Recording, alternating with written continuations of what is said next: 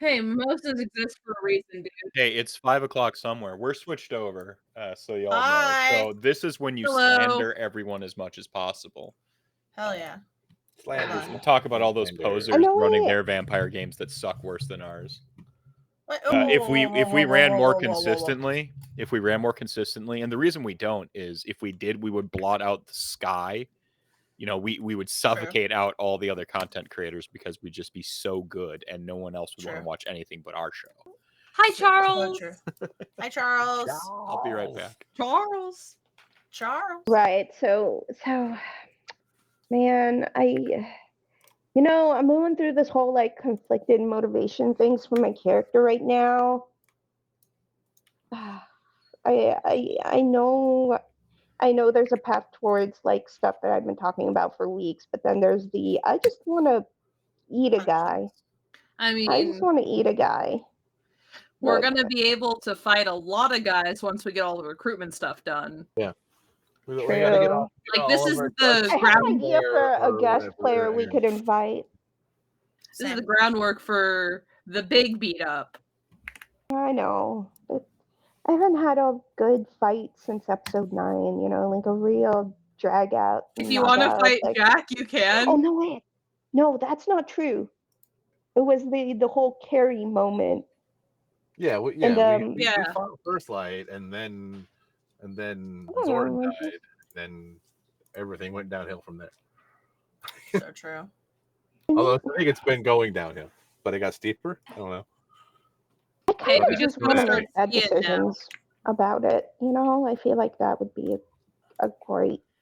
It would be really fucking therapeutic or cathartic or whatever.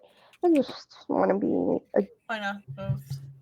I want to be a bad, dumb vampire and enjoy it and not have to worry about consequences in the real world right now. I feel that. The only thing I'm worrying about in the real world is pain. Yeah. I'm medicated though, so it'll be fine. I just can't have any booze because I'm medicated. Boo. Yeah, I'm on a turbo ibuprofen basically. I don't know how that interacts with alcohol. I guess you're gonna find out. Okay, maybe we shouldn't mix alcohol and medication, gang. Yeah, please don't. I didn't. No, it's just an anti-inflammatory. It's not like I'm doing narcotics in a glass of wine. Okay, we're Googling things now. Right, so I didn't even take it today. Yeah, because that's somehow better. Where is my character sheet? I haven't seen this character Probably sheet. why I don't know. I suppose I should get ready to read something. Probably it's my turn again. It's always your turn. You're the content learning guy. Don't take this away from me, Elle. No, I'm looking at the medical journal from the National Institute of Health. Can't remember the last time I had the National Institute glass don't drink medication of wine. It's just all part of my quest to be part of just part of my quest to be like Vampire Daddy Jason Carl. Okay, let's see. You need a haircut. No, my hair is where all my cut. No, this is where my superpowers come from. My hair is the source of all my power. Look at how floofy it is today. It is very floof. This is no product. No product. Barely like when we win the crit awards. So speaking of crit awards, we have to get do you want to do the spiel then, Shelly? I feel like you've been preparing this. We'll start out with hold on before we get into it. Sorry, I had to reset the thing. Hi everyone. My name is Shelly Von Miller. I am your local social media manager for this lovely show that is called Endless Elegy, Second City Blues. I like how you're just like you're the social media manager. Like you just gave yourself I made the job for myself. Yeah, no, it's fine. I'll allow it. As an anarchist, that's definitely what anarchy is. Sorry. Take two. Hi everyone. I'm Shelly Von Miller. I play Ashley Dame here on Endless Elegy, Second City Blues. Currently, people are doing, for your considerations, for the Crit Awards, which is the creatives. Hold on, Crit Awards.org. I forgot what it. Creator Recognition and TTRPG Awards. We kind of didn't do it last year because we all had crazy shit going on. I didn't exist. You existed in our hearts. In a liminal space, you did. Like you were in yeah. Yes. Anyways, the Crit Awards are happening. Nominations start April 1st. They go until fucking hell. Hold on. Until hell freezes over. They go until hell freezes over. Honestly, real. They go until April 30th, and then nominate Endless Elegy, Second City Blues for Best Series. Also, you can nominate any of us for Best Player in World of Darkness, and you should totally nominate Meph for Best Storyteller in World of Darkness. That's me. Basically, this is a way for us to get the news out that we've been doing this for 2 seasons. Yeah.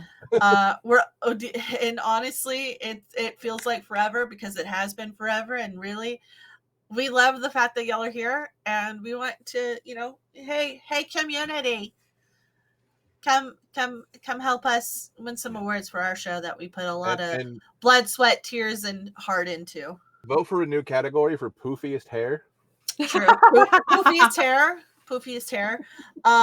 You can also a lot of these people are in other projects. You should check out their social media. And nominate their shows for other things like best series or like whatever. You can also nominate me. Sorry, that was just me trying to be soft spoken. You can nominate me for best host and best upcoming podcast for my podcast After the Table, a TTRPG podcast where I talk to actual play people about their games and what got them into TTRPGs and the AP and nerdy shit and all that stuff. You should listen by the way, Michael was on not the most current episode, but episode 6. Whoa! Spectrum TTRPG. I'm an episode behind. All right, that's right. Yeah. Okay. Yeah. This week is featuring the Playmat. Woo! Who is on Castleton, one of the hundreds of people on Castleton. So nominations start April 1st. Please nominate us. Tell your friends to nominate us. Tell them to tell your friends to nominate us. Tell everybody to nominate us. And if they tell 2 friends, and they tell 2 friends, and then you just see the. And if half of them actually do it. Yeah.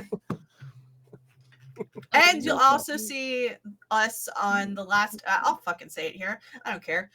You could see all of us on the last episode of my podcast talking about the last 2 seasons of this show.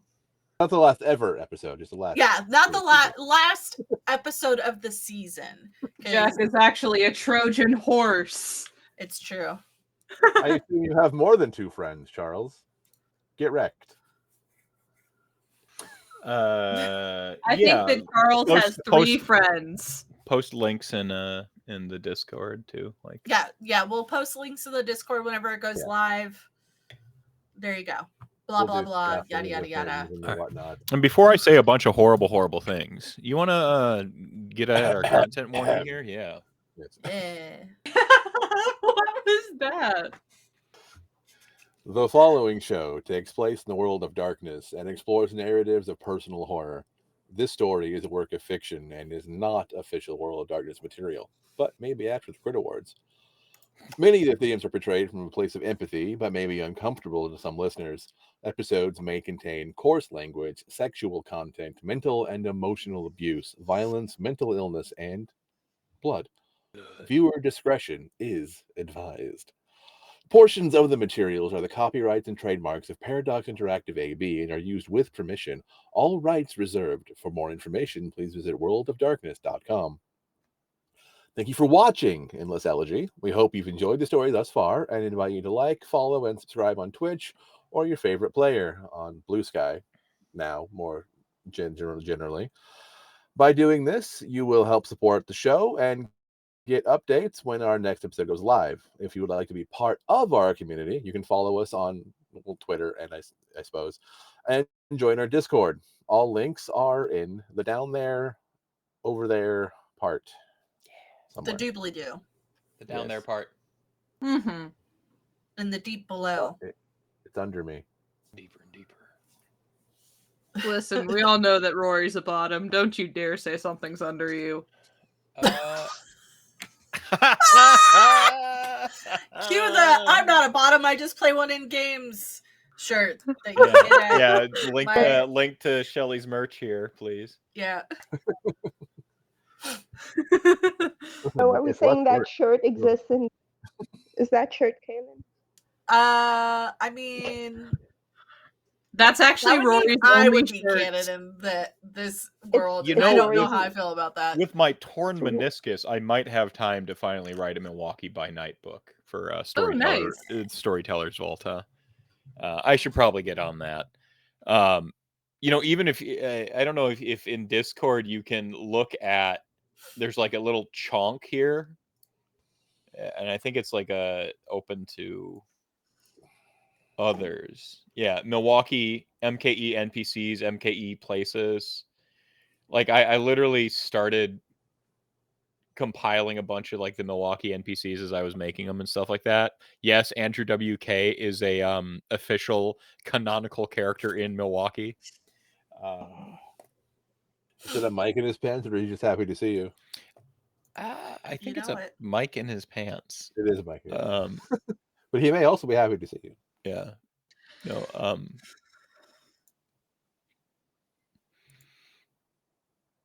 Who wants to discuss what we did last time? Let's see. I am taking adventure notes, so somebody else can do that. I have. Hold on. No, I skipped a whole page. Oh no. Oh yeah. Statty's gonna make Ashley kill the whole coterie. Mm-hmm. Wants to bring about the nothing. I think I missed about that. Basically cause the spiral dance. And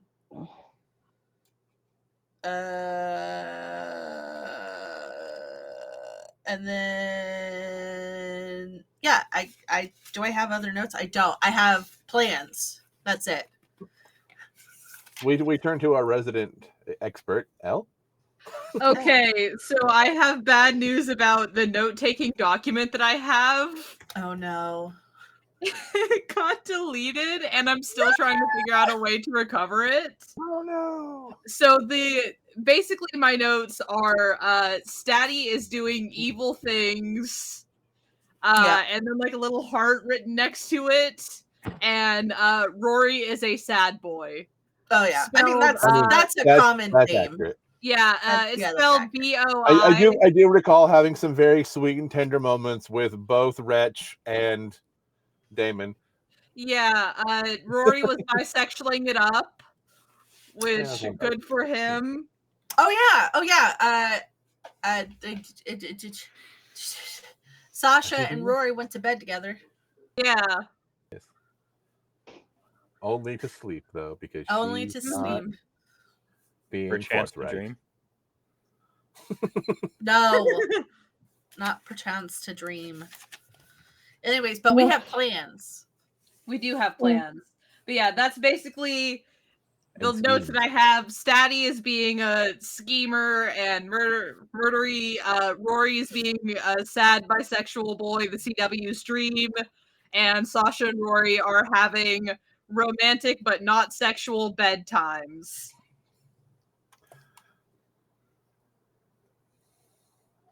Hell yeah. So, and Jaq dropped off a package somewhere. Yeah, Jaq left to go do their actual job because they have an actual job. So, the only one of us who has jobs. So, I just want to take a moment to, we finally had a night end in our chronicle. Sweet Jesus, yes. God, I really want to sit that way, but my leg will not let me. So yeah, no bisexual sitting for you.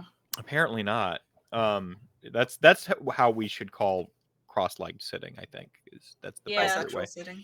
Yeah, it's bisexual sitting. Because you're bisecting your legs. Yeah, no, it's totally valid. So I'm going to say that I'm going to find you. So I'm going to say that we have a little bit of a time jump, not too much of one because we've abused the time jumps a little bit here, but I think preparing to go to the reality jumps. Preparing to go to I keep wanting to call him Silas. What's his name? Ambrose? Yeah, Ambrose. What's his real name? Ambrose? No, it is Sephiroth. Ambrose, right? Ambrose is his name. Preparing to go to Ambrose's compound. You know, there'd be some like tapping of some contacts to secure voyage because it's in Lake Michigan. It's like in Lake Michigan, right? Not as cool as under Lake Michigan. And if you were to get loud whilst there would be necessary sort of like permissions allowed and so on and so forth. And I know that everyone hates it when I hand wave this kind of stuff, but I'm going to go ahead and hand wave that portion of it. Like it's some of the political stuff, and that's where things can really get fun. But some boons were exchanged. I know. Wait, to sail there or to talk to Ambrose? Should things get loud, make sure that it's not a masquerade breach, or you're not supposed to kill other kindred. Like it's one of the traditions. You're not Just supposed don't to get caught. and Yeah, exactly. and basically making sure that the sheriff and nobody is looking at Ambrose's island should something bad happen to him is all part of the political process that you might have engaged in over this these last 3 nights. It also would mean that that you all know Jaq to varying, like Jaq has been introduced to the coterie in ways. So when we pick up sort of in the middle of things, I just feel like okay.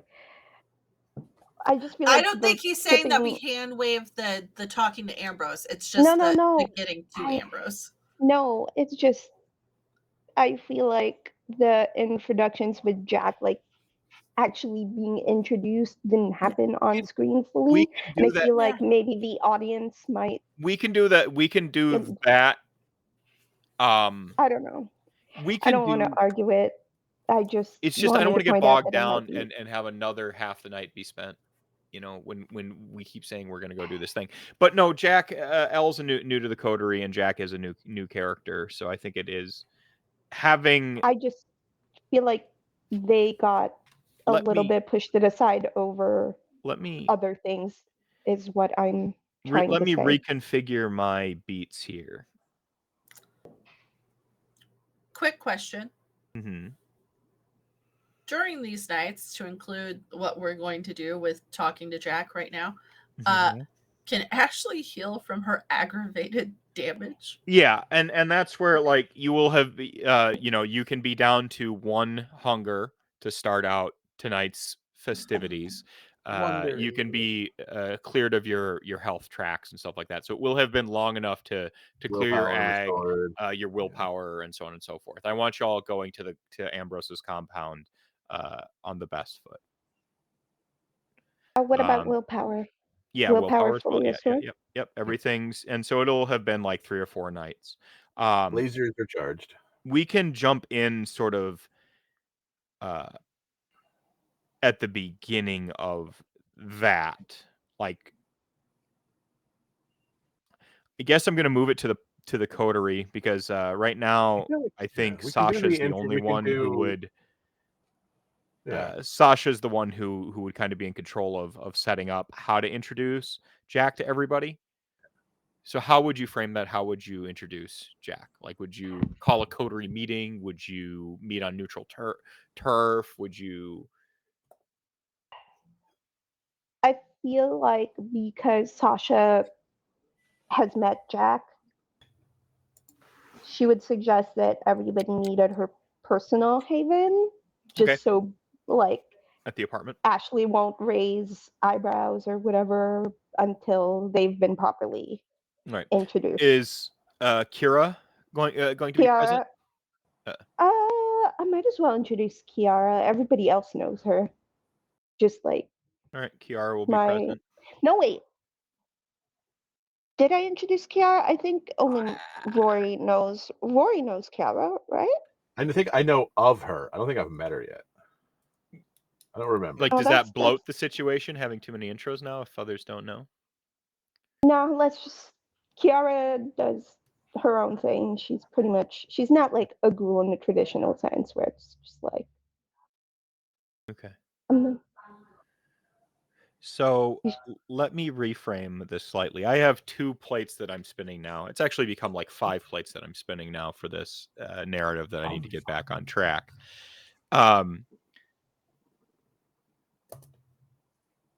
But the first is for the audience, for us, for the coterie, in that sort of, limited, omniscient third person. You right now, Elle, have been imparted some of my narrator powers. All right.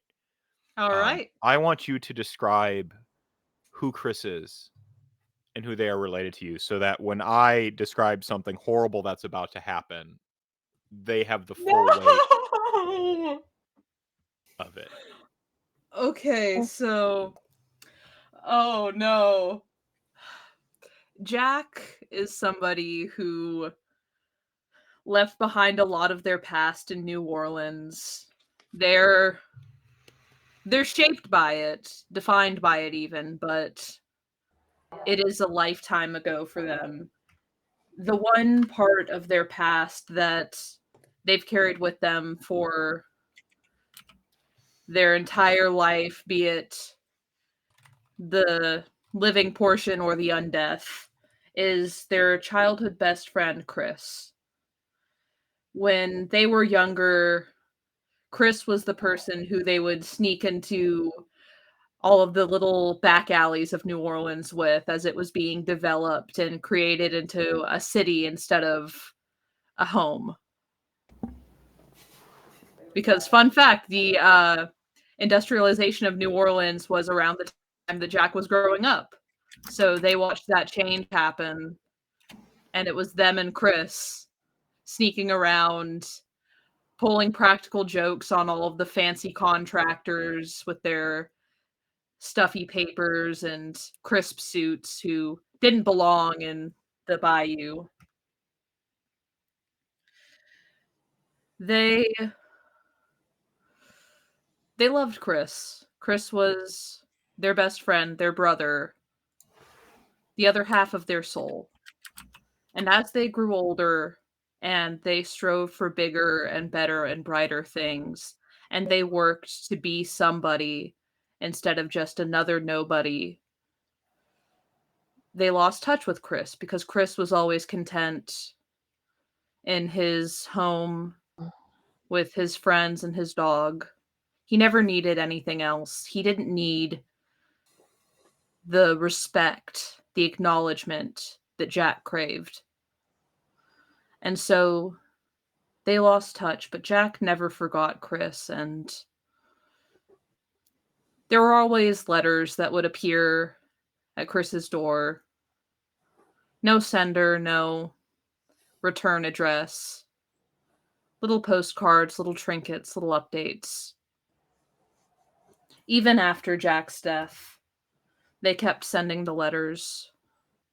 They don't know what they would do if they'd got one back, but that's still their brother. That's the closest to human that they will ever be again. And they love Chris, even as Chris has aged, even as he has changed while they did not. Chris is the most important person in Jaq's life outside of the good doctor. And he is one of the only people that they will walk through hell for without a second thought. And if anything bad happens to him, I will sob on stream. That is a threat.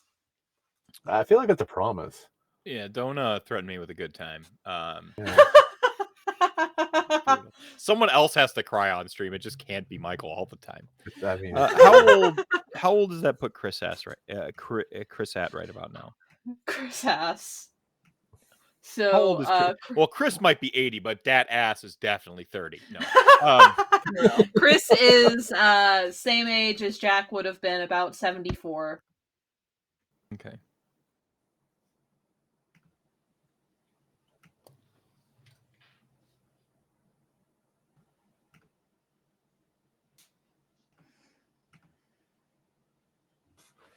Would you imagine that Chris not really having the full adventurous spirit, you know, kind of aged out of the adventurous spirit, I should say, not that they didn't have it. That he you could see him with like a family, right? Oh yeah, he would have settled down eventually, you know, wife. I think probably 3 kids. It's a good number, 3.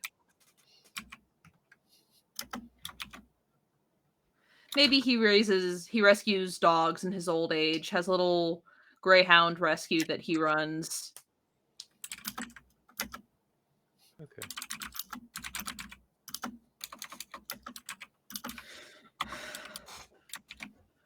You know, he's really nice and kind. Don't start crying, Al. So, I would imagine that Sasha sort of primed Jaq a little bit to say, you know, on X night you'll be meeting, you know, the full coterie type thing, right? My apartment, and your dream walking has been in a bit of an odd lull. It has since you came to Chicago. There was that one kind of significant one a little bit ago, but otherwise it's been the usual like cotton candy mountains and you know, showing up to work in your underwear type things of like just sort of drifting drifting amongst the kind, the usual kind. Like it's you've come to notice that it tends to be proximal. So chances are when you're dream walking, you're entering the dreams of somebody, usually in like, you know, township, village, city, you know, uh, within a few miles, you know. You've never quite pegged it to an exact distance, nor did the good doctor really say it has a range per se. That, like your dreams when you were still alive, they follow their own logic.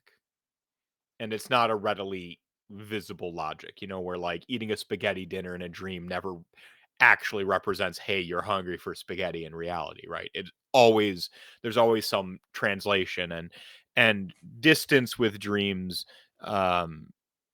is even harder to pinpoint. But you've noticed that there tends to be a little bit of a proximity to it. You'll familiarity can increase like the sort of chances you might end up in somebody's dreams. And you've also noticed that the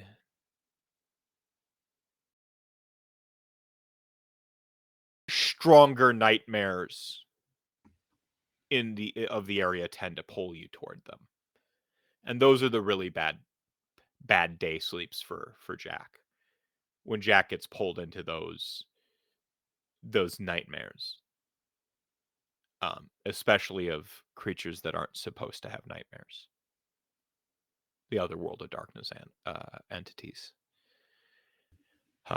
It's customary, though, or it has been customary these past few nights as we've sort of done our time skip, to have like sort of ended up in the daydreams of some office worker, right? Like falling asleep at their desk, or some lady who's been burning the candle at both ends to pay for college, working nights as a bartender, working days, you know, bringing up groceries at a Trader Joe's and squeezing in college courses in between. And, so the dreams have been, like I said, the standard fare, and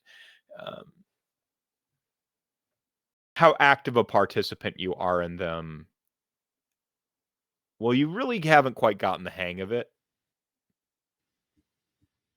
And apparently they made a movie with this exact premise with Nicolas Cage that I haven't watched yet, and now I want to. Fucking independent invention. I was just thinking about that because I saw that mentioned the other day, and I was like, "Wow, it's Jaq." Yeah. It looks really awesome. Nicolas Cage is having a true renaissance of his career. It started with The Parents, and was it Selma Blair? Fantastic movie. Everybody, you should definitely watch it. And then like Mandy was phenomenal. Oh yeah.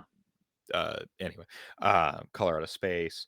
But the one feature of a lot of these dreams that Jaq has occupied has been this presence behind Jaq. You end up in like I said, a kid taking a nap at daycare's dream. They're dreaming of that cotton candy mountain where pants are mandatory, you monster. They end up, like driving in some Dr. Seussian contraption up the mountain to get to the peak where the cotton candy is supposed to be the most delicious, and you're sort of like riding shotgun or in the back seat, and the kid doesn't notice you in this dream, right? You're just there. Their gaze never lands on the creepy vampire sitting in the back seat with the like red hair, the flame streaked hair, and stuff like that. They just they're too busy not knowing that they don't know how to drive a car, and this thing randomly following their will up the mountain, right? But when you check the rearview mirror, you see a well.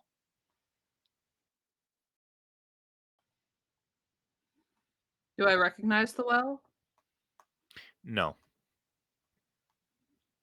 When you're in that dream of the college bartending Trader Joe's employee, she's having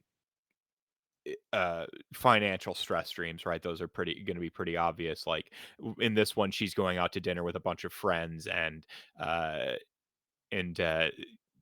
and she knows she can't afford the dinner, and she's too embarrassed to say she can't afford it, and hoping that like the friends don't figure out she can't afford the dinner, so she's ordering water and salad, and like this just the kind of weird dream where like if it weren't for the dream filter would be kind of a normal situation, but we've all had a dream like that where it's like normal, but it is the vibe, it is the feeling of it that makes it so much worse. And you're just sort of like at one of the random tables, maybe working on a piece of cheesecake that you can't taste in the dream. It's your own curse, right? Yeah. Hoping that maybe this dream will be different this time. If you eat the cheesecake, it won't turn to ash on your palate, but it does, and you're feeling her stress and her anxiety, and then you glance at the menu that's left on the table and you see a well. This restaurant is just called The Well. It's Oh, the hey, same one well. of those is like 2 blocks away from my house. I can walk to it. I didn't know that's a real restaurant place, but okay. Yeah. We'll go with it. That's kind of freaky. Yeah. I feel like I'm in your brainwave sometimes, Elle, not gonna lie. Yeah. Like No, I hijacked them. Yeah. yeah. So this theme has sort of been present since you came to Chicago, but in the last week especially, it has been inescapable. Like it might have been like in a dream and here and there, and we're talking like true Ringu fashion. Like it is this ancient, decrepit, like symbol of daunting, just heavy emotional gravity.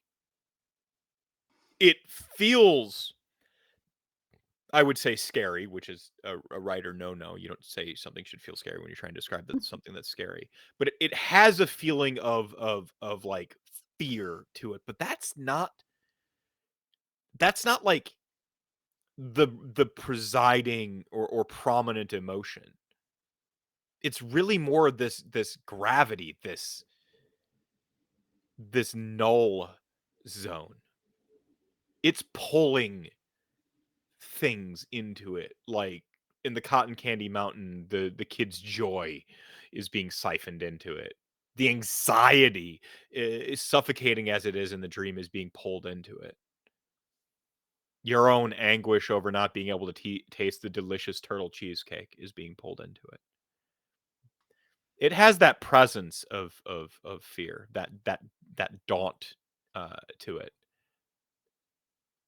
legally distinct from potential vampire disciplines. But it's something else. And it keeps showing up now. Every day sleep you've had in the last week, this thing has invaded every dream you've walked to. And to clarify, you don't spend your day sleep in one dream. Like the name suggests, you wander from dream to dream.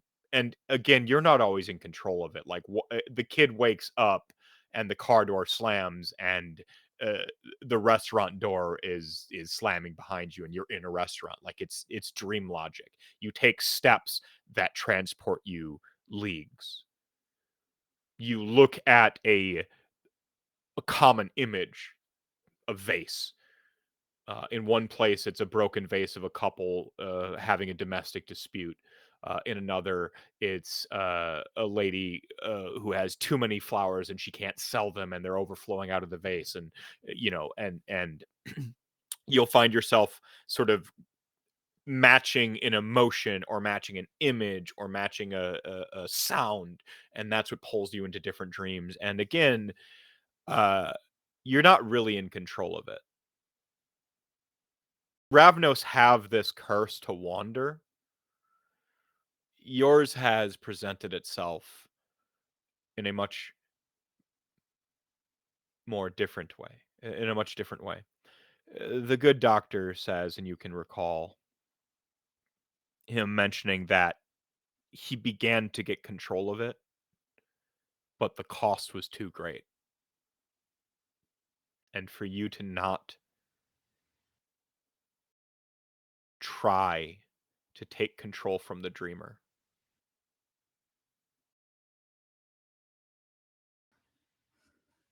You've mostly heeded that advice. Today is different. You hear the sounds of, like the electrical drone of medical machines, that sort of rhythmic beeping. You can hear the whirring of somebody being assisted through their breathing.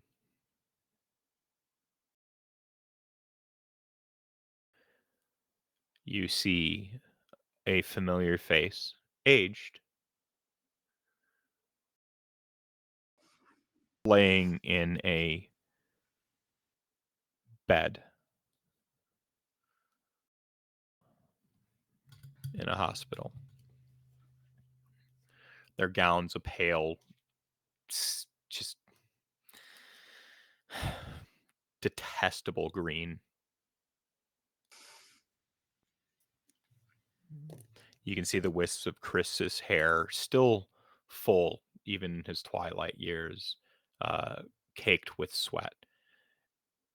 And attached to him and surrounding him, all manner of life-giving machine as a teenager who's read too many Goosebumps books or watched too many horror movies might imagine them to be. I mean, you're in the Village of the Lost Children, like it's more that vibe. This is not Chris's dream, but you recognize Chris immediately. And you find yourself sort of lurking in the doorway, sobbing in one of the chairs. Did you give a physical description of Chris? Because I have something in my mind's eye, but I don't know what you Chris does not have a physical description because I feel like... You all right with me taking over here? Yeah, go. Okay, cool. Where it interferes.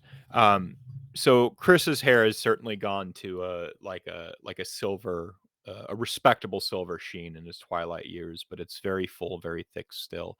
And sitting in the chair, as if you were both 14, 17 again, just thick black locks, like steel black, matted and unkempt, just a touch beyond cool unkempt, where it's like there's the in a rock band cool anime influenced unkempt, and then just a touch past it to messy. A kid, 14, 15, sits pulling at the tufts of it, sobbing in a chair across from his grandfather. Jaq goes in. Is there another chair or just the one? Yeah, there's another chair nearby it, separated by a single table. Above it, a TV would be like blaring, but in true sort of dream fashion, the TV runs random clips of the kid's memories of his grandpa. Jaq sits down, looks at the kid, and looks at Chris. Well, ain't this a damn shame? He always hated the color green.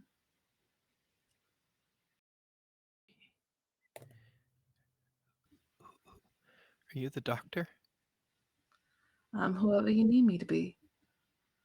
Who do you want me to be, kiddo? I want you to tell me Grandpa's going to be all right. He's been sick for a while now. Tell me he's going to be all right. Are you going to believe me if I do? He looks up at you to meet you with these, like, similarly, like, sort of like, these steel, in this case, like a steel blue eyes, like, you see every bit of intensity you remember from Chris in Liam's eyes. And like a dream where you can randomly speak a language you've only heard before and all those things, that this kid's name is Liam. Liam Christopher.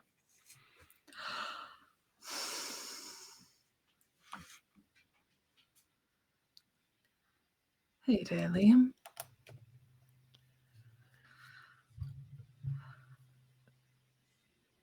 I know that this ain't how you wanted it to happen.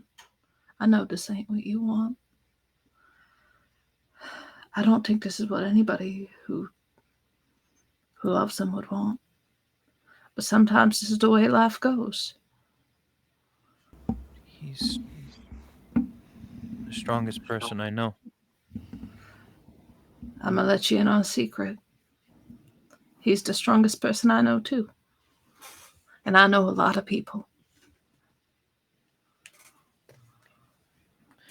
Dad left Ma. He helped us out. Yeah. You're good like that. And I never seen him miss a day at work. Never.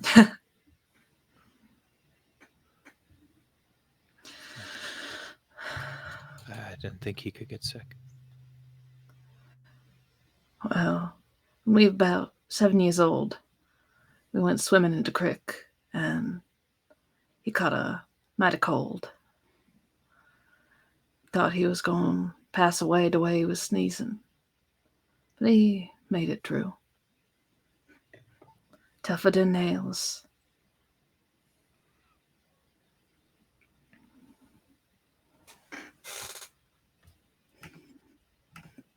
You hear a school bell ring, jarring Liam from his. Oh no! Don't take me away! Don't take me away, please! Just a second more, please.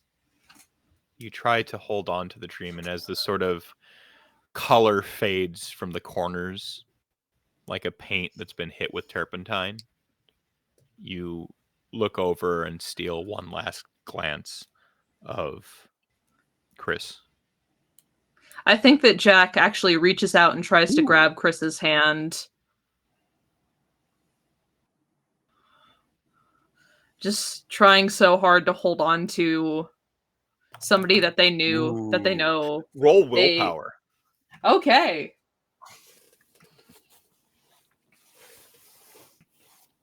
All right. And I believe you have a Bane and Bane severity and all those. I do indeed. Let me go ahead and check.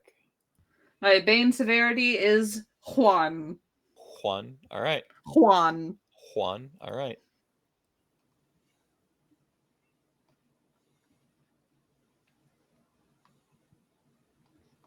All right. You know, it would have been really smart to have my dice out. No, this is an RPG. We don't roll those in an RPG.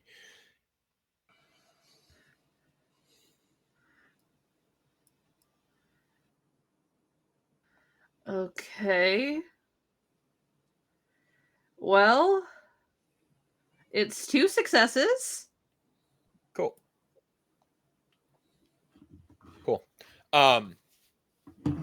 So you managed to grab this projection of Chris, right? It should have become clear that this is Liam's dream, not Chris's. Mm-hmm. And in grabbing this version of Chris, a couple things happen. One of them is beyond the gaze of our little mind's eye here. But the other is as that school bell rings, pulling Liam from his, like mid-class nap that he accidentally stole from staying up too many nights playing video games or whatever is going on in his life, maybe visits to the hospital. You find yourself sharing his gaze for a moment in his waking seconds. You see a classroom.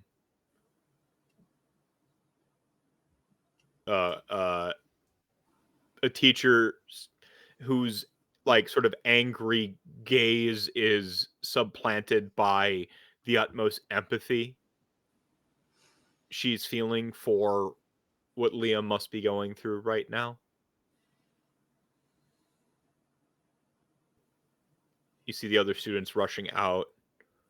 You see Liam fumble to put his tablet in his backpack, along with a couple of textbooks. And then you're drifting off to the next. Hell, I'd say this is when you wake from your day sleep. It happens to be night. No, that doesn't quite sync. Sit with a high school student's schedule, does it? Unless you were taking night classes. So, no. So you drift into the next dream. Something uneventful. I don't know. Spaghetti Mountain this time. It's less awesome than Cotton Candy Mountain.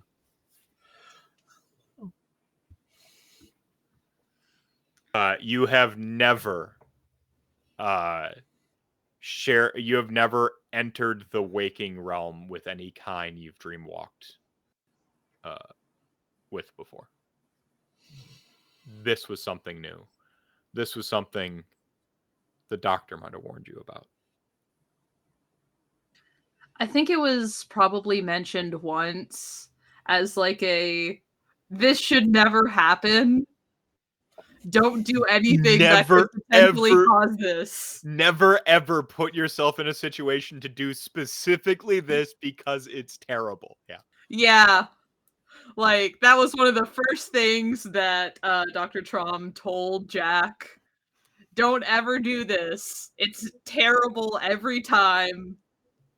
It's only going to lead to your ruin. Hey, maybe, yeah, Charles, maybe Jaq does get to meet the great spaghetti god. Spaguthu. Spaguthu. I mean, that's totally possible in this world. Spaguthu is canon now, everybody. All See, praise. that's the thing is, like, when I finally write Milwaukee by Night, you know, the book, I want to write the outtake section too, and Spaguthu will be in that. Like, although, like, this is what makes me a terrible person. Like, when it comes to storytelling and things, is like I can't help the whimsy. I am a slave to the whimsy. Mm-hmm. What book are Ravnos in, real quick? Companion, right? Yeah, I think so. And they're in the Player's Guide. Player's Guide, yeah. The guy playing a Ravnos. Shite. Anyways, doesn't everybody love Chris? Isn't Chris so great and nothing bad should ever happen to Chris? Grandpa's dead, homie. No, Grandpa's not dead. Grandpa's alive. The dreams of a kid worrying that his very old grandparent is you know, going to die. He's not dead. Like, he's alive forever and ever. I mean, he could be. Listen, he could be. But if I'm going to kill one of your touchstones, it's definitely going to be on screen, and I'm going to make you kind of have been the one to do it. Looks at Michael purposefully. Looks at Shelly purposefully. Kill my child, Touchstone, Meth. I dare you to kill my child, Touchstone. I won't do that one on screen. Murder that child on screen. I'm gonna kill that dog. Kill Ace the child cat burglar on screen, Meth. Child cat burglar. Ace I love Ace so much. I'm so excited for when I get to have Charles, if you throw in a tip for Chris to have a very bad day, I will be deceived. It just has a slight, you know. But will it be a no good, very bad day? So I need you to roll 1d d10. Oh boy. Oh boy. I love rolling d10s. It's my favorite. That's why I play this game. Okay. I just wanted to roll one. So, do you want whether it's a success or not, or do you want the number? If it's like the critical success, it's actually bad in this situation. If it's a success, I also need to know if it's It depends on what you rolled. I don't know if you rolled your cool vampire-y dice or if you rolled a d10 proper. Nah, this is the thing that I rolled. It is a cotton candy purpley thing. Beautiful. Go with the Cotton Candy Mountain. Perfect. Yeah, to go with Cotton Candy Mountain. I actually specifically dug it out for Cotton Candy Mountain. Feel free to have one bonus willpower throughout the entire session tonight that you may spend. But also, what was the number on that die? Number is 4. 4. Okay, cool. You don't take aggravated damage, although you are as though you are burning from the inside from violating the Dreamwalker. Whoopsies. Rough. Yeah. Rough, my dude. The other consequences, however, well, those are more. Will happen later. Narrative. So you would go through to have your like dreamwalking experience of this day. This day is different. Of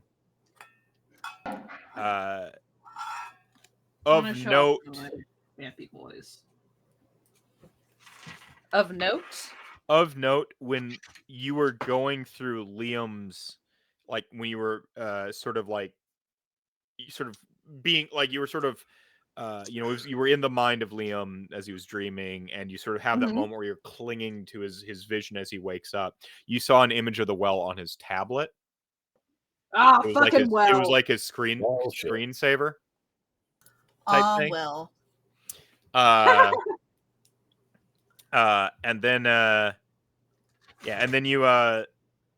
then you drift through the rest of the dreams that are less noteworthy than that, we'll say. This is one of my vampire dice. This is my angry vampire dice. You can't see it, but it is metal and covered in fake blood. Love it. That is for my hungry boy dice. Love it. I'm showing off my dice so that Charles gets to see my dice. So we had the main thing happen, and then the rest of it sort of like you come to from the day sleep and a fresh Chicago night with the understanding that tonight is the night you meet, Ashley, Dame, and potentially Michael and all them. I don't know if you probably. I meet Michael? Specifically Michael, not yes, Rory. specifically Michael. Meta. Yes, no, Rory. Pardon me. I'm sorry. I was looking at Hold Michael. on. Where did I come from? How did I get here? What's happening? Like, oh shit, I'm in the world of vampires. I don't go that meta. You're not going to meet the players of your characters in weird, random, different reality. Wait, God, that would be a terrible idea. No, I'm not doing that. Don't do it, Matt. That would trigger like my existential crisis of what if I am a character in a TTRPG about playing TTRPGs, and then like I would potentially meet my player. Yeah, like I would hate my I've player. gone down that rabbit hole a few times. Yeah, no, I still refer to life as though it's an RPG. And like someone rolled up me as a character and so stuff. we're meeting at Sasha's house. Yeah, Sasha. Yeah, in her apartment. Yeah. And before I get to the main festivities, Ashley, Dame, is in your ride on the way over. Wait. No, Sam 3 is with So no, Sam 3. You've had to go like deep in the roster. Who's driving tonight? Oh, you know what? One of the Nostes. One of the Nostes. Can we have Wretch in like he's wearing like a tux with the sleeves ripped off? Like not like in the cool way, but like raggedy off, like he found the suit and it was already shredded off because like somebody got like he took it off of somebody who was decrepit and dying, Yeah. And he's wearing like a top hat. This isn't necessary, right? No, I really feel it is. I had to dress for the occasion. Sure. All right. You know how to get to Sasha's apartment? I've been there like a couple dozen times. Yeah, I know the place. How have you been there and I haven't? There was that period in time where I was deciding if I wanted to be your friend or not. That happens. All right. I'm sorry, that's so funny. My boy. But something sort of is sticking with you this night, Ashley, Dame, as the lights blur past. It's not that occasionally you catch a glimpse of this thing in the reflections of the windows you drive past sitting behind you, right? That entity that's always in the periphery for you, that anytime you turn to look at him directly, he's gone. But you can always feel him there. He's always just out of sight. And sometimes when you catch a glimpse in reflections, you see this distorted mortician, right? As we've come to describe the static man. It's what he said. It's what he said when you woke up. Which was? And you're reflecting on this conversation kind of in real time, and we'll play it out and RP it. You've gone to great lengths to be rid of me, to break your own contract. Well, I've gone through a divorce, so...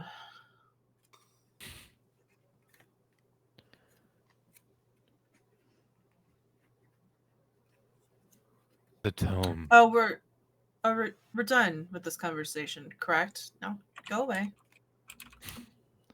The tome you consulted, the sigils you scrawled on that wall with your own vitae.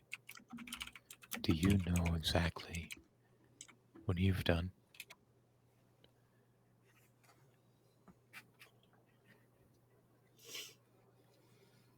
No, but... I trust you remember what I'm was a smart girl. I can figure it out. You remember what was at the center of the 4 caskets, right? Nothingness. Do you remember what was above?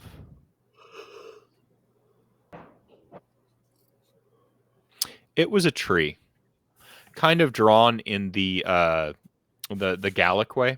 Everyone's seen that tree, right? The roots and the branches, they go up forever. Yeah. It was a marred, twisted, and horrific version of it, but So the Celtic Tree of Life is the one that we're referring to, just so that we're clear, right?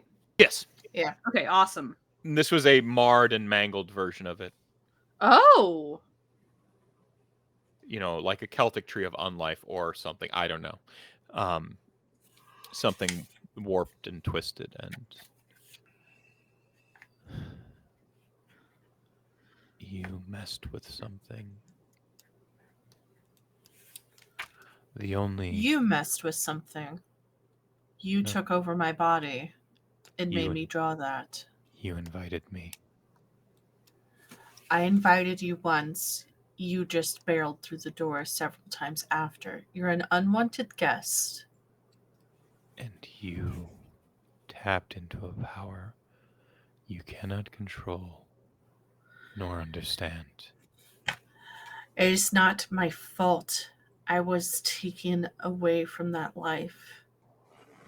Do you understand what happened to me? What I was supposed to be? Charles is fucking on top of the ball. Do you little Fey man? Little Banna keeper? She rolls up the window to make sure the reflection's gone. Well, no, it's not just not the reflection, but so if she's accidentally talking out loud. Yeah. Wretch doesn't listen. I mean, I hear it anyway. It's fine. Fuck off. These rat ears are good for, more than dates. With a very particular fetish. Fetishist. Stop, Wretch. Stop it, Wretch. Look. You'd be surprised the kind of people are into rat features on dudes. Oh God, I don't want to know. I was ripped away from my life.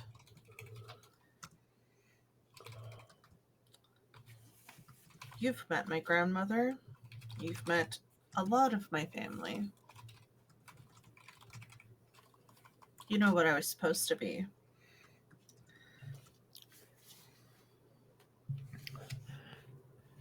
So what if what you were supposed to be is the only way to stop me? Then we'll go find some mages. The city is crawling with them. That's vampire types and not human alike. What I said.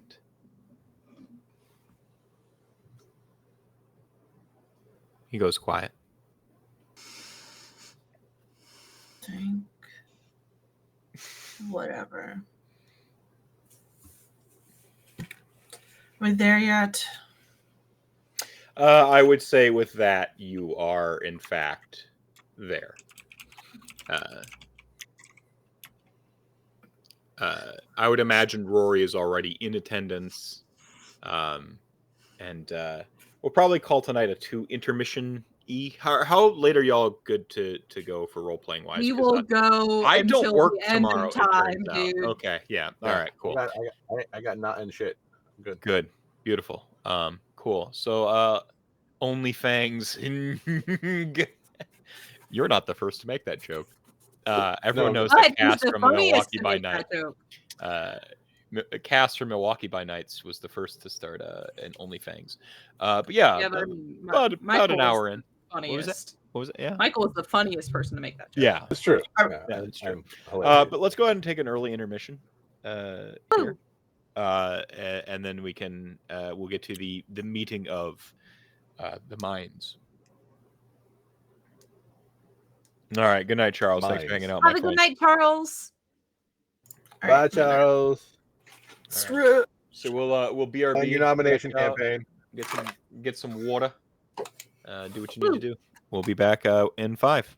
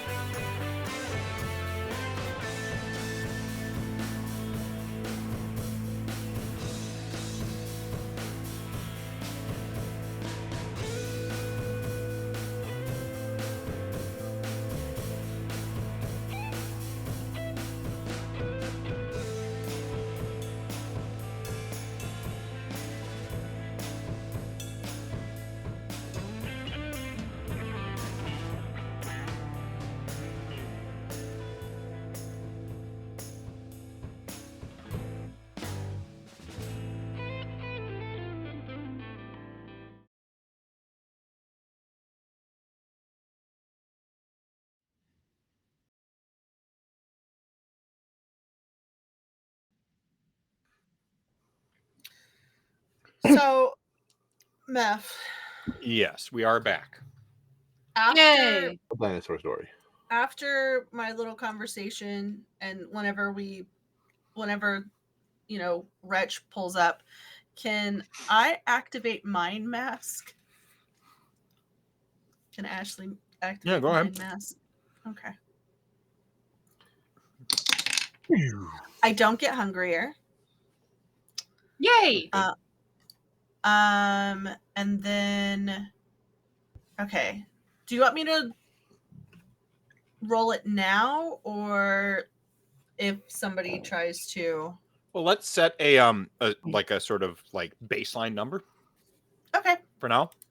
All right. So it's intelligence obfuscate. So it's 3 obfuscate and 3 intelligence plus my hunger die.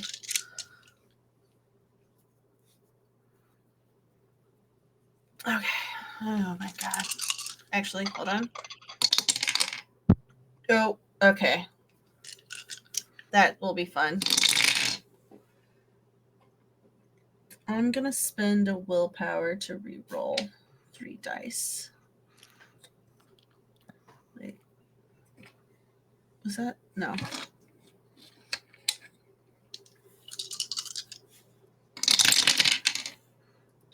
Okay. Okay, that's good. That's good. That's good.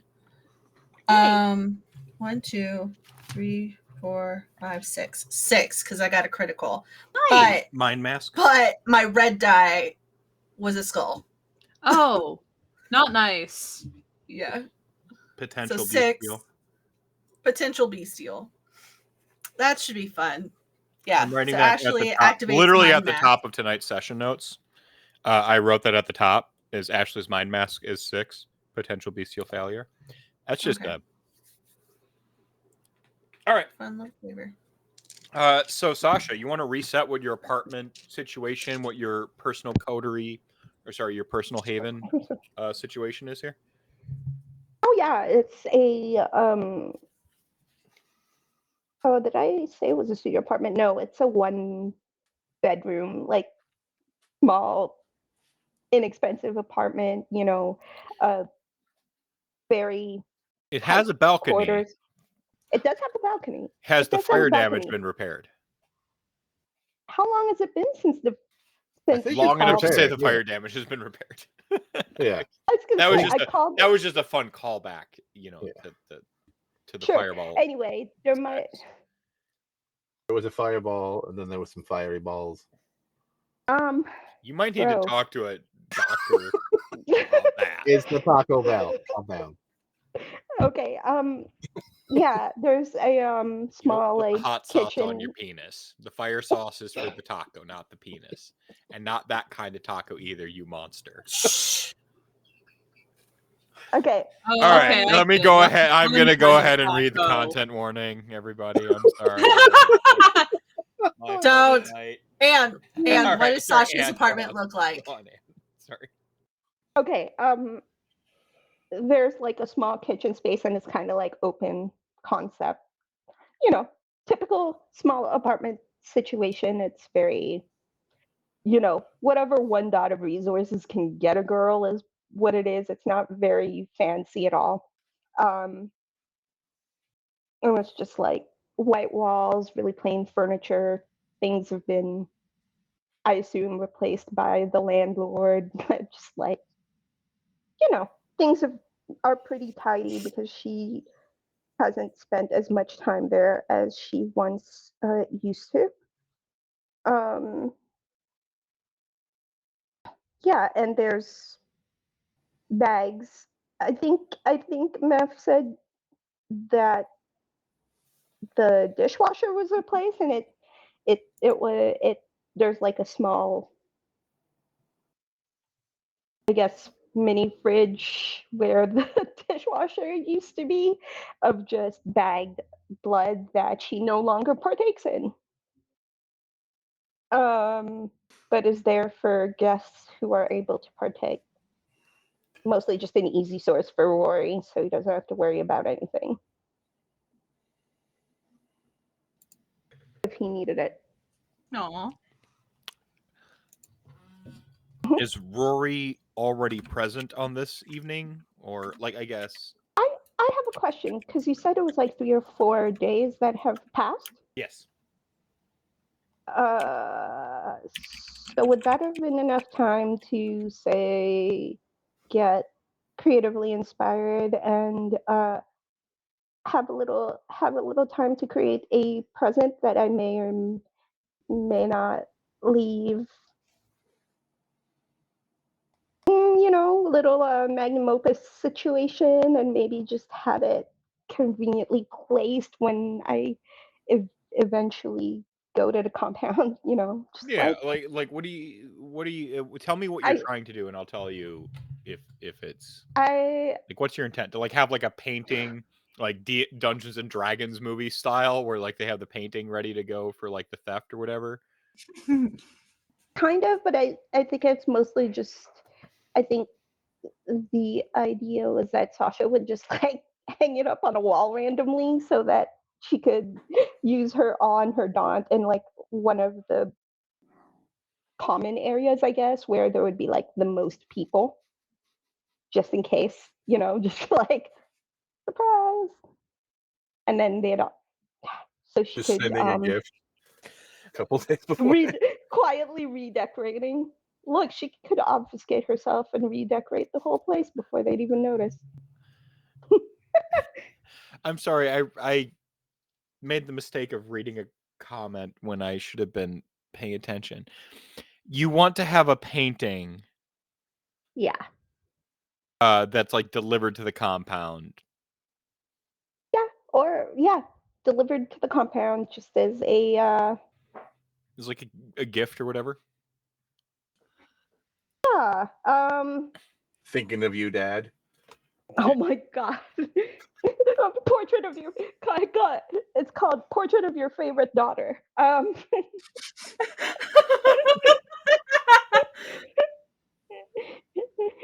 my god, yes, I want to do that. And it's just the most bitchin' self-portrait.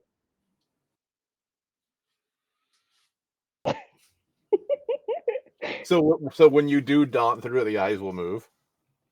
Oh god. I don't know about that. That would be creepy. I hate that so much. I like it though. I hate that I like it, but also maybe it's just it animates and just does a middle finger. Okay. So you paint a self-portrait, you have it delivered there. Yeah, I'd say so. You have to. You would have had to. You know what? I'll allow you to not have had to worry about the hunger check because you would have done it previous nights, right? Let me see. I would have to. Let me check the power itself. Wait, that is not what I wanted. I didn't want that. Here it is.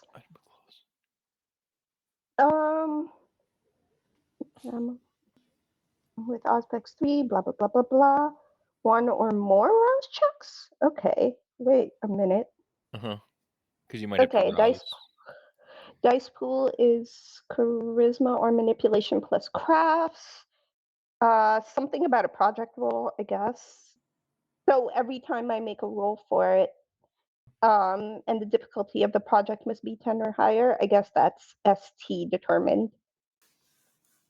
Of like, I guess it would have to be like a long-term art project, right? Yeah. So let's go ahead and like sort of establish a mean. Let's do 3. Let's do 3. Sort of a best of 3. Because you have your dice. Sure. Okay. Okay. Yeah. Okay. So that is. And I need to trim my goatee. This is like, unfortunately. 7. Okay.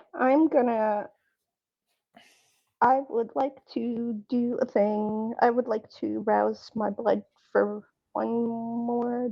I mean, you've got basically 2 free rouses, we'll say, so like you might as well. So I can just do yeah, because it was like pool, on previous nights you did this, so you might as well. Okay, so 3.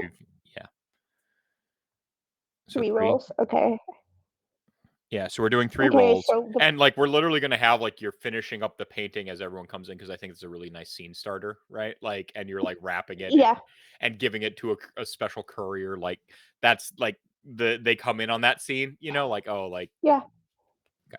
So the first roll is 5 successes with Beautiful. a possible bestial failure. Oh, I love that word, possible. Bestial failure. What a great phrase. 2. The second one is 2 successes. Oof, and the third one is 4 successes. That's more than 10. That's more than 10. That is more than 10. That is that mathematically one... speaking more than 10. I think it's more than 10.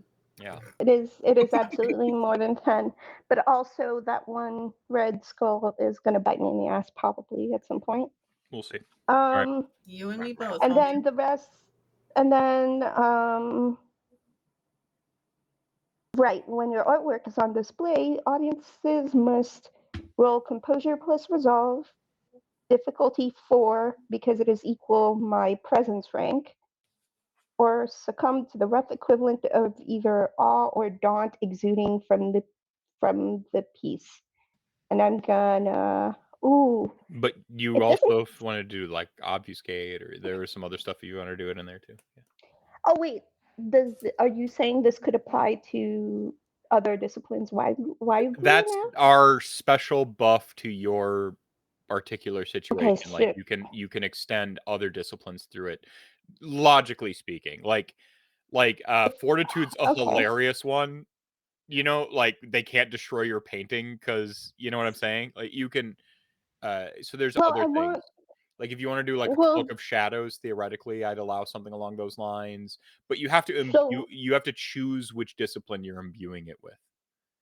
Okay, I think I've had some success with this in the past where targets haven't been able to attack me affected by daunt. So, what if? Actually, can I double check something really quick? Yeah, go ahead. I think I'm going to. Okay. This might actually be super useful if I do it a different way. Hello, buddy. Did you discover all my orchid petals from last season? I thought it was cool to leave the orchid petals just on the floor around my desk. And he's eating them. So we got Puppy is gonna puppy. Puppies are gonna puppy. No, actually I think I will have it imbue. He didn't eat them. He put them in his mouth and realized that this isn't food. Mm-hmm. Smart dog. I will have it imbue awe. Okay. Oh. Because if it works, it would allow me to add presence, correct, to any persuasion and charisma related rolls. Mm-hmm. I guess that doesn't really work with manipulation. I mean, I'll allow it. But okay, so because I've imbued it through the painting, they do their check against my presence, which is 4. And then I don't, and if they are aware they're being affected by something, it's composure plus intelligence, I think. Yeah. And then I'd have to roll manipulation plus presence. Okay. Right. We do not eat tables. I mean, maybe you don't eat tables. Yeah, listen. Have you tried table? I think it's pretty good. Yeah. Little sriracha. Okay. He's just out of camera shot too, where he's like eating is like right here. And I think as people are coming in, she is wrapping this little project. Okay. Or she's sending it up. Whoever arrives first would see the apartment door open, and she's handing this package over. And you hear her instruct the courier, like, this is where it needs to be, make sure it gets there. make It's sure probably Cat's somebody family that is- you've like. Yeah. Probably Kiara. Yeah, I think they'd see. Yeah, they catch Kiara in passing. Yeah, I sent Kiara to do it. I feel like that's a bad idea, but I'm gonna do it anyway. No, to at least get it to the proper courier and discreetly, and like, sure. she'd be overseeing its delivery, not so much delivering it herself. Okay. Yeah. Like that. See you That later. tracks for me. That's what a ghoul is for, is to help make sure your busy work gets done properly. Mm-hmm. See you later, Kiara. Take care. Be careful out there. Yeah, enjoy your party. I brought in some extra supplies and made sure that the dishwasher was unloaded. Thanks, I appreciate that.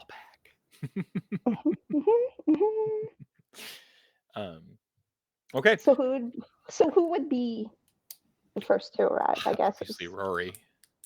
Rory. Maybe not. Oh, maybe not. Well, discuss. Y'all are role playing. So, this is your scene. I mean, Rory has developed morning heavy quotations ritual. First thing upon waking up, we're doing Clinging of the Insect, Way of Flame, and Fearless Heart. Think you got enough there? No. Listen, no, probably not. I need spider powers, I need fireballs, and I guess spider strength also. I mean, all good things to have. Yep. So there's some rolls that I need to do. I mean, Jaq is definitely very punctual about it because this is their introduction. I think the only thing that would slightly delay them is the fact that they practice their introduction several times. They like kind of nice.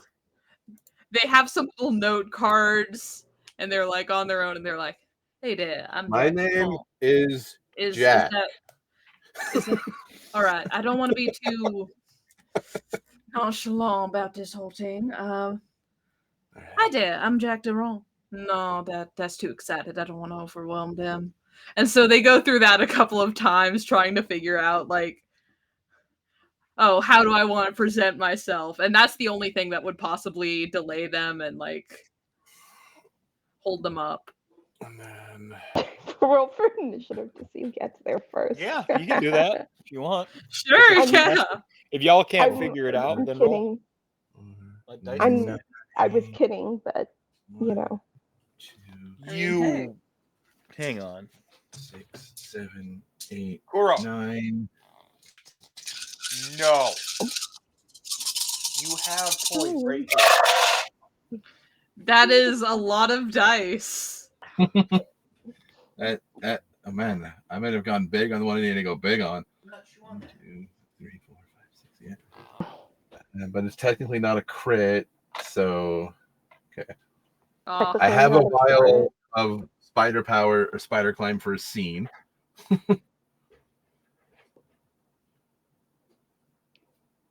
He's in your walls. On your walls. Not in your walls. Climbing. Also on. Yeah. Yeah. On, Up, not down, on, around. On your walls, not in them. Because I don't know, is there a ritual for getting inside the walls? I'm sure. Be on the wall. Just get a sledgehammer. You know what? Blood sorcery is weird. Sasha, I honestly don't know where it came from. I read it once and it felt good, so it's just like she's scared of blood sorcery. She's not scared of being physically hurt or anything like that. The one thing that gets her is blood sorcery. I succeeded on spider power, spider climb, but it's only going to be for a scene, so it's not. I mean, a scene is a long time. Yeah, but it's a prepared vial at this point that I have, and then we'll do Way of Flame, and my thaumaturgy is 4 now. So Rory's late because he's doing all this wizardy shit. He's doing fucking magic like a bitch. Yeah. Well, I did blow that one. He wakes up early and is still late. What the hell is this? He's got a lot of rituals to cast. Yeah. I am Sorry. going to spend a willpower. And roasting. It's and roasting Rory, not Sasha. I mean, except for that one time where he roasted out. Yeah, sorry. And so, Way of Flame is just successes and fireballs? Or yep. That's how many fireballs you have prepped. All right. I sent you the fully complete document, didn't I? Yeah, I'm just... I think it was lacking in flavor text, but I wrote it. It doesn't. Yeah, well, it doesn't specifically say how many. Yeah. Ritual successes is and there's a note: capabilities, damage, size, and range increase with blood sorcery levels, which I'm at 4 now. So, and then Fearless Heart is the last one. I don't know the difficulty because it's not on here, but probably 4. 4, okay. Hey, dude, we do not eat books. We consume them metaphorically and read for the knowledge, but we do not eat them. He is being sassy right now. It must just be like puppy time. Yeah. What is that? You can do that. I don't care. All right. Well, I got 4, so all my physical stats increased by 1 for the day, for the night. All right. And once all of that is completed, I need to check on Damon and Sam 2's real name is. My brain is farting. I think they've Damon and it's not Christopher, is it? No. Shelly has names for them. Yeah. Shelly's like crickets. Damon and Joshua. Yeah, Joshua. I was like, I think it's a J name, but yeah. I was waiting. I was letting y'all cook. I knew.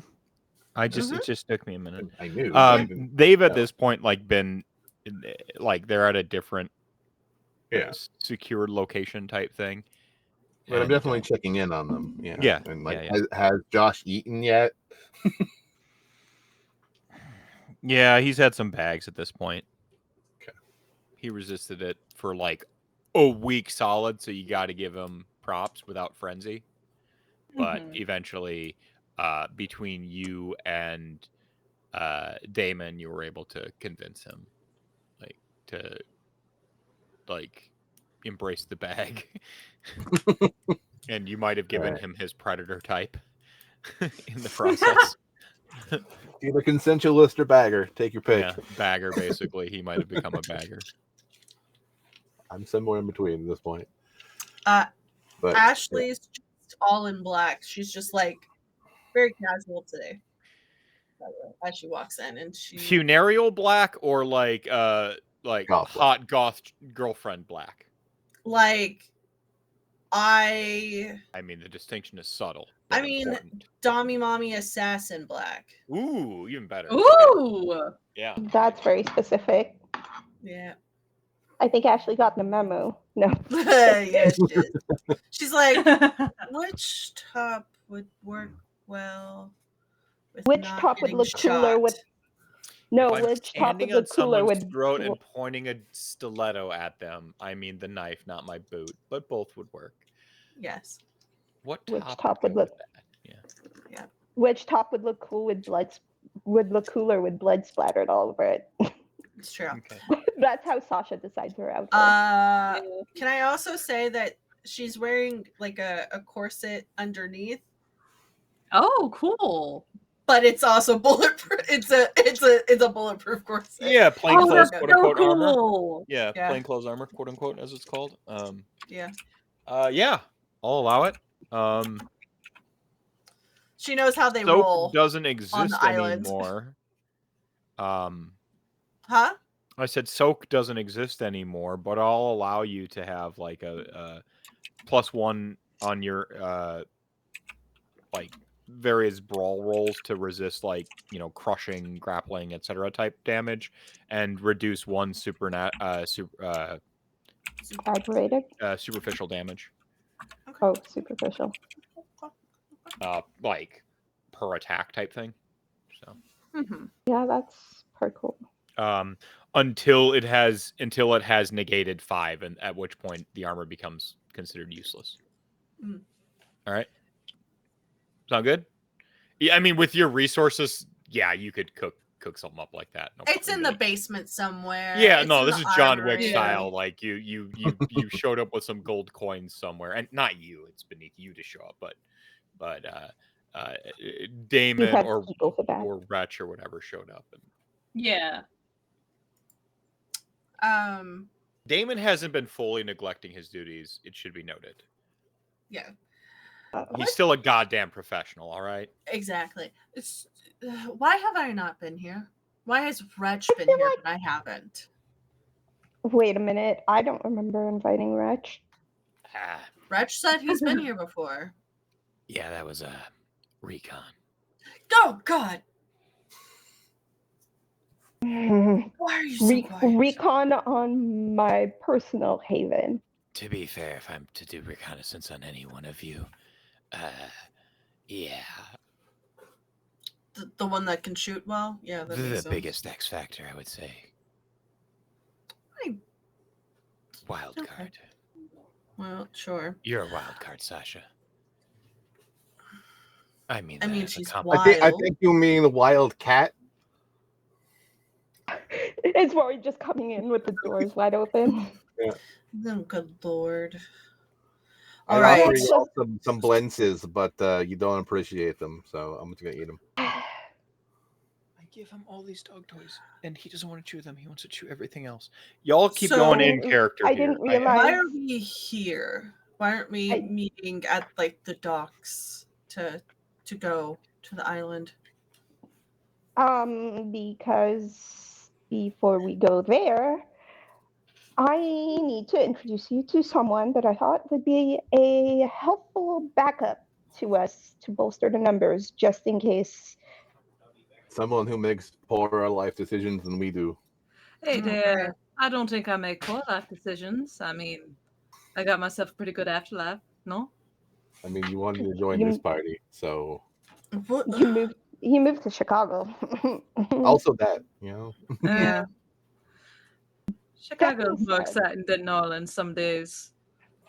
That being said, it didn't feel right to leave them to their own devices, so I thought I could introduce them to you guys and see if you were willing to offer support, guidance, whatever it is you think you want to offer. But I mean, if you get melted by an elder god, don't look at me. Yeah, I ain't gonna be looking at much if I'm dealing with an elder god, am I? You'd be surprised. Hi, hello. Hey there. Ashley Dame, the Ventru Primogen of Chicago, actually. Jaq Durant. Undisputed.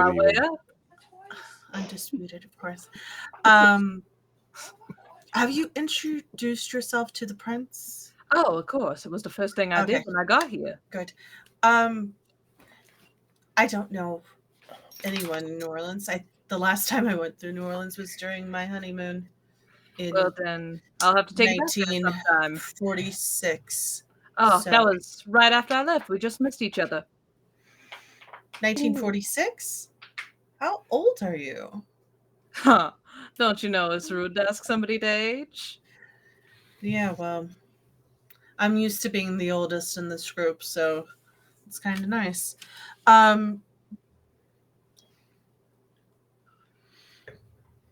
Okay. I would like to set the scene, by the way, for what Jaq is wearing. They are in their nice leather jacket with the little metallic buttons that they shined up and some thread lining that they did themselves, and a concert t-shirt. It is David Bowie concert. Nice. And they have cut off the sleeves to make it a tank top. Based. Okay. Interesting. Who is your maker? Dr. Trom. You might know him. He's older Trom. than most. Oui. Dr. August Trom. August? August. Like August. A-R-G-U-S. It's a German word. Oh, like the comic book spy agency. I got you. Yeah. Oui. Sure. I don't know anything about comic books.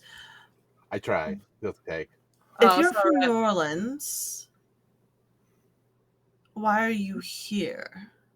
Well, did you hold on before I say what anything? Was your name? Right. Were you exiled from New Orleans? I was not exiled from New Orleans. I left of my own accord. Okay, that's good. I don't think I pissed anybody off that much. I mean, maybe a couple people, but those couple people dead and buried. You know? Hard to be angry when you're dead, though. Exactly. Unless you want to. Oh, you're understanding what they're saying. You are speaking very fast, and I'm from. I was born and raised here in Chicago, and. Oh, if you need me to slow down, I can. That would be great. I'm good at taking things slow. Clan. Ravnos. Oh. I don't think any of y'all have had too much of a run-in with Ravnos, if any. No. On a scale of 1 to 10, 1 being non-existent and 10 being straight up murder, how would you classify your ability to fight? Well, that's a great question. We're kind of a rough and tumble group. I'm a lover, not a fighter, but if I got to get my hands dirty, it ain't nothing I'm against, and it ain't nothing I'm inexperienced with. Can you shoot?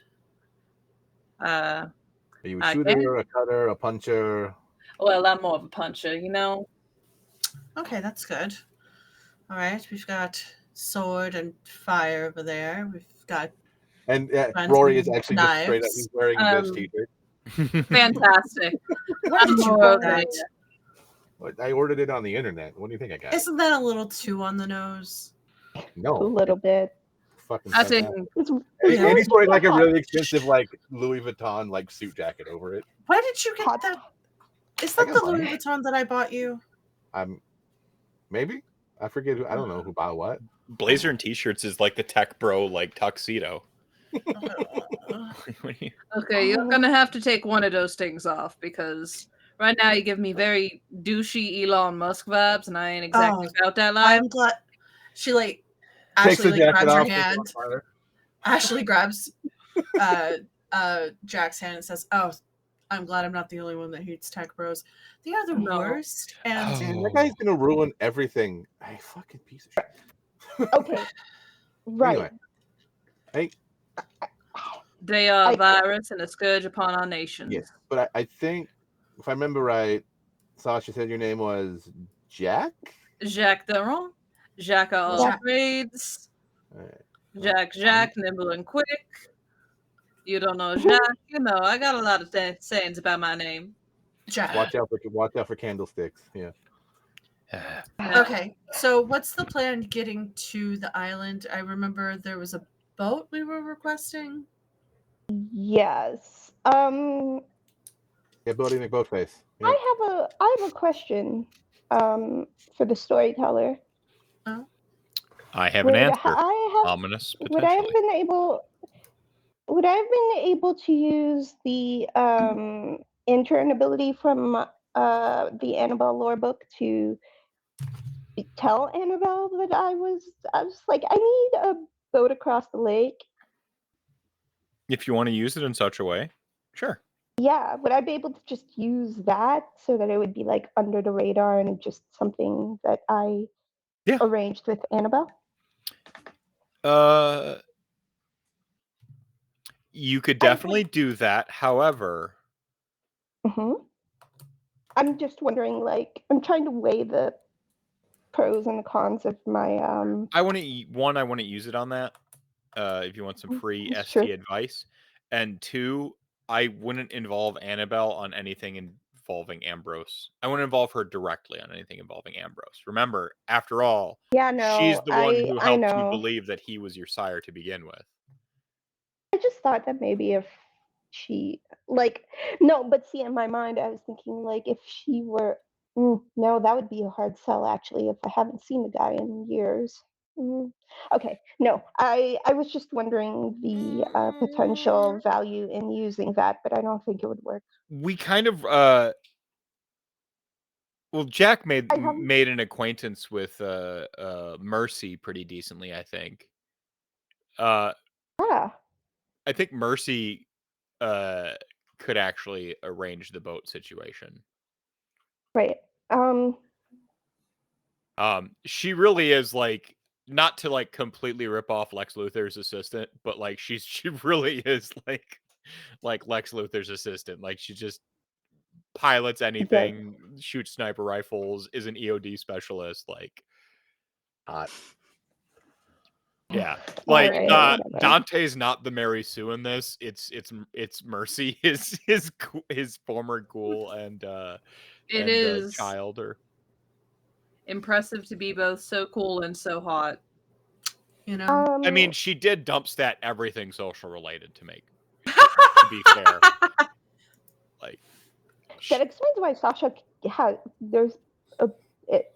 That explains why Mercy rubs Sasha the wrong way a little bit. Yeah. Anyway, she's supposed to come off as, like, low charisma, abrasive, like. Yeah, Sasha hates it. So, Which actually, I if think, I may, I don't know how much you've let Jaq in on the, because it's been, about 3 days. it's been. How much you've let Jaq on, like, okay, you got to be part of the coterie, but we were planning this, like, excursion to the thing. I don't know how much you've let Jaq in on that. If Elle and that they would be joining you for that. If Elle would allow it, I would say that they've actually been invited over while she's been doing her self-portrait project. Yeah. Okay.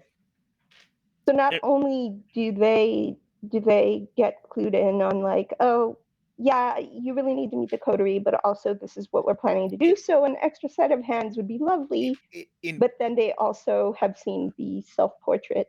In which case, I think Jaq as a expert courier would have been, perhaps, if I'm not out of bounds here on this, would have been like, oh, I can hook up transportation type thing.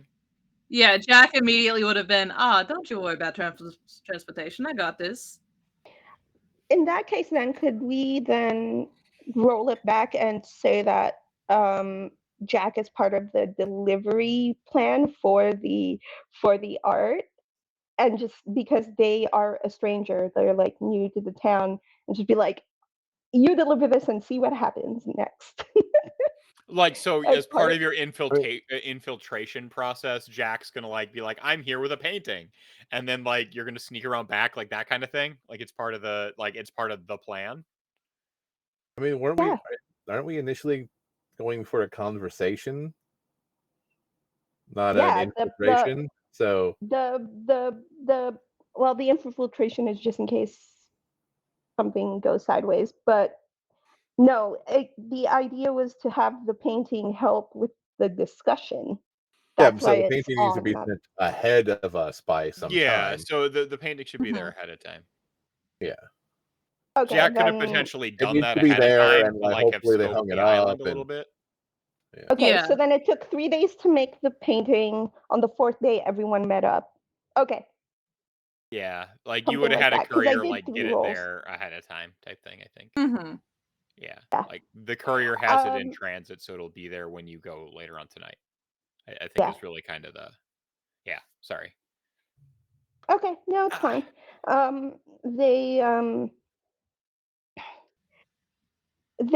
they're a courier, so they can get in and out of places really well. So I thought maybe we could use someone like that. And I don't know. I just thought it would be good to have an extra set of hands for our upcoming fight. And they seem well enough okay with taking people out. So the more bodies against First Light, better. I was gonna say, have you been read in on like the fact that we've been tasked by PB&J himself to excise First Light from the city? How PB&J is the prince. Okay, I was about to ask how you got tasked to do something by a sandwich. I mean, I've seen some crazy things in my time, but it's I was going to say an inside joke, but unfortunately this one has said it in front of the prince himself. Oh, it's an outside joke now. Yeah. Look, what? I've known more than one Malkavian to be tasked with a thing by a sandwich. That seems likely, yeah.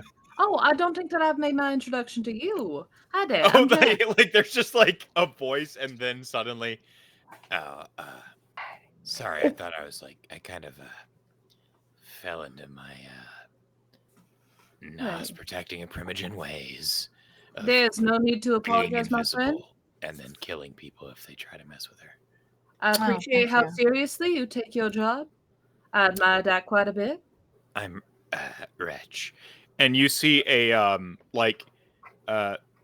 kind of like a quintessential Nosferatu in terms of like the deformation, like old school. None of these like pretty deformed Nos. Like he is, he looks like Count Orlok.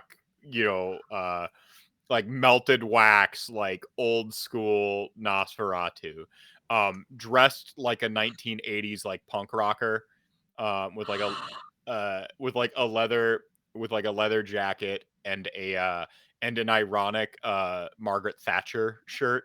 Did he change before coming up? What he was wearing before. What was that? Yeah, he was wearing the tuxedo with the sleeves. Oh yeah, he's not driving the car anymore. Yeah. Of course he changed. Of course he changed. Of course he like quick wardrobe like changed. Now he's Mr. like Rogers. Yeah. You have more costume changes than I do, and that's saying something. Well, I got to say, it is very nice to meet you, Mr. Rich. I really admire your ensemble. I love the jacket. Merci beaucoup. Oh, we'll work on that pronunciation, no? Rich is fantastic. Oh, he is. I'll go back to being invisible and quiet. No, I mean, if fantastic. You can just be awesome visibly. If you have any thoughts, I would love to hear them, Mr. Rich. You seem like an intelligent and charming young man. No, it's just how anytime you try to attack like a primogen or the prince, there's always just a million invisible Nas. I'm worth at least a dozen. I'd say 2 dozen. Maybe 2 baker's dozen. You flatter me, Jack. I ain't flattering. I pride myself on being honest. Weird question, Nonetheless, Jack. Do you blintz? Do you partake in food of the human variety? Well, not exactly anymore. I mean, I never know. Like, I'm always the weird one, and it's fine. He just continues eating blintzes. Yeah. I mean, sometimes I try, but I've gotten very used to the taste of ashes. If you require nourishment of the bag variety, no. It's not actually a little secret. It's not actually a dishwasher. That is fascinating. I've got some rats that I put little like hats on to make them look like pastries if you want. That would actually be preferable. I tend to take my blood from the animals. I have pretty good hunting instincts, I'd say. Does no one hunt properly anymore? For God's sake. I mean, I think there's still 1 or 2 voltage bags in the fridge. I don't remember. See, this one looks like my hunting. This one looks like a tiny beignet. My hunting habits are tiny beignet. it's like perhaps raspberry. I didn't think it out that far. My hunting habits vary. It's a raspberry beignet. It's a rat named Ben Oh, that's dressed in a my costume God. to make Get it look like outta a here. beignet. That's A not rat weird at named all. Ben. Yay! Oh, No, Rumbles stop, Rock. it hurts to laugh. All Okay. right. So we can all get into the car and get to the docks. Mhm. The plan is to not murder everyone, correct? least No, we're not. No as Look, in no murder, or no as in no, we are murdering everyone? hold on. The plan is to start with talking. If we have to finish it with murder, it is on the table. It is always on the table. We need numbers, Sasha. That's all I'm saying.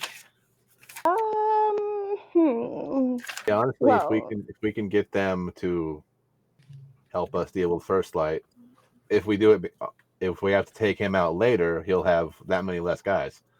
So yeah. Sponges are better than us going full force by ourselves.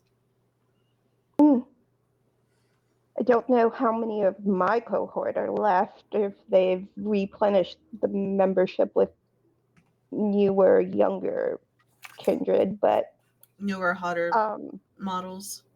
Huh. well, newer maybe. I have a question for the ST. Would I have had time in my previous scouting missions and other times to have figured out who is training up there presently, or in this time frame, and how many are older versus younger? A lot of your like older contacts there have been radio silent. You haven't checked in with the compound in a long time. Yeah. You know, kind of like you went on living your life and yada yada yada.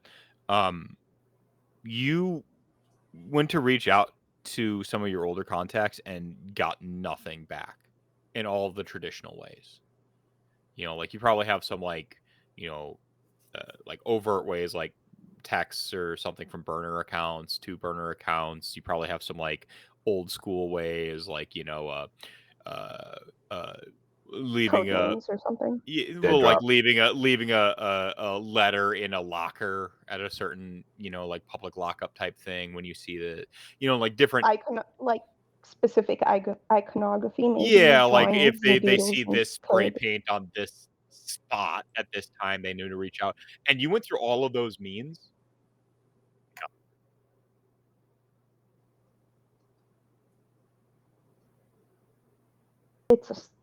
It's odd. The way I used to relate to my peers always has been a spirit of competition. We always just react to each other wanting to outdo each other. It's just the way things have been. The fact that there's no reaction at all to my sudden contact and reemergence feels a little odd. And not to belabor and reinitiate a different conversation, but tell us about Ambrose. You haven't mentioned him much.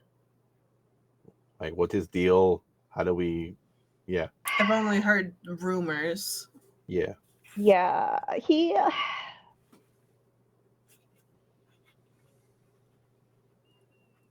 He's a Toreador, right? Yeah. Well. Did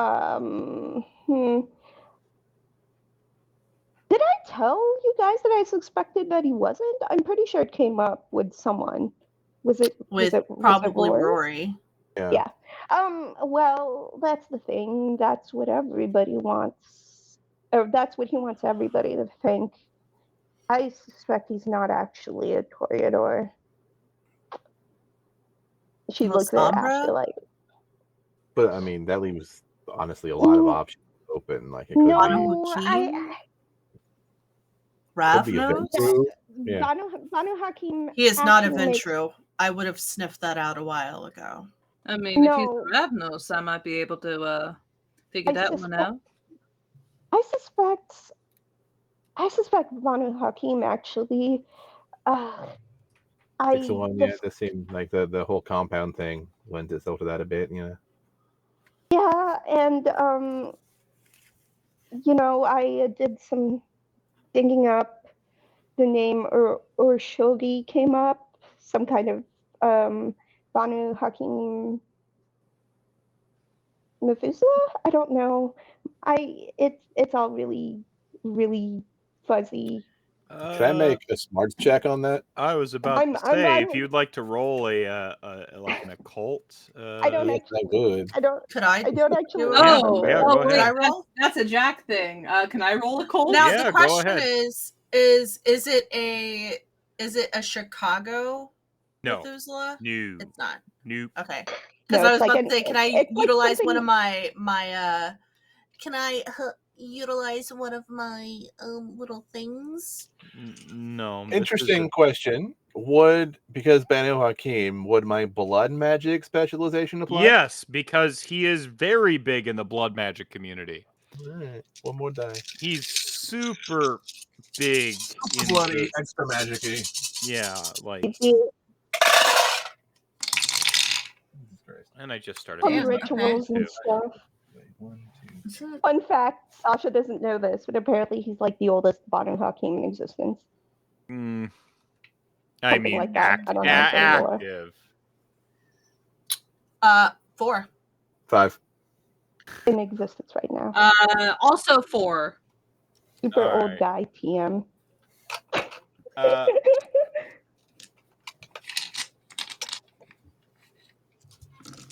I'm sorry. So for those of you with 4, you understand that Shulgi is the current like elder of the Banu Hakim clan. Antediluvian. Not the antediluvian. That he is rumored In Chicago to be, or no, he's just over yonder, like he's over in the like I don't like the term I don't remember Middle East, exactly. old country, somewhere in the old country. Yeah. But he's rumored to actually be real quick. He's actually rumored to be a child of Hakim himself. So he's supposed to be of like just insane power, and he is supposed to be active. He's somewhere yonder. All right. For those of you with the 5, just the one. Just one guy. Our boy. There's a bit of a revolution going on within the Banu Hakim clan. There are a lot of them who rumor Shulgi to be like a secret demonologist, like an infernalist, that he's kind of forsaken like Hakim for greater power. Connected to moon cult bullshit? Path of the Blood. Actually, no. Path of the Blood, which might be related to moon cult shit, yeah. Well, Sasha doesn't know, and she's just kind of. You know who's actually like knows a lot of shit about like the Path of Blood? Dante. He actually has his own path that's called like Path of the Blood Moon, which is like like taking what the Path of Blood used to be and going back toward that and away from what the current Path of Blood is, which is like turbo evil. So you're telling me that he's okay. Shulgi is supposed to have been the one that like shattered the original Banu Hakim blood curse, where they were all essentially like. So that's my suspicions. I haven't been able to confirm anything. And how he shattered it. That he's not actually my sire. I kind of know that already. Wait, but what was the context for Shulgi?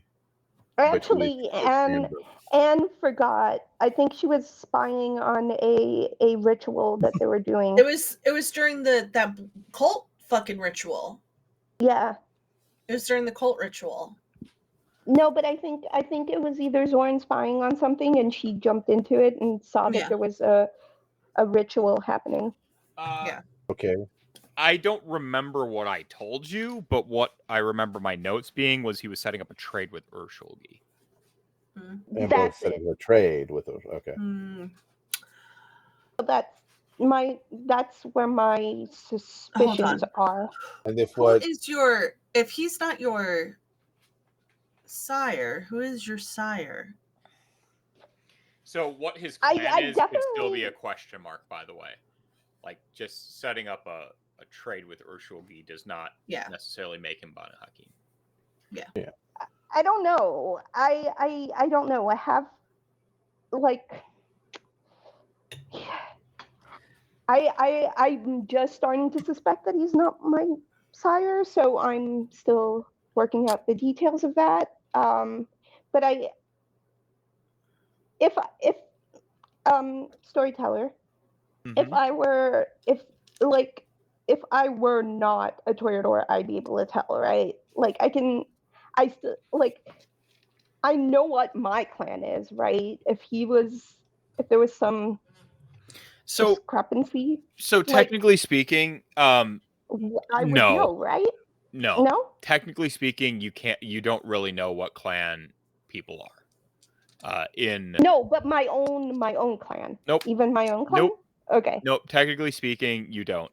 It's fun, like, sort of like meta to just kind of let people in on the clans and have like a sort of like fourth wall. People are this clan, that clan. So then it's like it's ye old like masquerade tradition to just kind of like let people in on the clan that you are and that's going on. Yeah, if you exhibit these sort of traits, you're probably it's like, oh yeah, they're a Bruja, they're a this, they're a that. But technically speaking, no. Like the Prince of Washington D.C. The Prince of Washington D.C. like pretended to be a Ventru forever and was like actually a Bali, you know, and it's like a whole thing where, yeah. Could I roll insight? Did that answer your question, Anne? I feel like I didn't answer. No, because I'm trying to remember if we've had this conversation. No, I don't remember what he seemed like Toreador enough, like, you know. Oh, yeah. Yeah. And you were told you were a Toreador, so yeah. Yeah. I but don't are you know. also thinking about inciting Sasha? Is that what? I mean, he might just be in cahoots with Banu Hakim or working with them somehow. I don't really understand. There's like actually a huge schism in the Banu Hakim, by the way. Yeah. And Urshulgi is on the bad side of the schism. Yeah, is what it gets down to. Yeah, that's basically what I was about to bring up. Yeah. Look, I was involved with Banu Hakim at one point. I don't know. If he's trading with this guy, that's not good. It's not a good look for him. Yeah. Nonetheless, let's go see if he'll lend us some hands.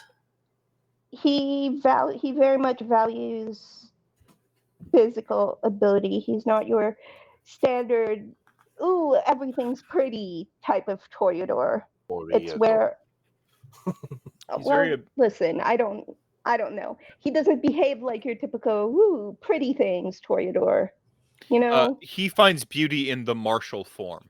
Is really his shtick. Is he finds that's his big thing. Yeah, like he thinks that like the human form is like beautiful, and that like the most exquisite expression of the human form is in combat. And I don't he's know if you're gonna hate this, but when I think of Ambrose Creed, I just picture Terry Silver. Hold on. God, I do now. I was about to look Cobra it up, Kai. and then Okay, I realized, okay. I left like you. old I or left you a young message. Terry Silver. No, Yeah. older Terry Silver. Like Silver Ooh, Fox Terry Silver, man. he's hot. Okay. Like Okay. been around God, the block, Terry Silver. senselessly evil too, by the way. Like he's so like Yeah. like He's such an asshole. like the other villains in like what's his name? In the first movie. Crease? Yeah, Kreese? Kreese makes John- sense. Like he's just a PTSD survivor, right? Like that's Mhm. all he is. Like he is just but like Terry Silver is a fucking Bond villain, like in the wrong movie. That's the point. Even I at think the he time. like wandered onto the set and they were too scared to get him to leave, and so he Like, was and there now. And they're like, "Yeah, you're the villain now." Like it's like if Yeah. this man was supposed like he should have been in the Let's- Bond movie, not in the Karate You Kid. should have. And it you- made Cobra Kai better if in the you- future. They didn't know it, but If it you did. had, if you had checked your messages, they actually suggested this to you weeks ago. What? Finish it. No. Terry Silver. Ambrose Creed is Terry Silver. Okay. Or Let's- Terry Silver. But yeah. Anyway, so yeah, he appreciates physical beauty in a combat sense, you know. with the I art was of like, do you martial want me arts. to take my clothes off? What? No, I not that see. kind It's of. weird. You 'cause, want like, me to imagine take my Terry clothes off? Silver. Imagine Terry Silver giving the Conan speech that that James Earl Jones's character gives, Mhm. like about humans and like Yeah. how he's initially obsessed with steel, but then later on he's obsessed with humans, like flesh. Oh. Because it doesn't like swords. Just imagine like Terry Silver You made it weird. giving the James. Yeah, because it's a vampire. Like No, Terry that's Silver fair. is when humans exist. Now you got to crank Does- it up to 11 and make it vampire-y, you know? Like Does he like Yeah. wine? I Yeah, did of bring a course. bottle to be yeah, nice. he'd totally like be into wine. Okay. Does he like beignets? Probably not. Oh, He thinks they're overrated. He he's thinks they're a- overrated donuts. He's a my body is my temple I'm a sort of killer. guy. Yeah, body is my temple. One single glass of wine a night. No, Maybe he a like week. indulged wine because he sees the art of it and the physical form was used to make wine, right? Like you stomp the grapes Yeah. and stuff like Mm. that. But he eats plain ass rice for dinner. Like he would have Of course. eaten like plain ass rice, like a couple kernels at a time with chopsticks, you know, so that you can like And bland boiled chicken. yeah, like he Yes. like the chew your food 1,000 times so that you have Oh, God. properly masticated. He's that guy. Yeah, he's that guy. Yeah. All Oh. right, let's get into This the character car. made itself. I'm sorry, Anne. Like you said a couple things, and then like I had an understanding in the past, and I've wanted this adventure for a long time now, and a few things happened, and now the character has made itself. I know this character in and out. It's horrible. All right, It's great. let's get into Here the we car, go. Wretch. Yeah. Let's. Thank you. By the way, you didn't see Wretch change costumes. However, he is in He just- the top hat and the coat, driver's suit, coat, and yeah. Again with. Oh, good Lord. Is he Red just like a fucking- tornado? God damn it. Tornado. No, I feel like it's- I feel like he's doing the Superman bit. it's No, the Yeah. between It's blinks Wonder of the- Woman with the spinning and the It's- changing. No spinning. It's like the in between blinks of the eye. He's just in a different outfit. Like it's he obfuscate. You know, he I does it don't- well. Like the obfuscate. He has a special like obfuscate like sub power wardrobe change. Oh my god. It's just the celerity power of You Rush learn Job. that. but It's for an costume amalgam changes. celerity obfuscate power, like instant wardrobe. All right, let's get this show on the road. Because I have some ideas of Yeah. who else we should probably talk to. all right. I gotta say, I'm game for most anything. I feel like y'all are the ideas people. I execute them. It's a whole Sure. compound of like Assassin's Creed type. So all four of us going. It's not a terrible idea if shit does pop off. Oh, you played Assassin's Creed? I really enjoyed the first one, but like honestly, after that, they were all so full of themselves. I You all are a couldn't stand bunch of, I mean, you it's all just are a that bunch of nerds. Oh, I what do you would- like? Three is a pain in the ass. Highly recommend. Around the time they had like Da Vinci as a kid, I was just like, fuck this guy.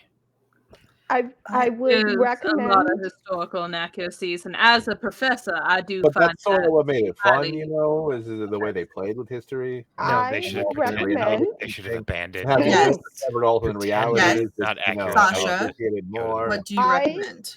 Would recommend Like, don't even letting bother. me Just lead be the a sci-fi conversation. fantasy.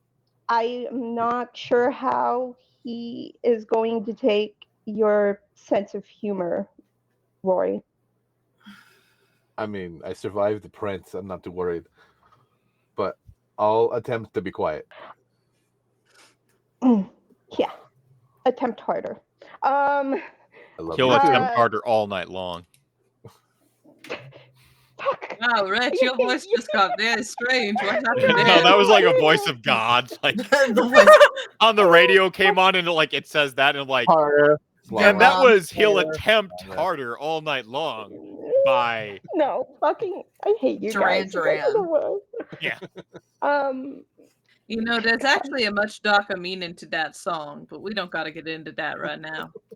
I'd prefer that we don't. Super depressed if you really looked into it. All right. Where? To I think- the Retromobile. Yeah. What? No, I'm really just driving Damon's Yeah, I mean, you're driving. Escalade or whatever. And it sounds better than Ashley Mobile. I mean, I'm sorry, but it does. Or you could just say the vehicle. That's not fun. I mean, you could go with something like the Ashmobile. You know, I think that has it's a little I catchy. feel like then it needs to be like a souped up hearse or something. Not everything needs to have a nickname. All right. A souped up hearse that you all ride in totally needs a nickname. Okay. Well, yeah. Ashley doesn't want Actually- it to have one. Yeah, That's like the Ashmobile. her choice. And then it Ashley launches, gets like, into the back, but missile like caskets at people. back against the window. The I know roll a down guy. window. I'm riding shotgun with Wretch. I know a guy. I could totally set that up. I was I was already like looking up like Craigslist to but yeah, let's talk. Oh my god. Sasha, Jack Sasha sits puts with on- like their hands folded in their lap in the back, very like proper. This is why I like Damon. He doesn't talk. Do you not like to talk? I don't like mindless talking. Talking just to talk is useless. All right, I'll keep that in mind. I do have a hypothetical though. Go ahead. If I'm talking to Stall while y'all are doing something else, is that talking to talk or is that a purpose? I'm sorry. Talking to who?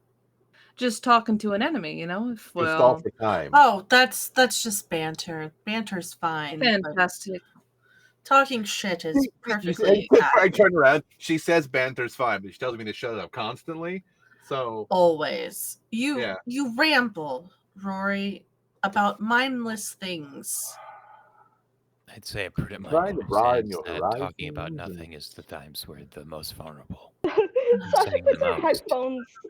headphones on, and it's just the song she's listening to is "You're the Best Around" on repeat. I thought it was gonna be Sorry, Eye of the Tiger. well, it's a play. I thought it was Ashley- gonna be her name. I thought it was gonna be Rio by Duran Duran. No, but that Ashley is a just good song. looks, kind of says it over her shoulder. How is Joshua? good. I mean, as good as can be expected. Yeah, he's eating. He's eating finally. Ashley, Mm. as you're all talking and in the backseat, you're not sure. Like, I don't want to mess this up how you'd be sitting, but essentially it's the sort of thing where like you get in and like next to you there's like a box that definitely wasn't in there when you left. It's wrapped in like a plain that plain brown shipping paper with a twine around it, and it's got like, you know, like what would be an address tag, but it just says to Ashley in handwriting that is eerily familiar, but you can't quite place it this moment. Can I roll a history check? I'll allow it. Can I? Yeah, History can intelligence. Yeah. Yeah. Or I guess awareness or something. Investigation? Intelligence, history or something like that. And Well, like there's it's no just, history, It's not but actually history. I guess academics would be the closest to history. Yeah. I guess. it's or awareness or I'll Awareness. just awareness be a catch-all on this, in awareness or investigation, to be a catch-all. And it's like this banter has been going on. You're putting on your headphones, and Ashley kind of like just now notices the package. You know, I 4. noticed the package. What the fuck is that? Is it ticking? no, it reminds you of your mother's handwriting, but a little bit different. Wait, yours? You can't remember the last time you wrote in like the higher, like the high English or whatever. You can't remember the last time you wrote, that way. But it reminds you of yours, your mom's, and it just simply says Ashley. Can I read the tag from the front seat? Like No. looking around? No, it just I don't see how this would work. Okay. Jaq looks at the you can see the goes, package. It's none of my business. You know what? and I'll just give you an shut the awareness roll window. because there's mirrors. There's Yeah, there's and I had reflection. turned around to talk to her. Yeah, So- yeah, I'll allow it. There's nothing like leaking out of it. No. No awful smell. You didn't There say is anything. a clinical, four. like clean, critical, like a 4 clinical, successes like on sterile. this. I'll But, allow it. yeah. I'll allow the 4 to Sterile, see. like something has been sterilized. Yeah, like a formaldehyde sort of, clean. You sending yourself packages now? No. I mean, it's actually very possible considering our recent experiences. But She takes the stiletto off the side of hold her. hold on. Wretch, pull over, please.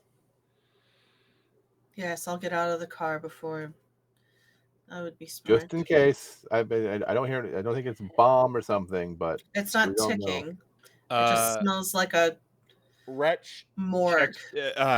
Wretch staring at the rearview mirror says, I don't think pulling over right now is wise, boss. Why? We're being followed. Yeah, fuck's sake. All right. By who? If I were a betting Nazi, and I am, Yahoo, or what's the sportsbook app called? That's always been FanDuel and all that. I'd say First Light. Yeah. Well, that figures. You still open? How many? Curiosity is going to not kill this cat. But satisfaction always brings it back, no? How many First Light? I think it's just the satellite. Oh, we're being overhead. No, Or in a I mean, car. there's a car, a single sedan. Just okay. Just one. Okay. But I think they were waiting. Or That's rather, not good. not waiting. I think they were casing for us.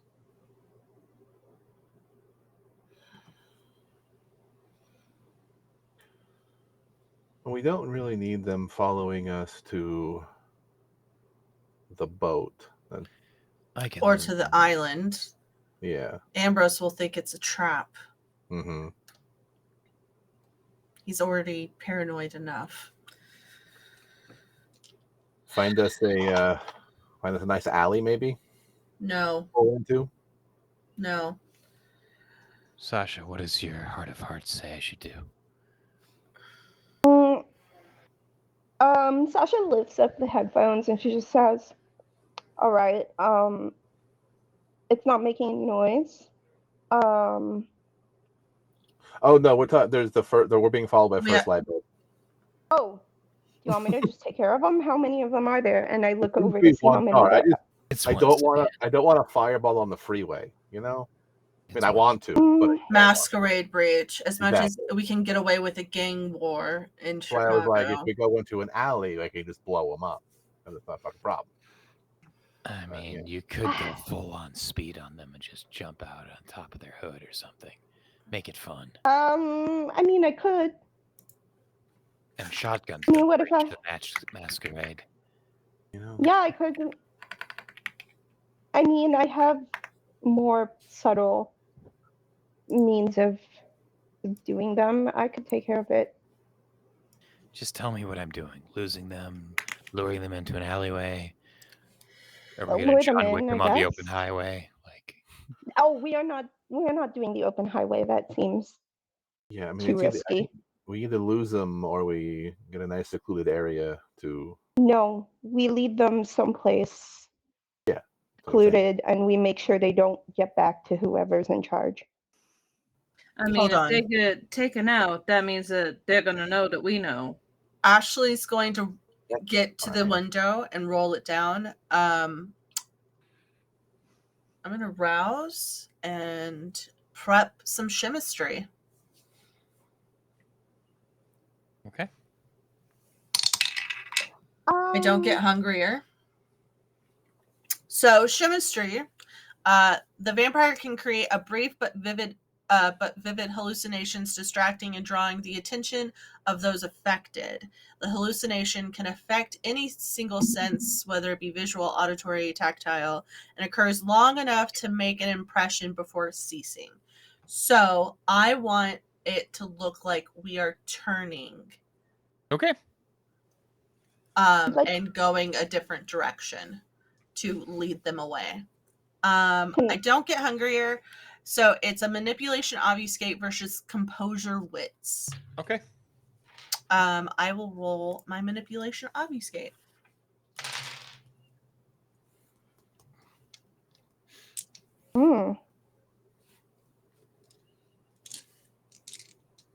Oh, I forgot. And I'm gonna rouse the blood to add 3 dice. Rouge de bood. All right. Swedish chef showed up or Skull. It's a skull, which means I don't get hungrier or I do get hungrier. Skull is hungrier because the skull would be okay. That's fine. One. Yeah. All right. That's fine. It's just for my rouse check. Yeah, if you grab one of the red dice and you roll the skull is the one. Well, I will let you know right now. The skull is there. Ooh. Okay. All right.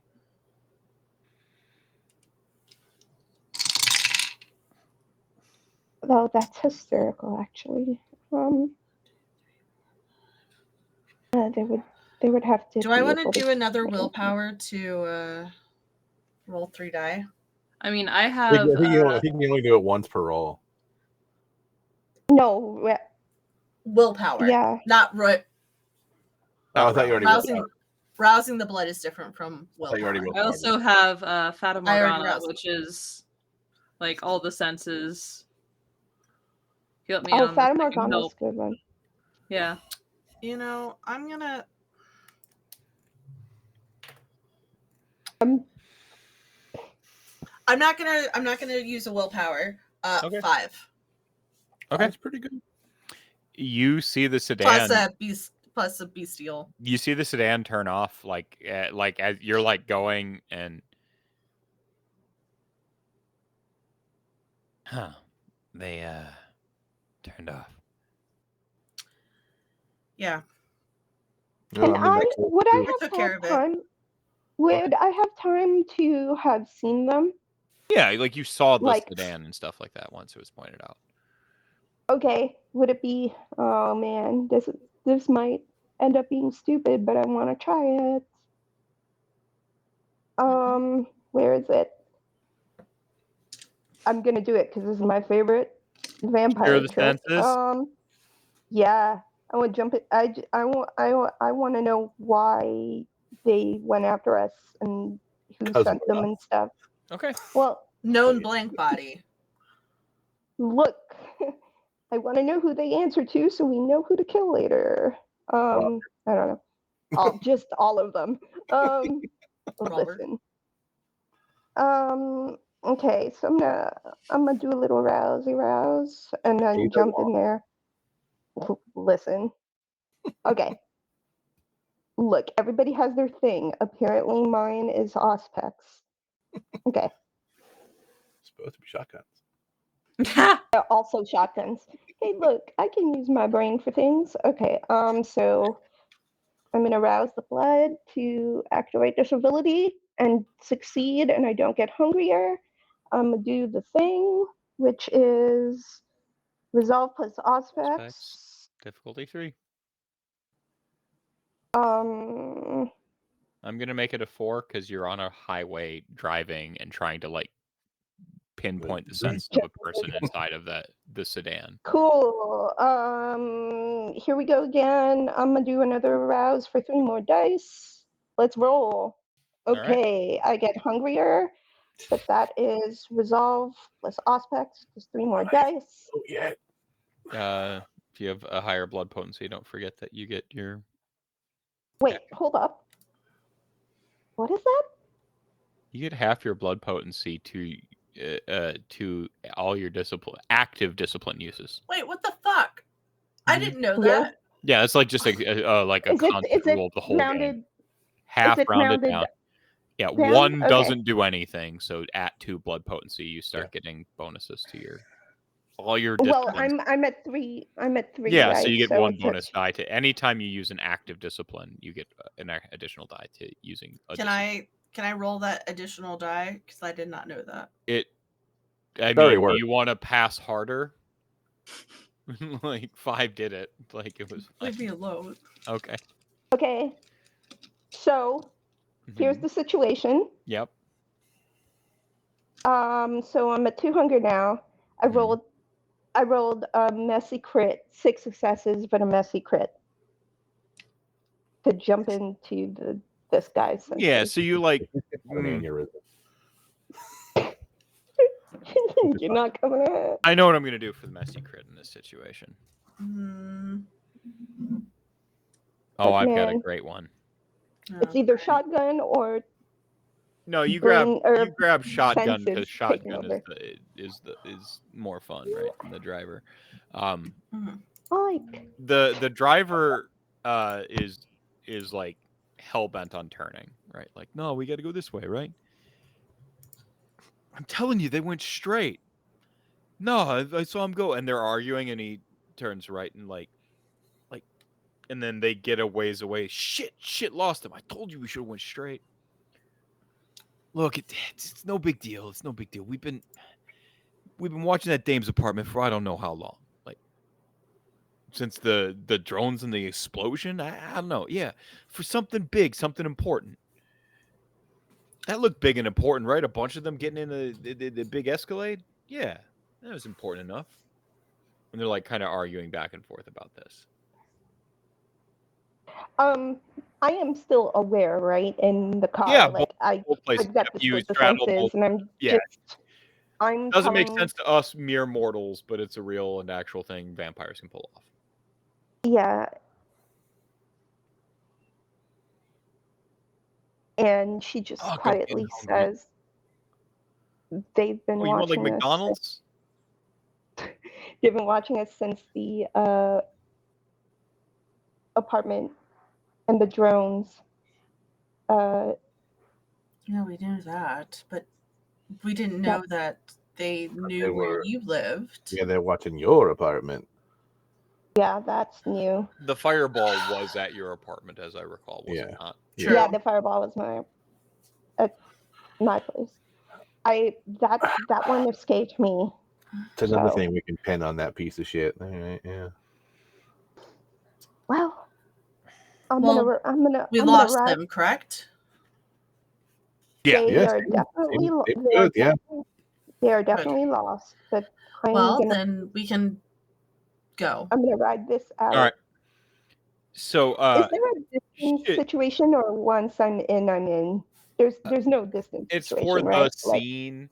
I mean, I feel like there's some storyteller discretion on it not working after a certain point or getting too far away and certain things like that.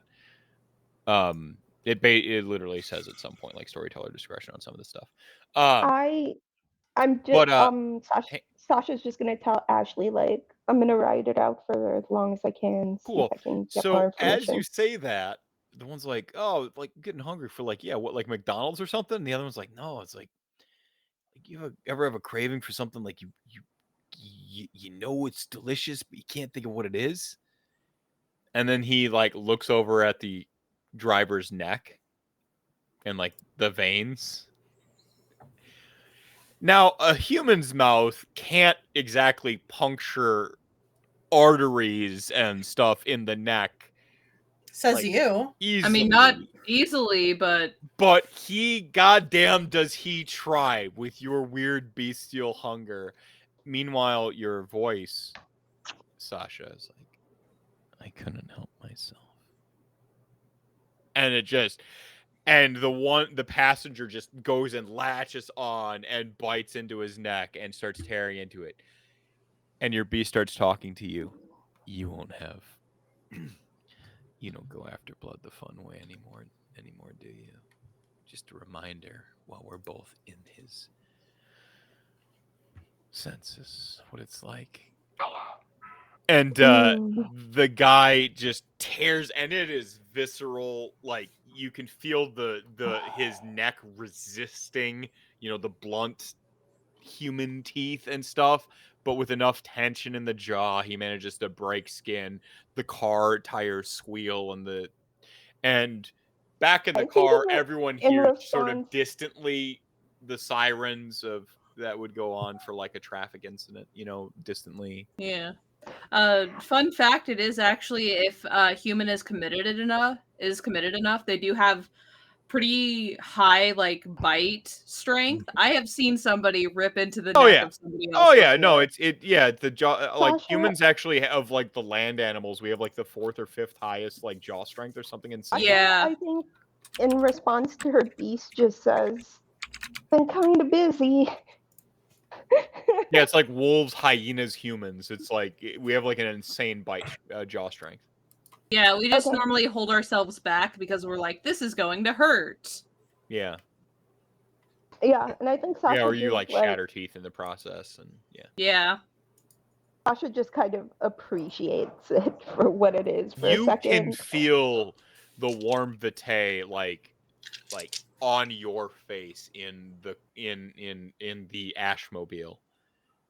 You can feel it like rolling down your gullet and stuff, and yet not, because you happen to be sharing the senses right now. You're making a weird face. I'm at time of car crash, you no longer have hold of the senses. Okay. I had a great idea for your bestial failure. That was my idea. I am very pleased. Pretty good. By the way. Yeah, it's pretty good. It's entertaining. Yeah. No, we got rid of 2. Wasn't exactly what I had in mind, but solves the problem. It does. Whilst you were in the census, it became abundantly clear that the package is unrelated to the tale. By the way, like they were just watching your apartment. Okay, they were watching my apartment too now. Like they followed us. Yeah. Okay. Yeah. Okay.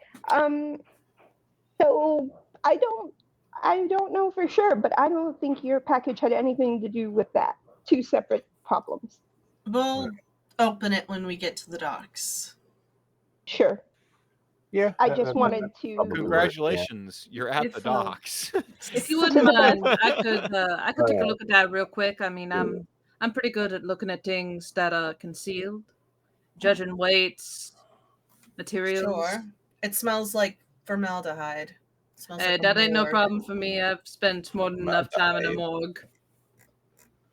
I spent the majority of my early career around dead things. Good to know. See with your special eyes. Jaq is going to What see your with elfin their eyes see. with their Vampire special eyes. eyes, since they do have quite a bit of experience, like assessing things, particularly things that they maybe can't open because they are far too old or but far also, too yeah. fragile. Yeah. No. I've done this is your area of anthropology expertise. workshops, Yeah, motherfucker. I know how this works. This is your expertise. This is literally your thing. This is my job. No, I get it. I will give you an advantage, so enjoy one extra die to the pool, because this is so much your thing. Wonderful. Wait. What are we rolling, Meth? You said archaeology, so like let's do dexterity archaeology. Dexterity academics. Yeah, academics with an archaeology specialization. It's hilarious to me because I realized that Rory is the only one in the coterie that doesn't have points in presence. Because Fata Morgana is an amalgam presence power. That is going to be 5 successes. Did you crit? You waste Are you an I did indeed incredible crit. roll on understanding how mundane this package is. How mundane and unremarkable and untrapped it is. Okay, but like from the weight of it, can I tell anything of what is inside, like materials? I mean, because it's wooden ounces. materials. It's ounces. It's not Okay. pounds. What you will pick out is that it is wrapped in a tradition that would be from like the turn of like I always screw up this. It would be the turn of the 19th century if you're talking like 18 into the 1800s. Yes. 1900s. Yes. Because 1800s into the 1900s. Yeah, late 19th. Yeah, early 19th 20th. century actually means 1800s. 1800s. Yeah, it's always one back. One back. Yeah. So basically from the 1800s to the 1900s, like that shift.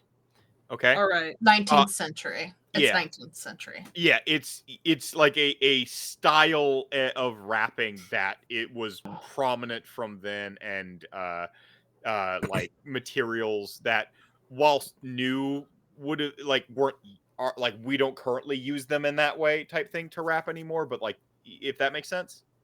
Can I tell like roughly what culture, because they are, I mean, this is another thing it would be like Germanic American, like Germanic American. Okay, Germanic American. Like that would be a heavy influence on Middle America at that period in time.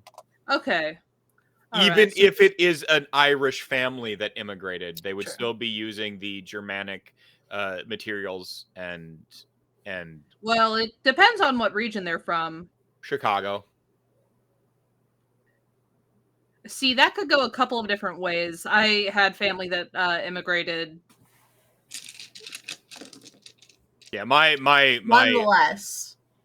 Yeah. I'm painting a picture. Okay.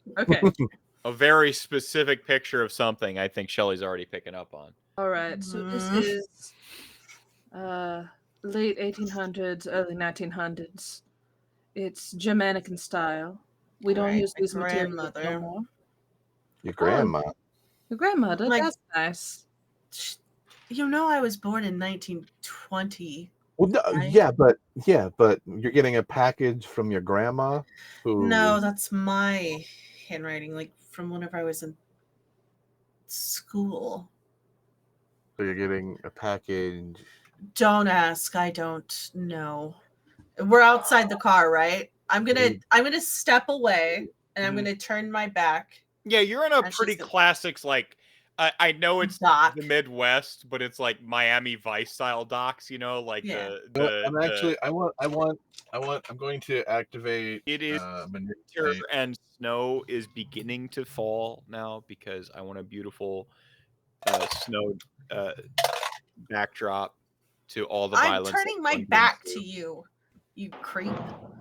Ashley takes her stiletto and goes around the edge of the box. Mm-hmm. In case something happens, I'm ready to rip her away. Okay. So I've got telekinesis up. and then slowly open the box with like the paper wrapping on top of it and everything. Sitting daintily propped in the center of like some cloth that like you have to kind of unpeel and unfurl is the pointer and ring, or sorry, the pointer and middle finger of someone with a tiny note. First off, you recognize the finger on the index. There's a ring on the index finger. It doesn't fit. Great. There was a ring Andrea once stole from you. That little cunt. Sorry. And it is wrapped around. It's just kind of like, Hold on. you know. Yep. My pen.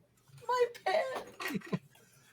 I try to write in damn pen and it doesn't like me. Okay, dainty fingers. What do you got, Ashley? Pointer And middle. and middle. Old ring on pointer. It's on the pointer. It doesn't fit. Stolen by Andrea. And now, with that context clue, these fingers might belong to Andrea. And there is a note sort of like, you know, sort of just picks up the note in between the like knuckles, you know.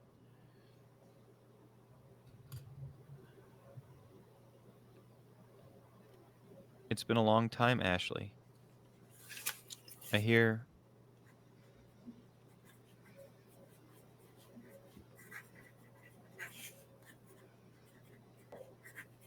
you need help. Help only the family business can provide. The handwriting is still in your handwriting. And then it is signed with a sort of just an elegant A. The way you might do your own initials.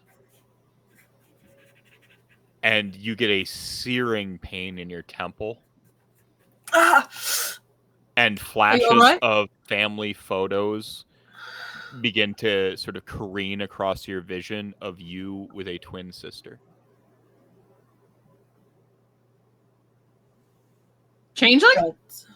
That's not possible. What is it? And then What? the static man's voice comes in. I told you the price would be way too high. Do you know what you've done? That's not possible. I didn't. Do you know what you've done? You haven't just fucked me, Ashley Dame. You fucked yourself in this whole city.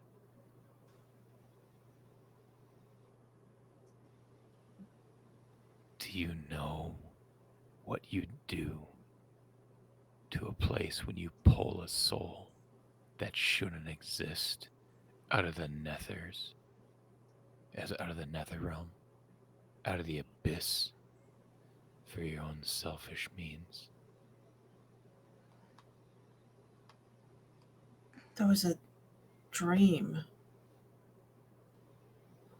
It was you manipulating my mind. That wasn't a person. It was me.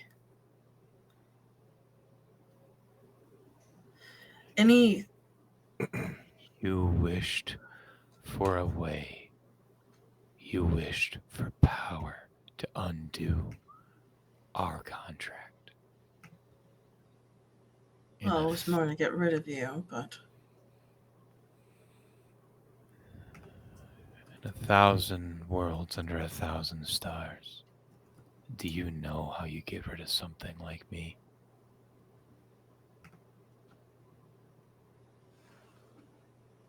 Any means possible.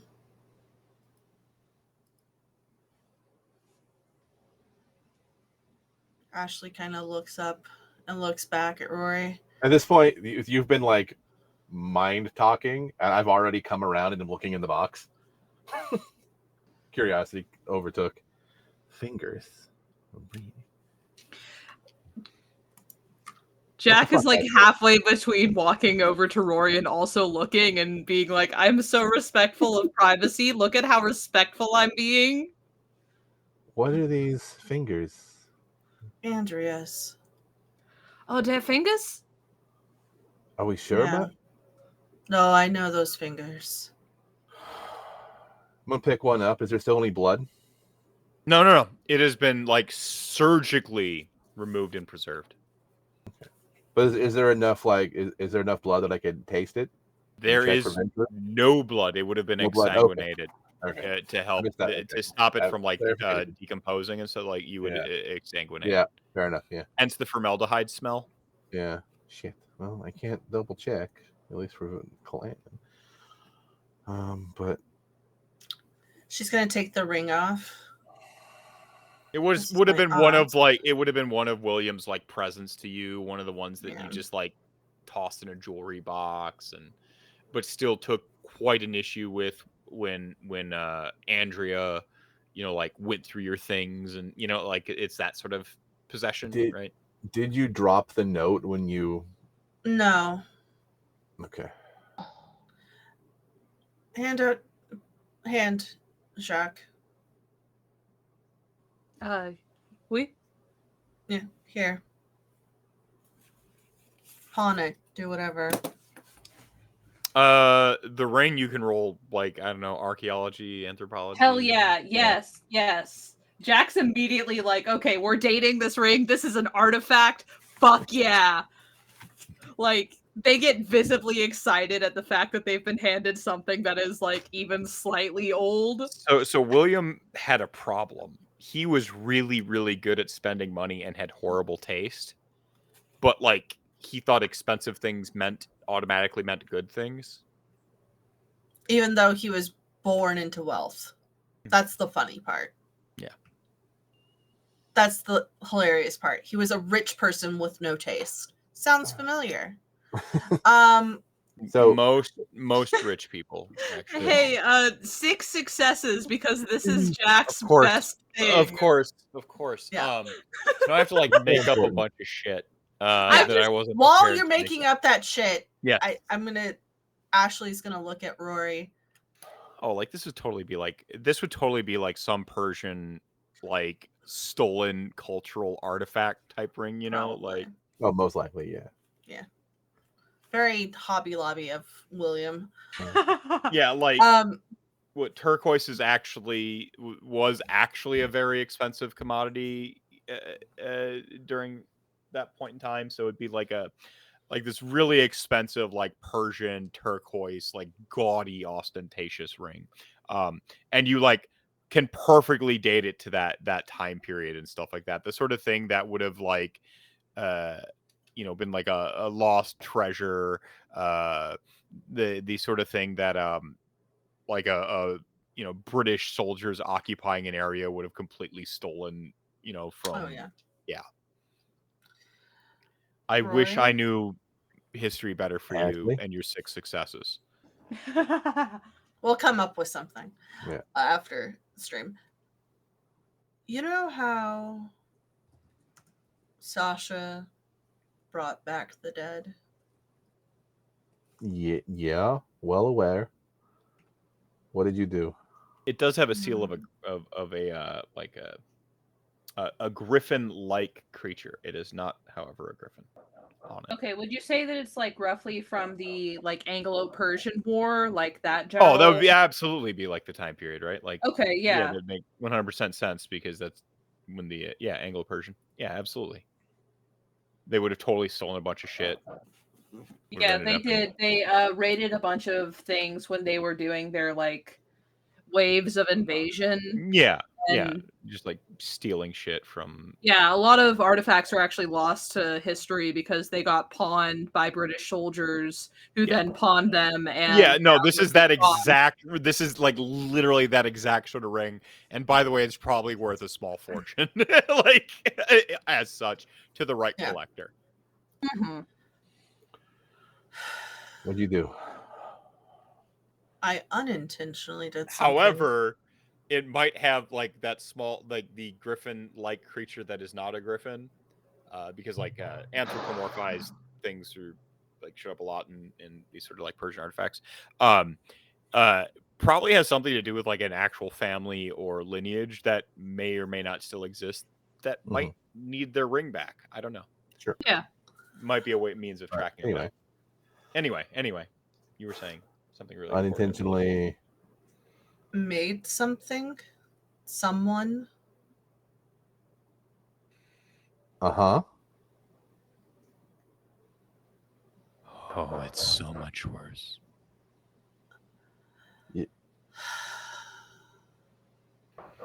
Something from the abyss. Oh, fuck it. You all know. I made a deal with the fucking Static Man. Mm-hmm. Do we know who the Static Man is? We all know who the Static Man is? Oh, a fey being of unknown power who was locked away because he was trying to herald in the fucking the nothing. The nothing. Well, he's the nothing. Now he's dealing with the nothing now, but formerly a harbinger of the worm. Yeah. The worm. Yeah. If you're dealing with Fae, I know somebody who's pretty good at dealing with Fae back. You know. I will keep that in mind. No. So you created someone. I created my twin. And your what? And you're saying your twin is an avatar of nothing? No. My twin is what I would have been. Mm-hmm. Jaq kind of leans over to Sasha and goes, "Are you getting any ideas? Are you guys still in the car?" No, you're all like kind of like no. Sasha didn't follow. She's just okay. Just got her headphones on, just bopping in the car. No, she's doing something else. Jaq like looks to find Sasha to see if anybody else is, and we'll download and deal with this later. We need to take care of this. You wanted to meet with mages, I guess. You did want to. Thank you, Michael, for picking up what I was getting at. I was hoping. No, you don't understand. I don't have a sister. I am an only child. I know, Rory, but not anymore. She would be over 100 years old. Mages can do some shit. Like there's. I don't know this. We always joked about my grandmother staying until the end of time. She's like a cockroach and Cher. She lived if they had reason or desire, with enough reason or desire, I could easily see a mage extending their lifespan at least this long. I was hoping, parlay with some, the council or whatever it is, and I don't know. What's the note say?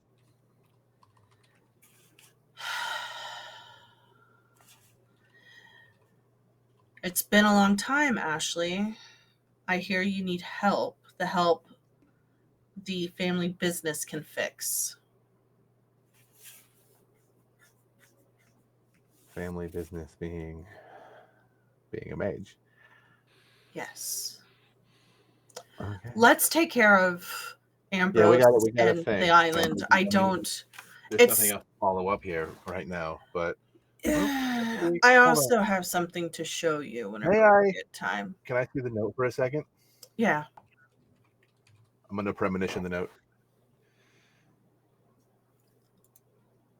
Can we get on the fucking boat as you're premonitioning? Let's go ahead and take our second intermission. God damn it. I just want to talk to Ambrose. But you have no idea how excited I am to have done this. Sasha just wants to fight. Yeah. I know. No, this is your fault specifically. We were going to hand wave him on the island. Sasha's trying to reach people You know how Oh. you were all like, people are radio silent. So she stayed in the car because Ashley clearly wanted privacy. She's not going to get all up and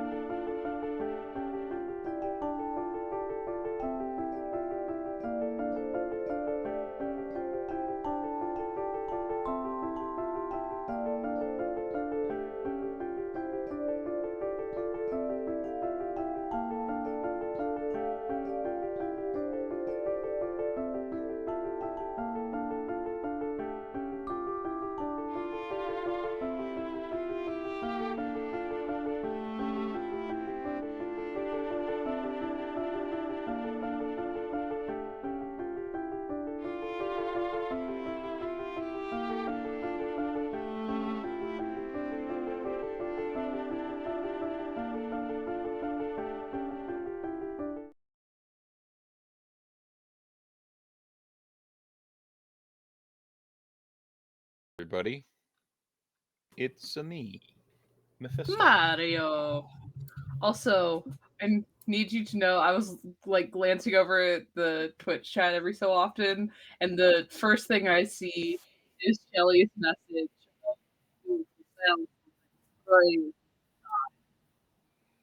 And every time I look over it, it scares me.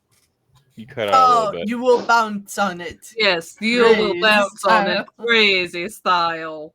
And it jump scares me every time. And then I like hear it, and I'm like, ugh, I have to try so hard not to say this out loud. So speaking of Gen Con, we're gonna go to Gen Con and we're gonna totally win an award. So this is the post. This is the Crit Awards, right? So we're gonna Crit Award. We're gonna go, and I'm gonna go play in your game, L. But last year at Gen Con, I ran a bunch of hours, and I had a pretty good GM score. Like I think I had one of the highest. It was all right. Hell, all right, and we get on the. No. This is. I promise this is going somewhere. Okay. But the one adventure you run for Vampire is like the one character is like a Russian or whatever, right? That we had to run, and I like spot made up their like ghoul brother, like because two of them decided to be like brothers, and the one of them was a brother, and I spot made up their ghoul brother, who was like sitting in the van and waiting for them to do stuff, and he's like, and I want to port that character into our game, but I don't know how, because the magic of that adventure I ran is lost and gone. So no one will care about the character. But the whole thing was like they go in and they're dragging out a dead body from the museum or whatever, and he's like, yes, I come. They call him up. He's like, I can't come help you right now. I'm crushing the candy. And like his whole thing is he's sitting there playing Candy Crush on his phone, like, no, you will not crush the candy other than the Candy Crush. You come in and help with the dead body. And there's like a whole argument that burst out on our table in like these mock Russian accents. And everyone fell in love with this brutish, like enforcer ghoul, like Russian brother who would just sit there playing Candy Crush on his phone during like the darkest, grimmest parts of the adventure. And I'm like, that was kind of me in a nutshell of like people being exposed to my GMing style. Is like, I'm running this, book adventure, here's the lines and here you're running it within. And I'm just like throwing in these like totally absurd characters. So speaking of throwing in totally absurd characters, how does it feel for Ashley Dame's twin sister to send you a message with your sort of like metaphysical sister's fingers chopped off? See, that's what we call bracketing in the writing universe. See, like, fucking weird. Let's find out. I mean, 3 hunger sister and premonition. Yeah. Okay, so the premonition. Static. God, that would be an easy out. But no. Did you roll it? Yeah, I got hungrier. Yeah.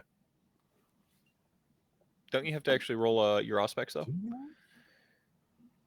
Yeah, you do have to roll an aspect. Actively. Oh, by rolling results. Okay, duh. Yeah. Me read farther. I had a Malkavian in the first season of Endless Elegy. I'm familiar with premonition. 3, 4. Do you even premonition, bro? Yeah. Push this. We'll see what happens. Try harder. You need to premonition harder. 3.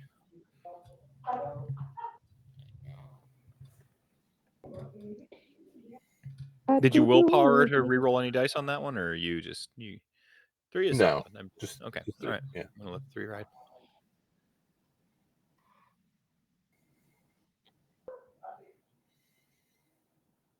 You see a well. No, I'm kidding. Well, damn.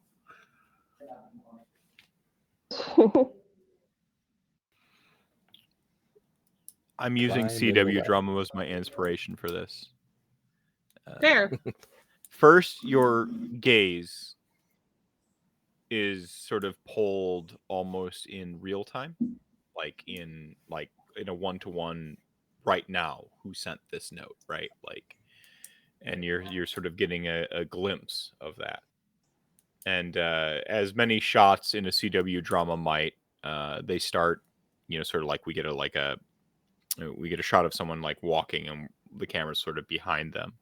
And their hair lightly teased, sort of falls in rough, decent layers around the shoulder length of a burgundy leather jacket.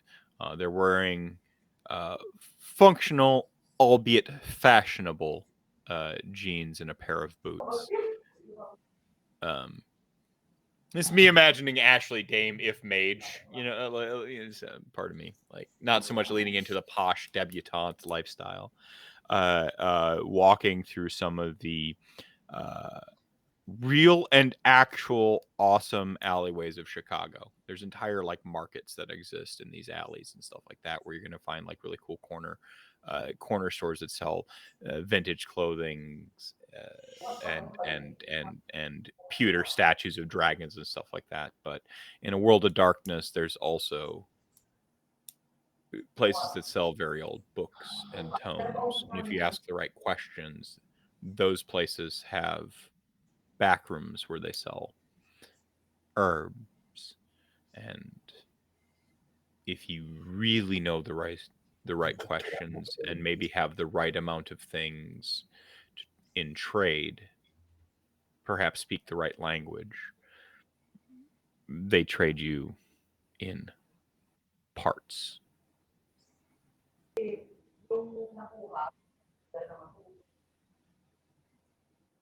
A wing of that,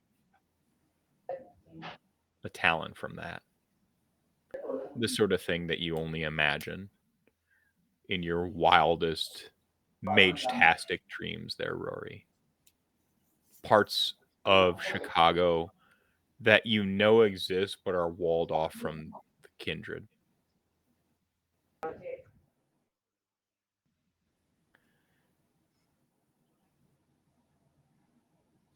We follow this person.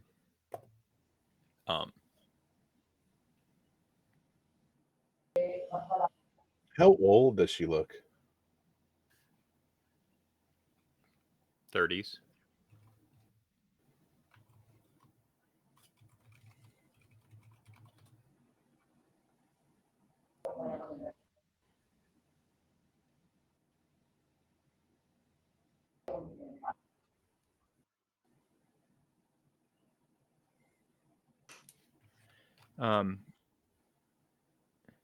You see one of the clerks as she walks into one such place. Did you find what you were looking for, M?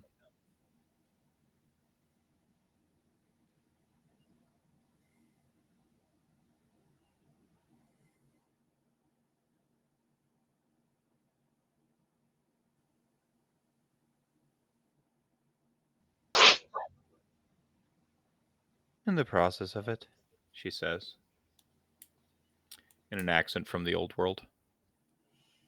Because I can totally rock an Irish accent, thank you. But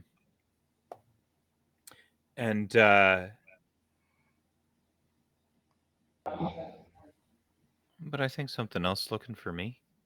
And she kind of like turns her head and her gaze meets yours directly. And you're pushed back and out of that moment. But you cling on to the premonition. It's a feeling that anchors you and holds you in the moment.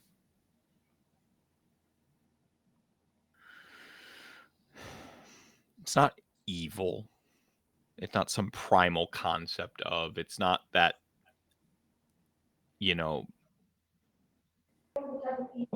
great blade hanging over your head feeling. There's, sort of Damocles, right? Like, it's not that.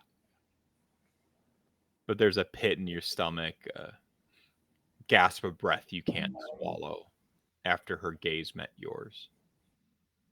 It's not her, per se. It's what she represents.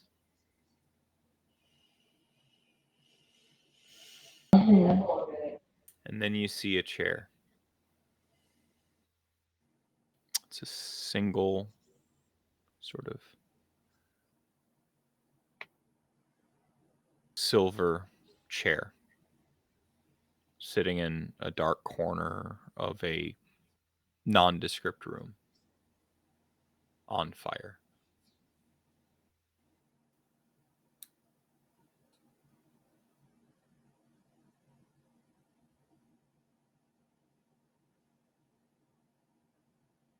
You hear screaming,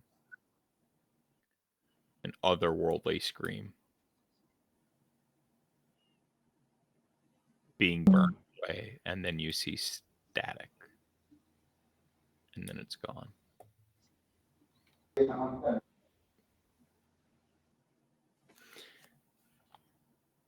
Your understanding is you just met Emma. Emma. That you pulled her name out of the premonition.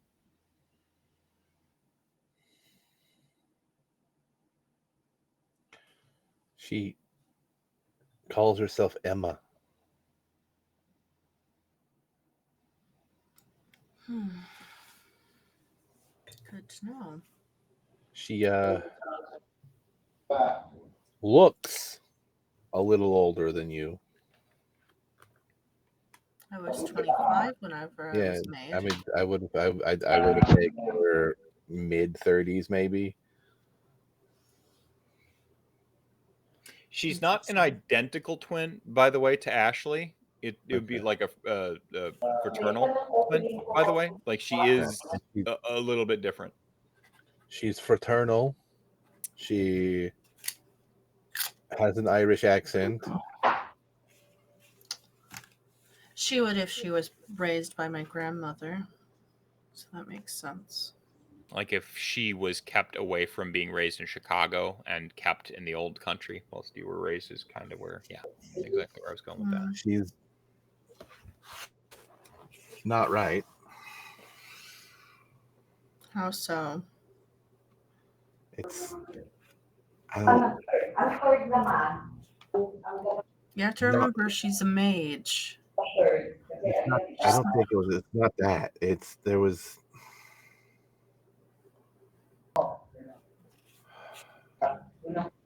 It wasn't the static, man.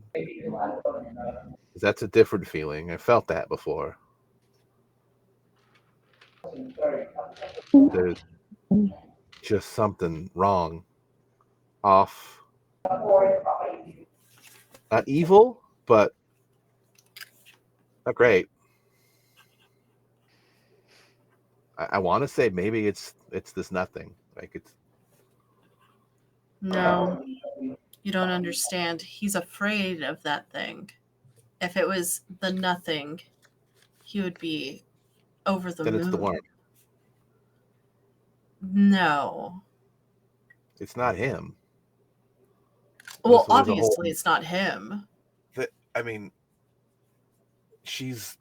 I feel like she's attached to something, but and then there was somebody in a room with a chair on fire. And Maybe then there was Andrea? static. Man, I don't know. That screaming was haunting. Trust me, the bitch could scream. She always loved attention. Nonetheless, let's get on this boat and get the heck over to the island before it becomes sunrise. Sasha jumps out of the car. Now, in this entire time, she has silence of death on, so she doesn't make any noise. Yeah, it's but just she gets out of the car. She gets out of the car.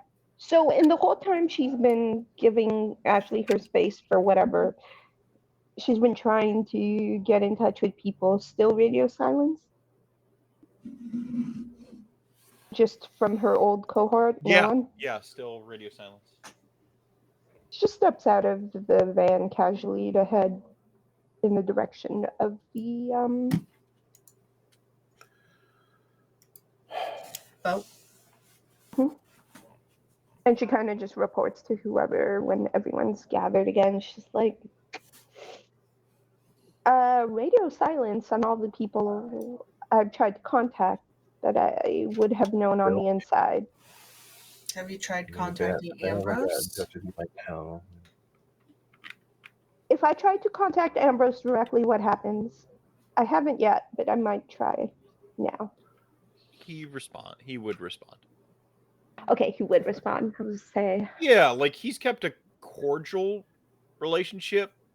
Hey, Dad. But it's like it's a cordial relationship in the sense like you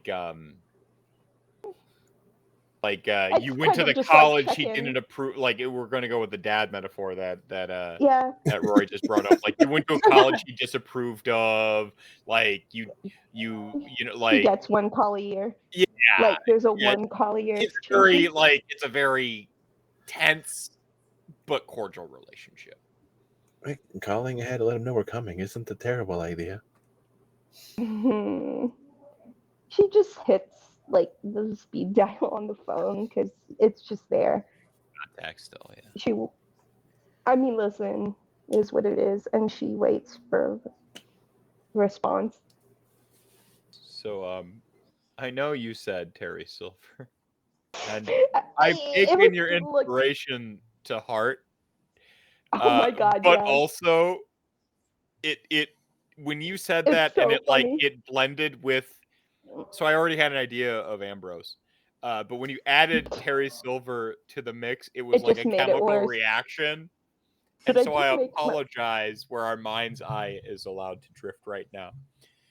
We see Terry Silver laying in the lavish, like huge round bed. No. Oh, no, huge round bed where like almost hedonistically, right? Like with a small harem of nothing but the most attractive men, women, you know, et cetera, like people. Yeah, just like splayed out around him, and it's got the really light satin, super expensive, high fiber count sheets, silver by the way, in color, just like Naturally. around, yeah. And like the so you got like the silver satin sheets and stuff like that, and then like the fuzzy pillows, like white fuzzy pillows that you can see little dabs of blood in, by the way. And his bedroom is one of those ones where it's actually got it opens out onto like a patio and veranda. Like there are no walls on it, you know. Like for like one section of it, it's just wide open out to the Lake Michigan winter. So it's just like snow drifting down and waves pounding up on the sort of cliffside that his veranda overlooks. And he reaches sort of like lazily over onto the bedside table and like glances at the name on the phone. He's so unhappy with her. I love it. Hello, it's your favorite little black rose. Your yearly call is early this year. Well, you know how I am sometimes. Sometimes I bring the trouble a little early. I have some news I'd like to share, and I would like to have a face-to-face conversation. Let me guess, the boat's already docking, and you're getting a rough time from Theo. Do I know who Theo is, by the way? I feel, or probably one of his like heavies, like one of his like standard bodyguard, like head of security sorts, right? Like no, and we arranged our ride elsewhere, right? So it wouldn't be Theo. You've got like a stealth way in. Yeah, you've got like a stealth ride in type thing, and it's not Theo this time. I wouldn't worry about the mechanics of how I'm getting there. I may have made some waves in a bigger way than you're used to hearing. How about I tell you all about it? Honestly, Sash, nothing surprises me with you anymore. Nothing at all. I thought I taught you better, but here we are. He gets out of like the bed, right, and we have like tasteful like side nudity, nothing It's just butt like cheeks. nothing bad. And then he puts on one of those like really long robes that's just like absurdly long and like drapes on the ground, and he stares out over the quite frankly abyssal waves crashing into the cliff sides of his island, like looking down. I thought you'd be proud of me for painting the town with the blood of my enemies.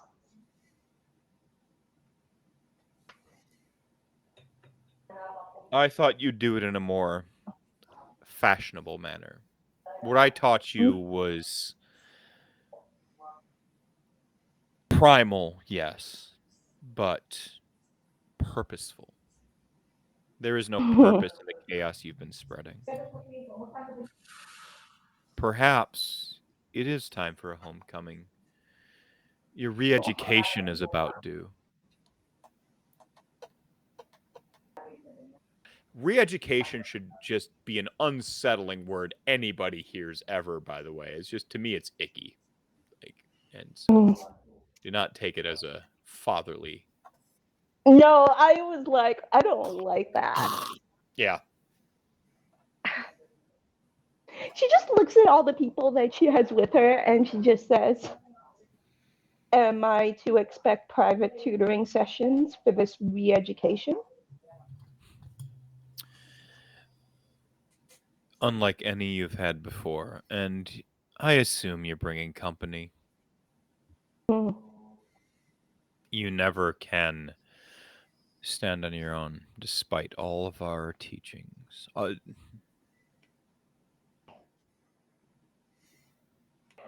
With a name like Ambrose, he can't be a little hedonistic. Come on, like he's got to be a little like. Sorry. I feel like it's a little against type to be standing on my own when it comes to the way I've always learned from you. I mean, the great artists do, in fact, stand on the backs of giants. But that's different from the parasitic bonds you've formed. Tell me, you're not running roughshod around with that Rory fellow still, are you? I thought he was a phase.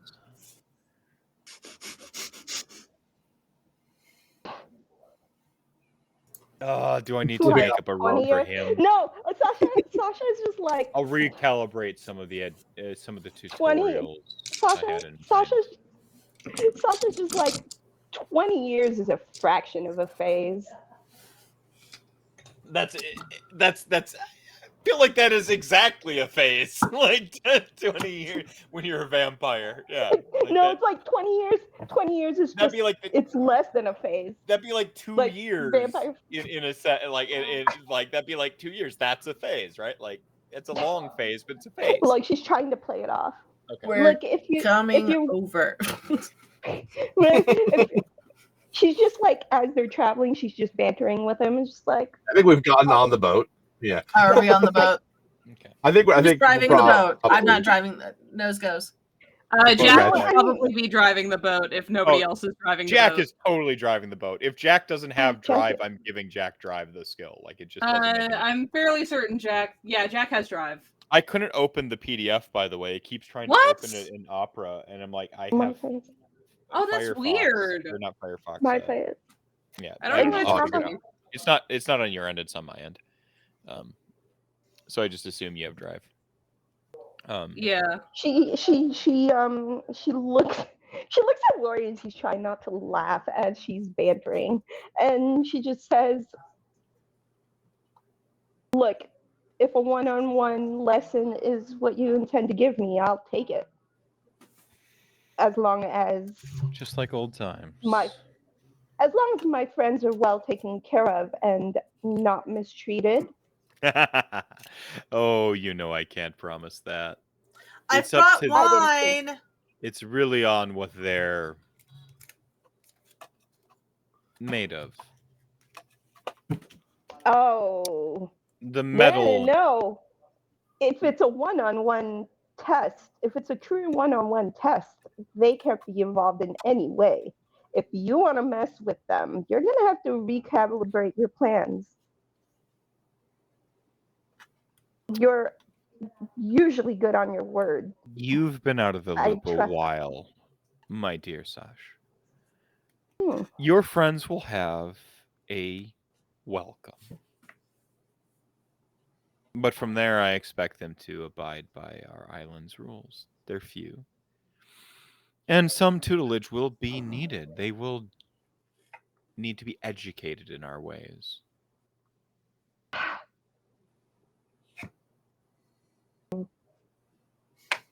I have a question for you.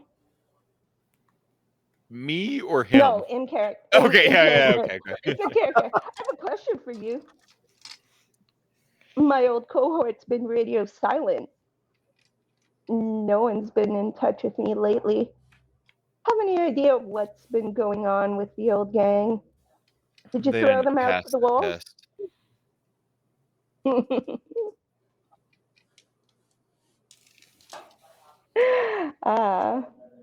You're still weeding out the weak.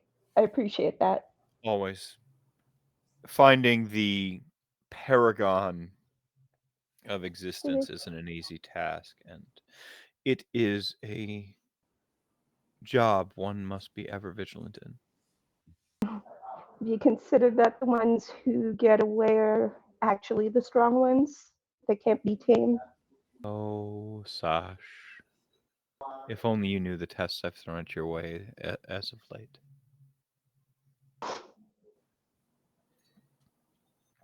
You may have left the island, but you're not free. But the island never left you. Oh, is that dolt? Does he still fancy himself a wizard? Has he bought himself a little cap with moons and stars on it yet? Or should I have that laid out for him for this evening's dinner? I think Jaq actually does kind of like snort at that and immediately tries to like cover it up with a cough. Ask Ambrose if he likes reds from the Rhone Valley. You fancy yourself a wine drinker? I've always been a big fan of Alsatian wines, to answer your... Ooh. That must be Ms. Dame there. Yeah. Some say that their wine really went downhill after the war, and I think that a little bit of blood in the soil made it better, personally. Well, I don't think we have any Alsatian wine at the ready, but you know. I think in the wine cellar in the other house, I might have some wine from Alizé, but I'd have to go look. The French foreign exchange student I knew IRL pronounced it Alsace. Whatever, bro. Okay. I'm just saying. People try to like. How long? I have a question. How long does it take for the boat to get? Are we there yet? No, I just want to keep the banter going so he's distracted. What is your intent here? Because so let me tell you something on my side. The boat ride takes a weird amount of time. If any of you are wearing watches or something like that, they all have a different time on them when you arrive. Goddamn goblin roads infected the water. No, it's just like Michigan. It's fucking weird. Like Michigan is fucking weird. Like but yeah, it's Goblin Road shit. Goblin Road fuckery has inspired my in getting to this island specifically, yes, it has inspired me here. See, you were supposed to kind of have Sam 3 to having Sam 3 for going to the island would have been a cheat code, quite frankly. Yeah, well, he's taking care of his brother, so yeah. You know. But yeah, all of your watches and or like cell phone times, they're all different when you arrive. And the amount of like you don't actively or consciously know how long the trip was. It's like, when like you're waiting for if you're watching water and waiting for it to boil, it seems like it takes forever. If you walk away and you do something else, it seems like it's boiling immediately. Like that vibe personified is this boat trip. But you're there when you want to be, really, if you're done indulging in conversation. The idea is just that she's trying to keep him distracted so he doesn't know that we're like at the front door. To be fair, you began the conversation with him assuming you were having trouble at security at the docks. Yeah. And then he comes to hear like the waves splashing in the background and stuff. You can't not hear a boat engine and the waves and stuff like that. So boats are loud as fuck. Loud as fuck. Yeah. Okay. So much for that. And so on the way, calling him on the boat. If you wanted to go the stealth route, I mean, I'll allow you a mulligan to like have called him from the dock. No, you know what? Would I have done that? Front door is fine. Like we're no, here. I didn't actually. No, I actually. The conversation started on the docks. I don't remember if I. Somebody else asked if you were en route and stuff like that, and I was like, "Oh yeah, you can." Yeah. So it was so like we need to go. Like it was so like to me, it seemed so non-threatening, and the vibe was like, yeah, of course you're just going home to see Dad for spring break vibes. Evil dad with evil spring break compound. Yeah. Like yeah. Yeah. No, it's fine.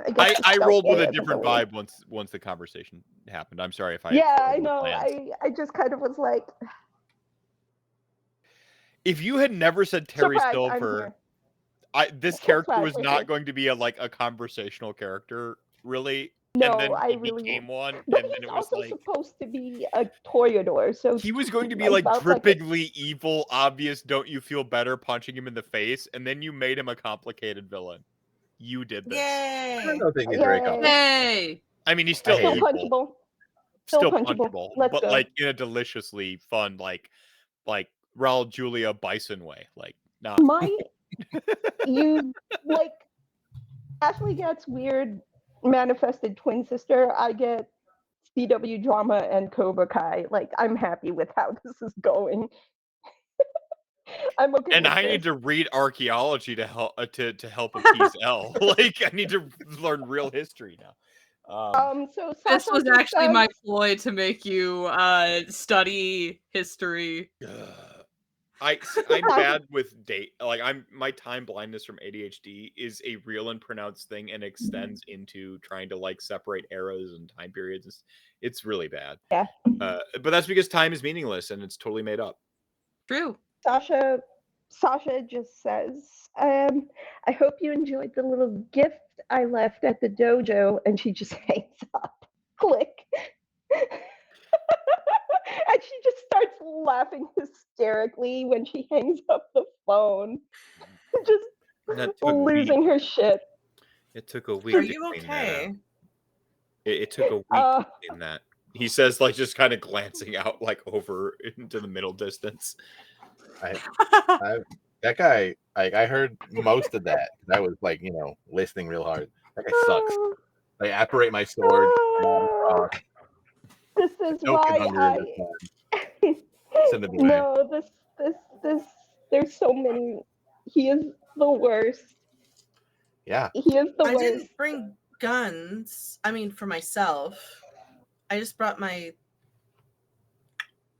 And she'll take out both of her stilettos. I just brought my stilettos. That's basically that's what you do. You're actually really good with those. So I mean, I wouldn't fuck with you with those. So I also have a pistol, and she grabs the pistol from her leg holster and is just like, if you want an actual gun. No, I'm fine. Like also, Wretch, I thought you were waiting with the car. You're a primogen now. Did the prince put you up to this? Fuck no. He's our friend. You don't have like a fancy name for the coterie or anything like that, but I'm no there with you all right now. We're Wretches ride or die. Yeah, it's okay. that's what the coterie's called. Wretches ride or die. That's what it is. No. Sure. The point is like I don't want to be too meta with it, but anytime you attack a primogen, they just have Nos hanging around invisible, making it harder for you. And like he stares at the camera, like really bad storytellers like do The that. Office? You're just like It's like the Office deadpan no, thing. he's like no, he's just like, but Damon's got his brother shit going on, and he just said, "Don't let you out of my sights." No, I appreciate that. Thank you. okay. Ashley does gain one humanity after tonight's adventure. I'm sorry, that sounded sincere. Sasha just hides her. Sasha just hides No, her I pistol. So, did you bring some of the Dragonfire pistols at least? Like I said, when I brought guns, of course, those are what I brought. Perfect. SMGs, actually. I reloaded them. Okay. I figured a soakum was a little bit easier. You do with your hands, right, Jaq? Well, I deal mostly in hands and punching and, well, more so in kicks. I'm a little bit like a cat. You catch me in... Oh, like Puss in Boots. We like Puss in Boots. That was really Puss in French. Boots was like Italian, right? Would you describe yourself as nimbly bimbly? Like I would describe myself as a bit more nimbly bimbly than the average Joe. You know, I've never met a Joe. I've met Josephs. I've met several Joes. There was this one guy, a little bit insufferable. He was a sheriff, Sheriff Joe. He's dead now. Well, if you're as old as I am, then that makes sense. Wait, did you? Oh, yeah, obviously. I found out that he was doing his own thing, you know. He was being a real piece of shit, so... Yeah, I caught that context clue, yeah. Oh. You killed the Joe. I killed the Joe. Okay. You shot the sheriff? This wasn't like But I did not shoot the deputy. Hey, Joe. I'm gonna pull out Ebony, which I have recovered. Con XP. I'm so glad that you got what I was setting up with that. Are you packing Ebony and Ivory? He only has one. I only have Ebony. Ivory is with Zora. Ivory's still with... okay. I gave you... Okay, that's fine. I was wondering... I forgot about that. Sasha's just hysterically laughing, and she's just like... So the hysterical laughter that's just like when you're... It's the laugh I had when I broke my hand. Like, it was just like, like... You all right up there, Chef? Yeah, you good, babe? Nope. Fair. You're about to meet the rents. That always has a thing. Wait. So in a way, I'm gonna go meet your dad. My ex's mom. Oh God, no. Right, but his dad was a real dick. That might explain all of the like heavy disapproval that he was dropping. Yeah. He's been watching. Oh, nice. Did you not pick up that Wretch has a crush on Rory? Like, did we miss that whole adventure? Oh, okay. No. Sasha probably, but Anne definitely picked it up. Okay. Jack kind of glances over and like shoots Wretch little finger guns while driving the boat. Yeah. It's one finger gun because you have it's to one drive finger the boat. gun, other hand. No, I'd imagine it's like when you're a kid and you first learn how to like ride your bike without your hands. Like you just like you're able to do it. Like, No, it turns out he's a lot more invested in what I'm doing than I initially thought. Cool, that should have come across pretty thoroughly, by the way. Like he's been keeping like that little conversation. The subtext of it was keeping tabs on us. Yeah, it's fine. Wouldn't be the first one. Wouldn't be the last. Yeah, probably. All right. Are we almost there, Jaq? Yeah, we should be about there. There's something going on with the water. Oh, that's. But I mean, I think I see the dock. So yeah. So The island has a little bit of an Alcatraz vibe. Like the one side is like rocks So and fucking cliff cool. face. Yeah. Yeah, so like one side of it is like rocks and cliff face and like unapproachable, you know, like it totally Oh my god. What? Pretty metal. It's Yeah. so cool. Yeah. It's pretty metal. And then like there's pretty much one approach where the boats can take in where it's like it's pretty like decent. There is a sort of outcropping where a lighthouse should be. But they don't have it because they're not exactly gonna. They don't give a crap. But in general, you get a total like Silent Hill vibe rolling up to it, where it's got like the sort of like fog and mist sort of permanently rolling off of it, and Lake fucking Michigan. Any dead wives? No, this isn't Silent Hill 2. Okay. Actually, Silent Not a Hill 1's direct wife is dead as replica. well. Yeah, every Silent Hill's wife is dead. The room, he's on home arrest. I mean, my wife is sort of dead. No, Silent Hill 3, you play as the little kid. She is not married. It's fine. Yeah. But her mom is dead. Yes, and her mom who is was a somebody's wife. Yeah, no, it is somebody's wife. It's true. It all comes back to the dead wives. Yeah, it's true. No, wife what I was dead. going for was more that there's like kind of this like permafog coming off of it, and Yeah. the island isn't so much a specific physical place as it is a, I don't want to say state of mind because it sounds so corny when you say it that way, but it's an alternate dimension. No, it's in like Sailor Legend. They have what they call like Fade Towns and Fade Islands. Yeah. You know, like the Bermuda Triangle, like shit like that. It's in the Fade, quote unquote. You Bermuda Triangle. I love it so much. It's in the Fade, is what it is. It's one of those things where like it like you'd fly over it and like and just be like, oh yeah, there's an island there or whatever, and then you take the same route later and not see the island and just think it had something to do with the tides or yada yada yada. Trash. It's the sort of thing where it is so mundane in how it doesn't appear sometimes, and at other times it does.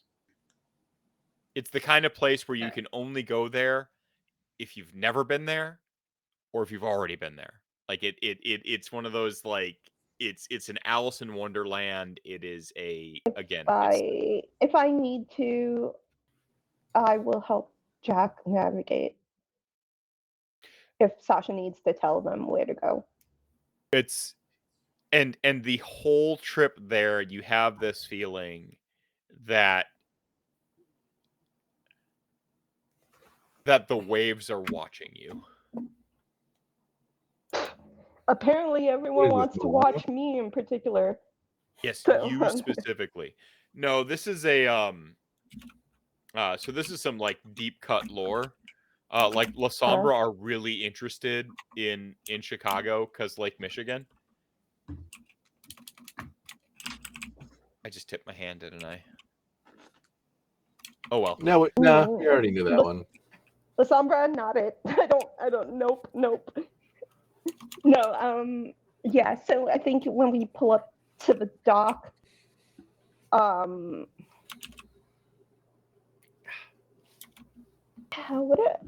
want to be? Do I want to make a chaotic choice, or do I just? Well, the head of security is standing there at the dock. Theo is standing there with a a single lantern, by the way, like old school, like oiled wick, lantern. Aww. Not an LED and stuff like that. Theo is he looks like dude from Green Mile. I can't remember his name right now. He played the Kingpin. He was in like Armageddon. Vincent D'Onofrio?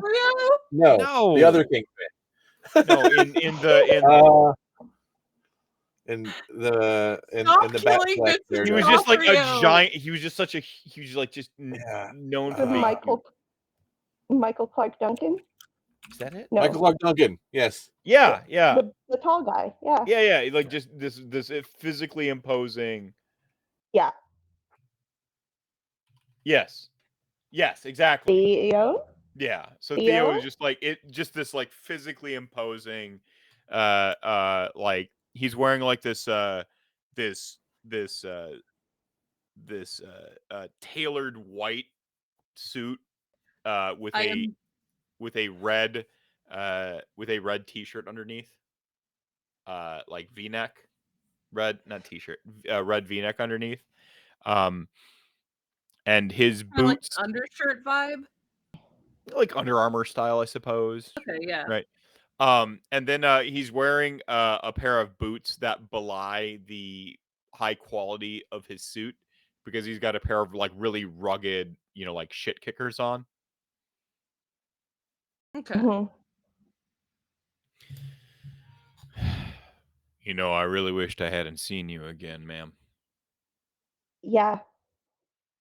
I'd say that's the first time I heard that, but I'd be lying. No, I don't mean it the way you might say it, with a gun in someone's face or leaving a bar. I have a lot of people who don't like me. It's fine. I mean it like, and then he just sort of He was like out in the way, and he was happy you left. He kind of like, you see like him sort of like swipe a cheek. I mean it like, I wish you hadn't come back here. I unfortunately have business that brings me back. I'm not exactly excited about being here, but the greater good. I mean, if you don't like it here, leave. Good ain't something that exists on this island in any greater or lesser form. As far as leaving, you'll soon find out if you're allowed to leave. Hey. It ain't up to you, me, or anybody. As you walk up this like sort of classically like laid in set of stairs, where like the steps are sort of carved into the landscape and then framed by stonework.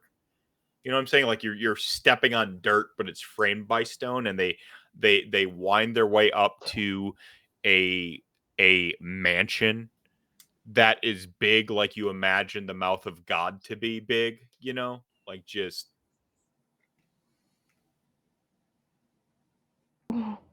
lights. I'm the kind of lights flicker throughout, and they all have that, like, again, that old school, like, this actual fire burning in these windows, not LED, not fluorescent. She lowers her voice just for Theo's benefit when she speaks, and she says, "Do you have any idea what happened to the others?" No, ma'am, I don't. Not trying, but I've been here long, and he looks at you, and he looks at the house, and he puts his hand over the lantern, like to cover the light, as he says, "My memory is weird to me sometimes." Mm-hmm. And he uncovers the lantern. Sasha? Yep. Is everyone here like us? I hope so. I was under the assumption that there would be. Yeah, they're kindred or kindred adjacent. Like there might be some ghouls and stuff. Yeah. I was wondering, I'm seeing a lot of actual fire everywhere, and most of us aren't big fans of that. And this is the time where, like Jeff Goldblum, like in Jurassic Park, the chest just unfurled for all the world to see. Ambrose comes walking down the top of the steps to greet you, his giant robe sort of rolling behind him. The beignets come up a little bit, like, no. He's like, well, that's the first thing, isn't it? You gotta conquer the fear. Us kindred, we got a lot of fear inside us. Many kindred make the mistake of pretending they don't feel it. I baptize my disciples in fear so that they can conquer it. But that's for after dinner. Follow me. Theo grabs your arm, Sasha, real quick. Like, Ambrose turns his back and Theo grabs your arm. You be careful. Always. Ambrose ain't been right lately. Wait, you mean worse than usual? Yeah, like less right than right. And she's like trying to keep track because she doesn't want to give away that maybe she stopped following. She's like, I have so many questions, but I gotta. And she points in the direction Ambrose turned around and was walking towards.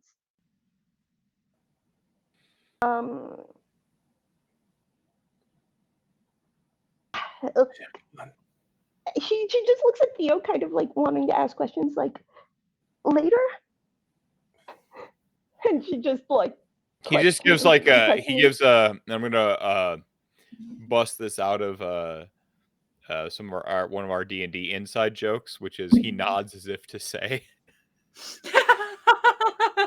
We had a D&D joke because of the decipher intentions or whatever. What's the skill called? Insight. Like getting a natural 20 on an insight check when somebody nodded. They're like, well, can I know what the nod says? And they nat 20'd it, and they're like, he nods as if to say, because and so we had this whole like inside joke where like the nod conveyed an entire sentence or whatever, because it was a natural 20 on an insight. So I'm gonna go ahead and bust out and dust off that joke. He nods as if to say, I'll check in on you later. I'll meet you at your room later, like in like kind of like a in secret, like don't worry, I'll fill you in later, Yeah. Sasha will like maybe celerity speed, like maybe not full celerity power, but just like moves with unnatural speed to be ahead of everyone. As they're walking, Jaq kind of leans over to Ashley and goes, do you think that he's afraid of putting on a shirt, or is that an intentional choice? He's got the gold Speedo shorts like Jeff Goldblum in the fucking it was a Marvel movie, right? Where he had like the gold Speedo. Yeah, he was Ragnarok? Yeah, Ragnarok. Oh my god. He's No, he's the collector's brother. Yeah. The Grandmaster, I think. The Grandmaster, yeah.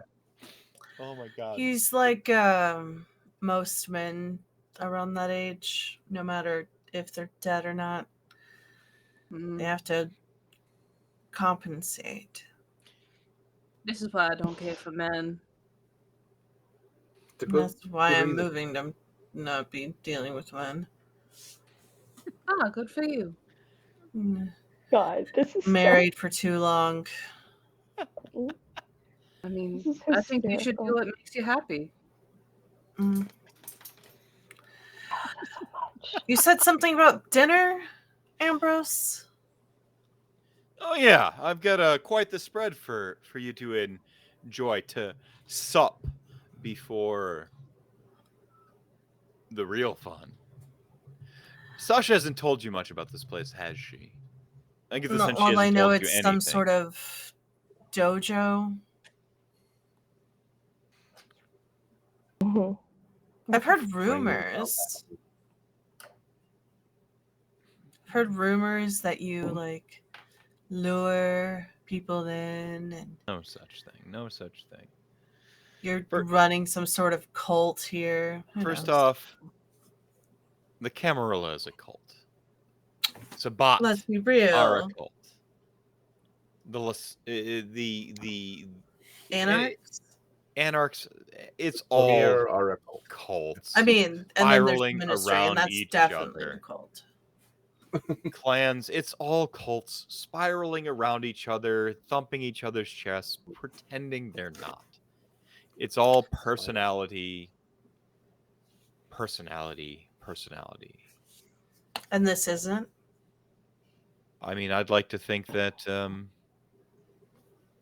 as Torador, of course, it's about personality. But here it's about so much more. It's about preparation. It's about foresight. It's about,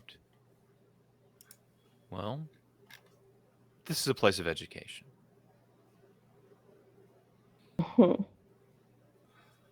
Sometimes how many times have you heard a story about a sire embracing some poor kindred and leaving them to that horrid life of a caitiff? We should all be so lucky. Well, you say that now, Rory, but being a pariah is no fun in kindred society. And the de facto status a caitiff receives, this is a place that seeks to scrub the taboo clean. So you've just gathered a bunch of caitiffs and made them what? Soldiers? The clanless gain a clan. They find their clan here.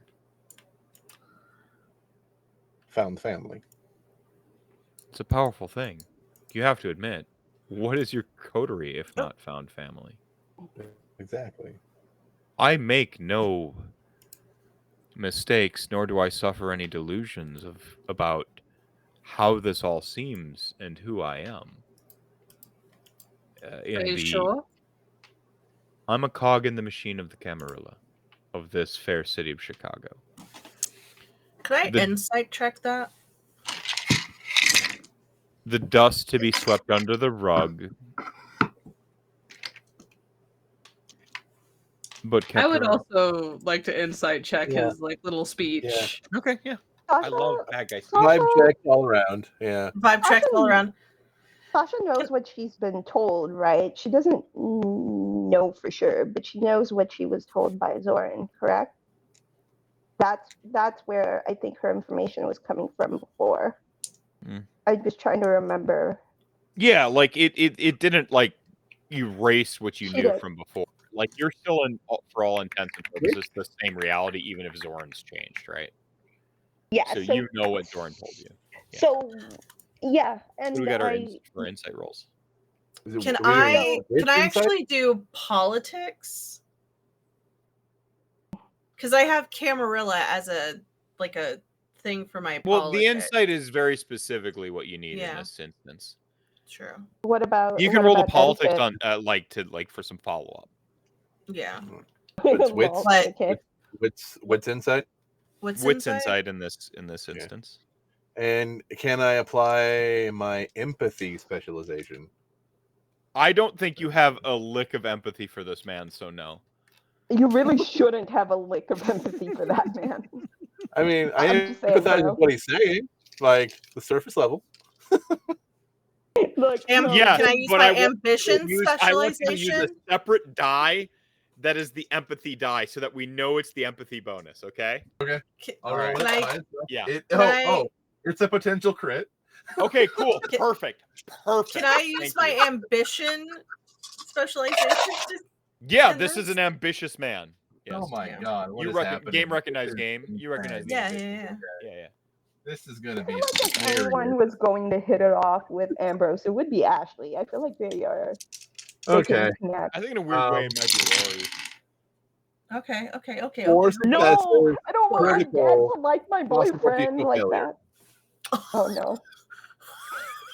I have to grab a pen to parse everything that you just said. You said 4 successes. 4 successes. It's a critical, but also possible bestial failure. Okay. Ashley got 4. Okay. No bestial failure. Cool. Jaq got 7 successes with no bestial failure. Beautiful. Jack's just All right, like, I so know I'm gonna everything do that's the happening. normal. And you know I build my characters around insight. I lied when I said Jaq wasn't built around insight. Jaq is built around artifacts and insight, baby. Remember when I... His favorite stat is insight too. It's actually Katana's an insight. So like, Yeah. Katana's Yes, and I remember when you were like, Remember when I said you're a liar? Yes.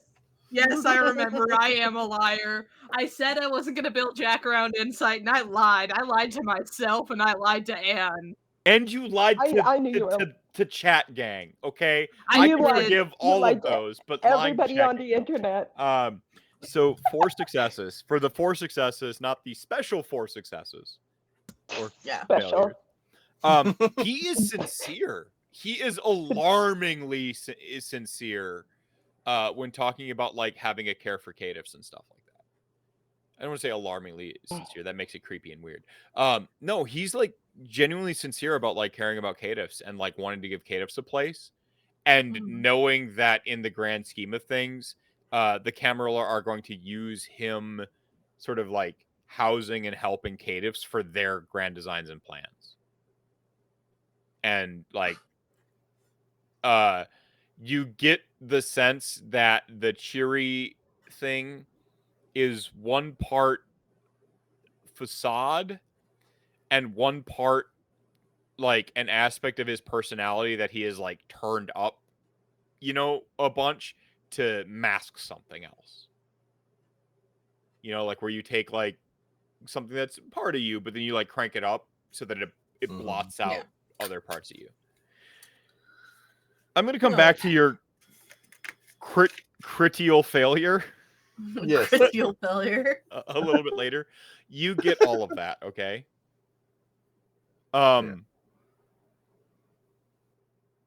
With 7 successes, you get all of that.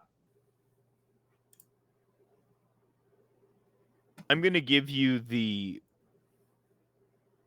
I'm going to give Jaq, instead of giving you a bunch of like extra other information and like other like dots and points, I'm just going to give you one biggie. Okay. Ambrose is afraid of something. Oh. It's shirts. It is definitely shirts. No, there's like a deep sort of like soulful fear. There is something Ambrose is like deeply afraid of, something that is eating at him, something that is distracting him. It would, and I need to stress that it's because you got 7 successes. This is a like 20 sessions of deep therapy uncovering this amount of this fear thing that you just like cracked, okay? Like this is a very like pernicious, buried fear of something. It is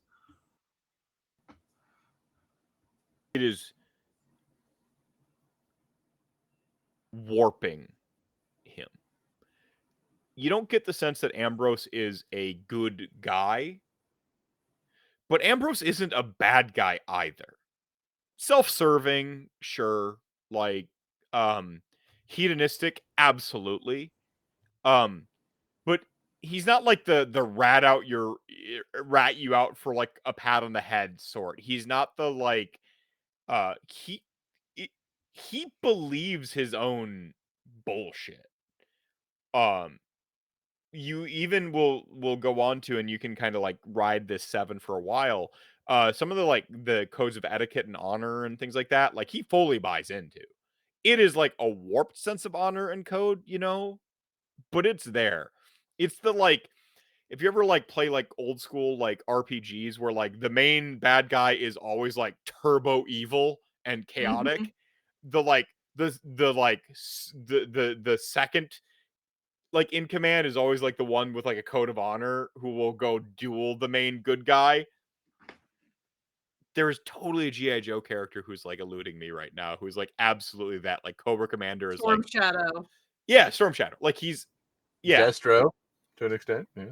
Destro to an extent, but I have feelings about the Destro-ness of it all. We'll or- get into that later. Like Kane in like Final Fantasy IV, like where, like he's no, like he's totally got like there is some twisted sense of honor there where like so you get all that, but the most important thing is this fear. This is this is like a 20 sessions on the couch, like you wouldn't you normally wouldn't pick up on that. Like, nobody would. Jack's dealt with so many villain speeches at this point in their storied career as Indiana Jones that they're like, oh yeah, I know. This is not an Indiana Jones villain is really like I think the takeaway though, because they're usually pretty like black or white. Jack's like, whoa, it's new. Is Jack just vampire Indiana Jones? Yes. You just catch that? Yeah. With your and with your lost in the sauce. crucial failure. Yo, dog. Yeah. I'm gonna hit you with it like an RP prompt, and I know you've got the you've got the chops for it. Yes. Get him. Ambrose loves Sasha in a way that you can't pinpoint the type of love, but makes you jealous.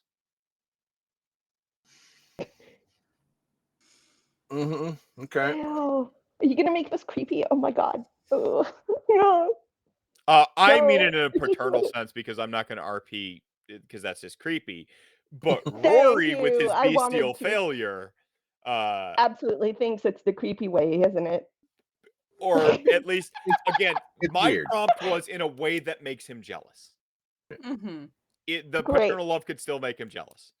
You know, because who doesn't want to be somebody's daddy or whatever in that Bro, stop right there. Stop right there.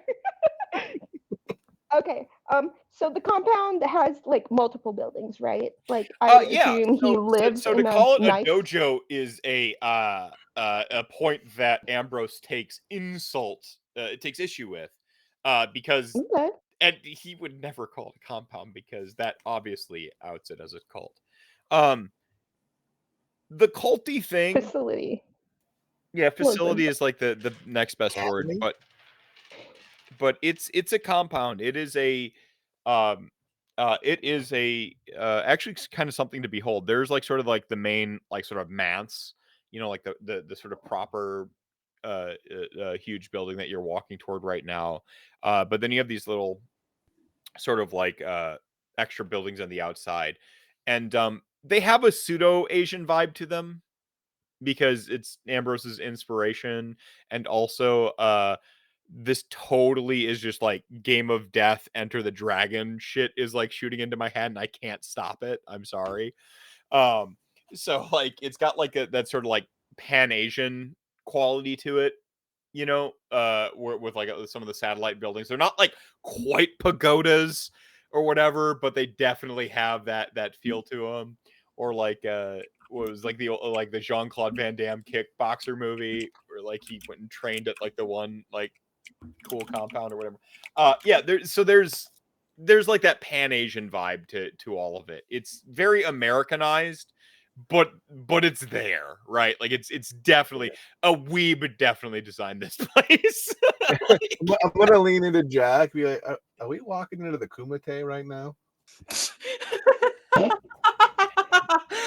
Jack does like a full body laugh and is like, Sasha, I think completely not even trying. Everybody's doing this vibe check, inside check. She's just going along with what she thinks is like her usual song and dance, and she just says, so when do I get to meet the new kids, put them through their paces, like to see who you've been working with lately? You're not here to teach.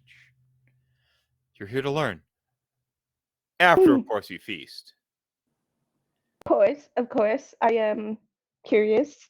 It may or may not have something to do with the reason I'm standing here.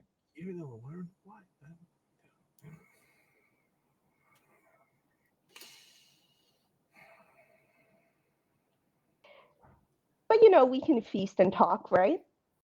I mean, it wouldn't be a feast without proper discourse and Ooh, he just looks over at her friends. She just looks over at her friends, and she makes a face and just like, he used the D word. Gross. I'm not. There was a Listen, I was paranoia I agent. was meant to say intercourse. There was an anime called Paranoia Agent, and it was like this fantastic little 6-episode series that only I watched. Apparently, nobody else watched this fucking thing. It was great. And there's a scene where this like creepy old man is like licking like the cherry off the top of a sundae, and it is so creepy and disgusting. And what he says is discourse. What Rory sees is the creepy old man licking the cherry off the top of the sundae. No. No, I'm kidding. No, I less discourse. There was a more character who conversation. fought evil with an umbrella and thought he was a superhero. It was an amazing. Wait, anime. is this the one about Lil Slugger? Yes, with Lil Slugger. Yes, it was awesome. And there's it was amazing. Little Slugger was like this psychic the best phantom menace thing that was going around like killing people and brutalizing people, and then like this. It was an amazing anime. The best yeah, thing it was I like ever did. There's like a child with like a baseball bat just going around. Yeah, just killing people. Yeah, just like whopping them, and nobody can remember the child's face, and they're all like, "What the hell is going on?" Yeah, and the only one who's onto it is this like, Japanese businessman who goes totally crazy and starts like using an umbrella and like wearing like rubber dishwashing gloves and like thinks he's a superhero. Basically, he leans into the crazy so he can see and find little. So it's actually really so fun. It's a really good anime. I love that you guys are basically the same person. But yeah, it's fucking bonkers. Sorry. Yeah, and Sasha, I think, says Little Slugger roll. Oh, no, I'm not looking for discourse. I'm looking for a conversation. There's a lot going on in the outside world, I guess. I feel like I should we've always lagged in our disciplines is current events. Oh, we can catch you up. Mm-hmm.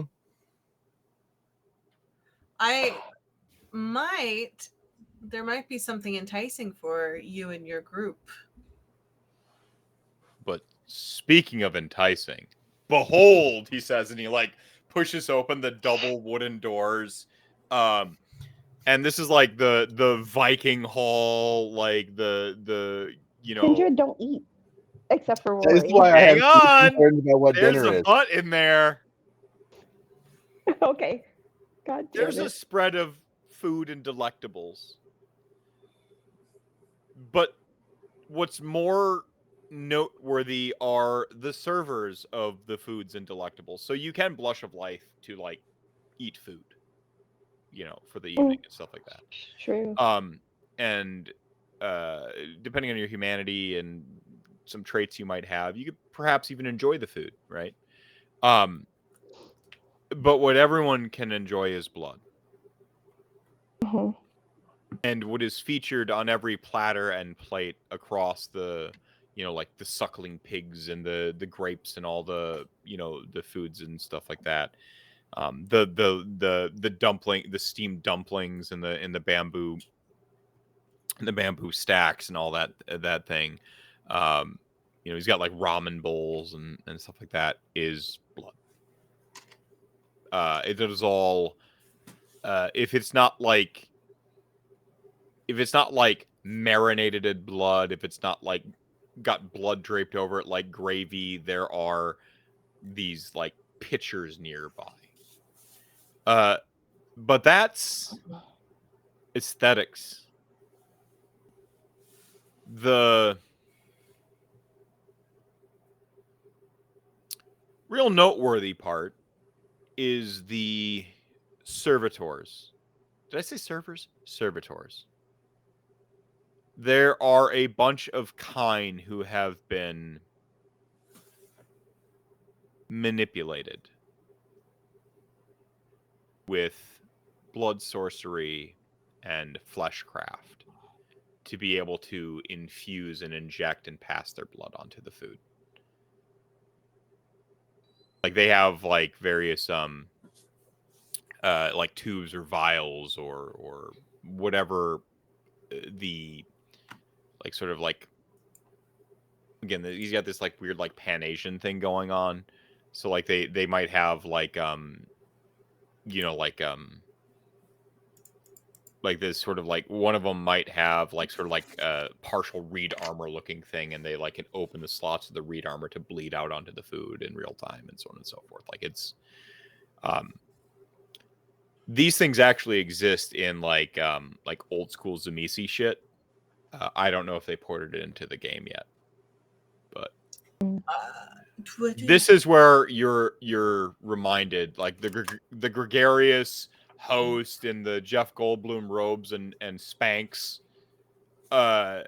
You are abruptly reminded that this is a vampire in a horrible world. Now, all of these servitors he has about are they have different aesthetics going on, and they are in some twisted like pinhead sense of the way a form of beauty, you know? Like they take some sort of like aesthetic and go way too far, like in that alien sense of beauty, you know, where it goes beyond the uncanny valley. And again, their forms are manipulated to provide blood. And if you're into the more boring, there are your standard dolls around too. What an interesting place you have here, Ambrose. How I really spared no expense and pulled out all the stops. Oh, I'm to sure. make sure. I Ashley wasn't just sure what. hands the bottle. 1910 Hermitage. Oh, this It's is a been- fine vintage. how like awake or aware or like cognizant of the world around them do these people seem? They are dutiful servants at a high-end 4-star Michelin-rated restaurant, right? Like they are the bottle service. They are trained to, like, this is the metaphor I'm going with, hold the bottle a certain way, pour it a certain way. They are professionals. But they don't have like a mindless like glaze. No, Okay. they're part of it. We're doing like a menu thing. Yeah, that movie is great. It is. So, FYI, there are some people in our little group that don't partake from human. Well, from human and also just from Oh, that's what the pictures are human. for.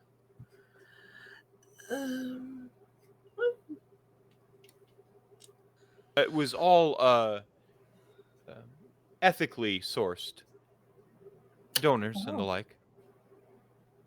There you Well, go. in fact, they're all, if you'd like to think of them as donors, they are all willing. No. What do you have in the way of a You've 30-something woman? you ever had a life drawing class? Yes. No.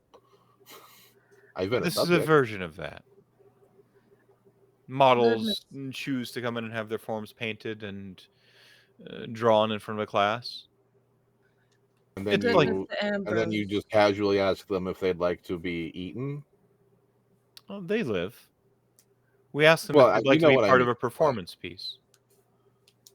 And They tell us their desired configuration. I tell you this as humbly as I can.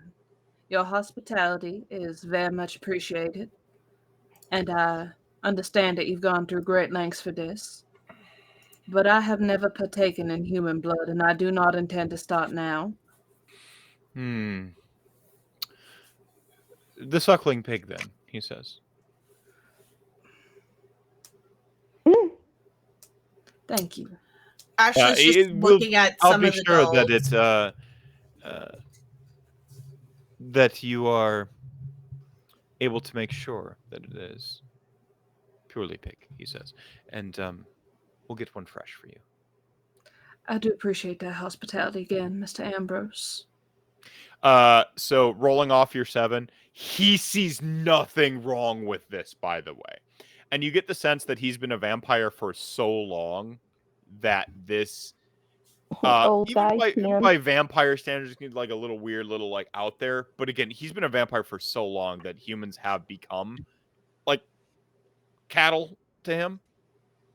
Like, this is like taking a lobster and, cracking it open and displaying the meat within the shell to him. Right? It's horrible because lobsters aren't sentient on the same level as humans, but to him, that's what this is, right? Like, that's what he's doing. He is serving a lobster on the shell to you in certain ways. He's making the food part of the performance art and so on and so forth. Don't make it right, but that's the connection you make when you look and you talk to him. It is so, like, I don't say nonchalant. It is so taken for granted. That's where Ambrose is at. Old guy TM. Old guy TM. No. Pig seems good. Fresh pig. Yeah.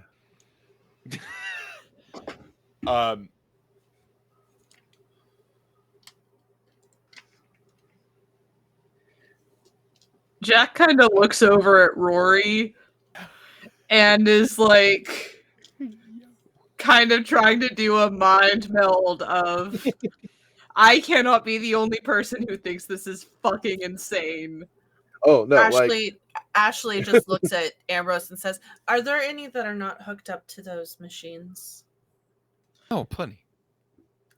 Like, there are standard dolls about, and like they're, like nakedness. Naked. Well, no. Ambrose understands, like, less is more in some respects. So, like, you got to have like, a tasteful fig leaf, metaphorically speaking, right? Like, there's, yeah, they have draperies and yeah.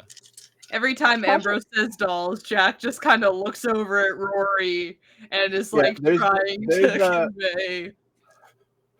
Every time Rory looks at all of these people, there's a little like a light of flame that pops in his eyes. So he tries not to look at them, because the more he looks at them, the more he wants to just kill this guy right now. Oh, there's like a Cenobite sort of like vibe to it all, like where they're This, by the way, this is Jaq's first introduction into like vampire society that isn't their sire or the prince, just so that everybody is aware of what's happening here. So this is what, like, vampires in the Dark Ages were like way more like this, by the way, because you don't, they they're a little bit freaking out, kind of like when your friend brings you to a party and you just spend the entire time following them around. They're like on Rory's heels, hands shaking just a little bit. I'll actually like reach out, grab Jack's hand, and pull him a little like close. My favorite part of this interaction is how oblivious Ambrose is to how wrong this is. Like, he thinks he has thrown this like lavish. This is like he just like planned it for years. He had the little like color palettes out, like he just. What's Sasha doing? Sasha is remembering some of the stuff that she was told and how like she came across the information, because the person who told her all of these things is no longer the person that she knew, right? Like, this guy is not your sire. She doesn't have any proof right now, So she doesn't know how to take all of this, and there's new information, and it's like, I feel like Sasha can kind of sense that this is extremely fucked up, even if she's not 100% paying attention. But she has this task in mind, and she's trying to kind of figure out how to bring it up, like Ambrose has expressed how much disdain he has for like her methods, like the times where she's just let herself loose and been extremely violent and not been subtle about it. Be violent, but be controlled. Yeah, they've clashed with the tactics there, and I think it's just kind of like, that's a whole problem that she's trying to kind of talk around. But she also, I think the thing is, she wants to get to the conversation about like the what is it, like the first light situation, right? Why She we're says, here and all. yeah, and she just says, so I think we should talk about why I'm actually here. And then there's a flashback to her saying like, I don't want to be here, like younger Sasha, like back in the day, being like, I'm leaving and I'm never coming back. When his robe wasn't quite as long, but he was still pretty like gregarious and stuff like that. I think Back that's in a pretty the solid. 2000s. Yeah, I think that's a pretty solid time to call it. Yeah. Sorry, We I should didn't get talk to your about violence yet. No, we should talk about why we're here. Let's talk about it. Yeah. So No, actually, I had another idea, but we'll write talk it about down. it later. Write it down. Yeah. Write it down. Write it down. Write it down. But it's 2:30 Yeah. a.m. No, it's Yeah. fine. We can do it. We can do it next week if we're running next week. We should be running next week. See, I Good. don't have work Yes. Leading up, because I'm injured.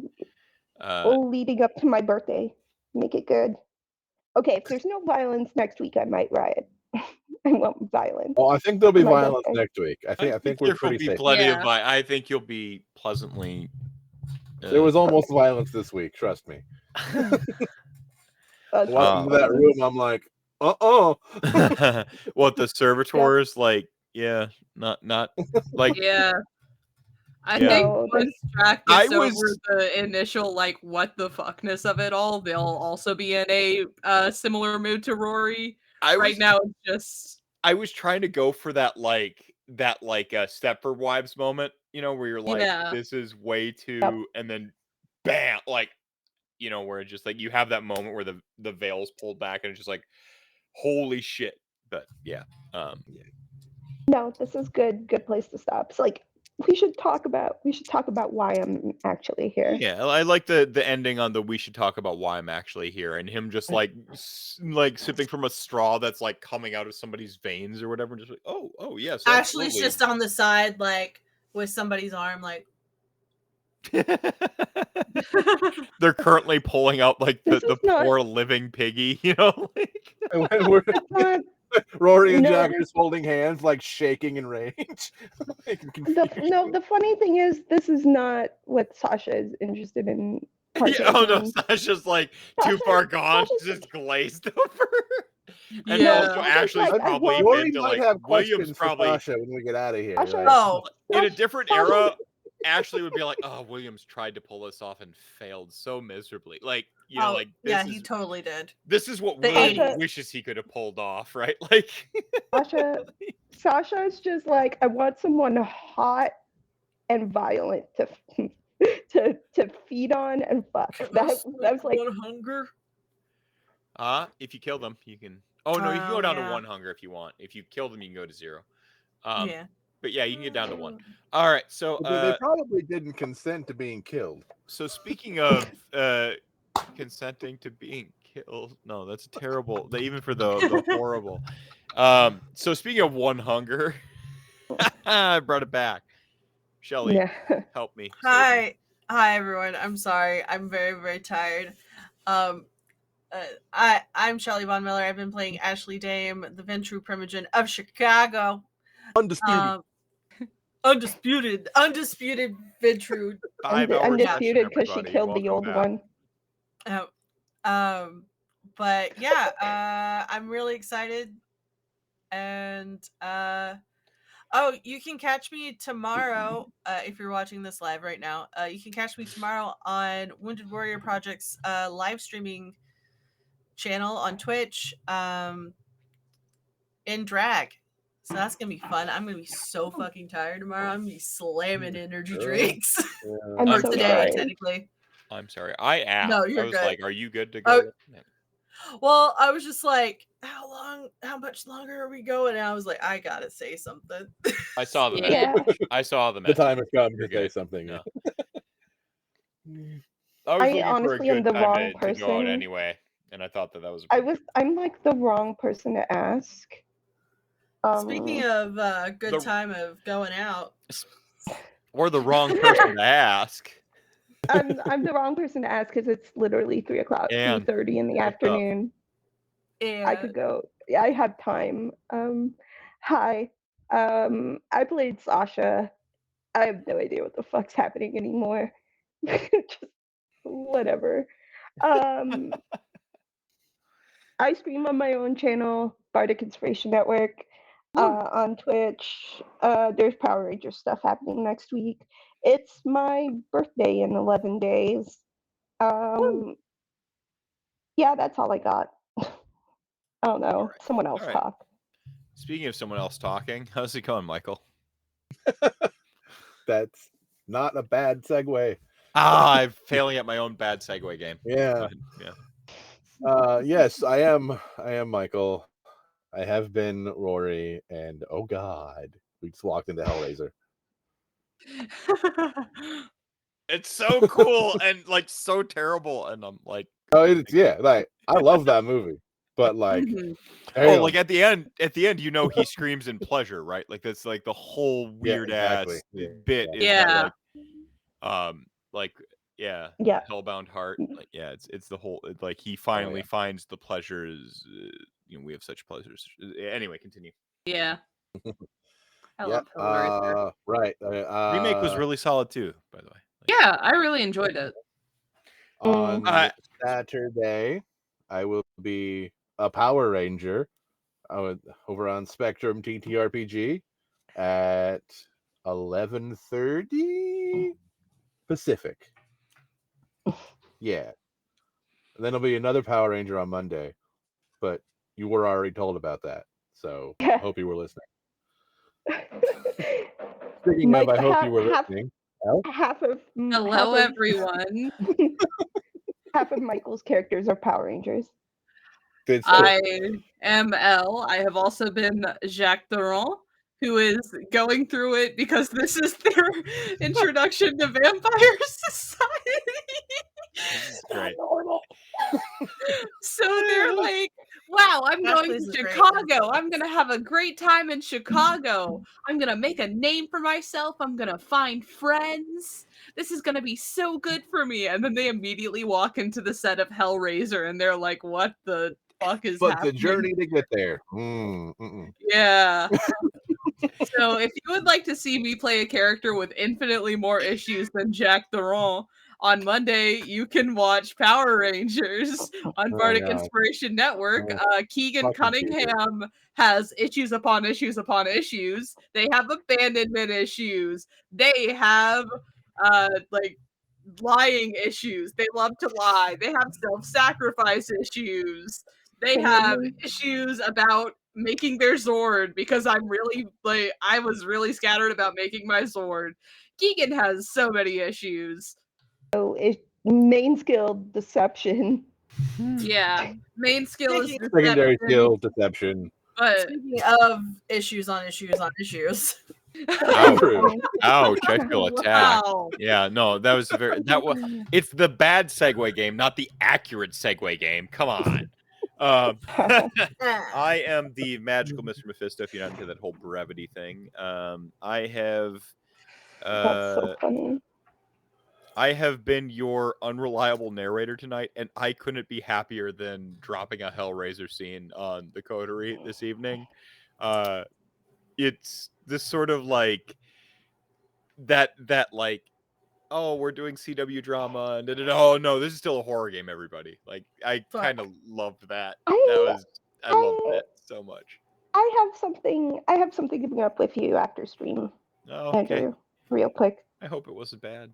No, it's not bad. It's an idea, and I don't know how quickly we can pull it off. So yeah, it was so I was kind of happy to get back to my horror roots there for a moment and try to kind of like use the absurdity to blunt the grotesqueness of it, you know, and I hope that I pulled it off because that's my way of dealing with some truly horrible things, is to kind of like lean into the absurd. And then so that happened. But the best part was actually Ashley's twin, and I was really happy about that.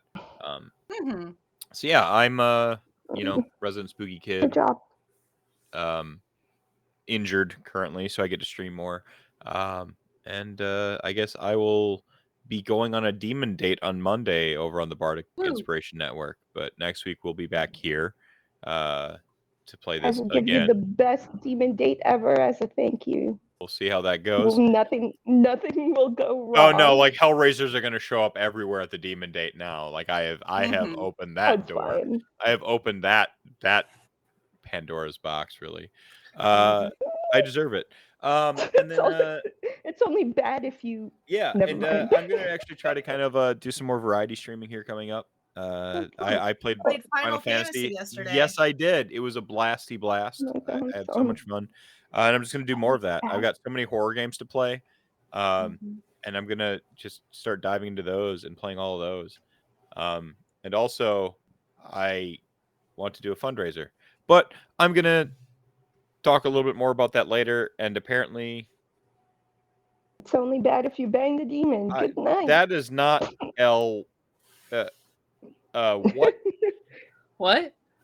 No, I just. Anyways, chat. Yeah, hey, that's milk, a red pay your style. taxes. Be good to each other. Drink your milk. Pay your taxes. Be excellent to yourselves and each other. We will catch you next time. Take care, everybody. Oh, man.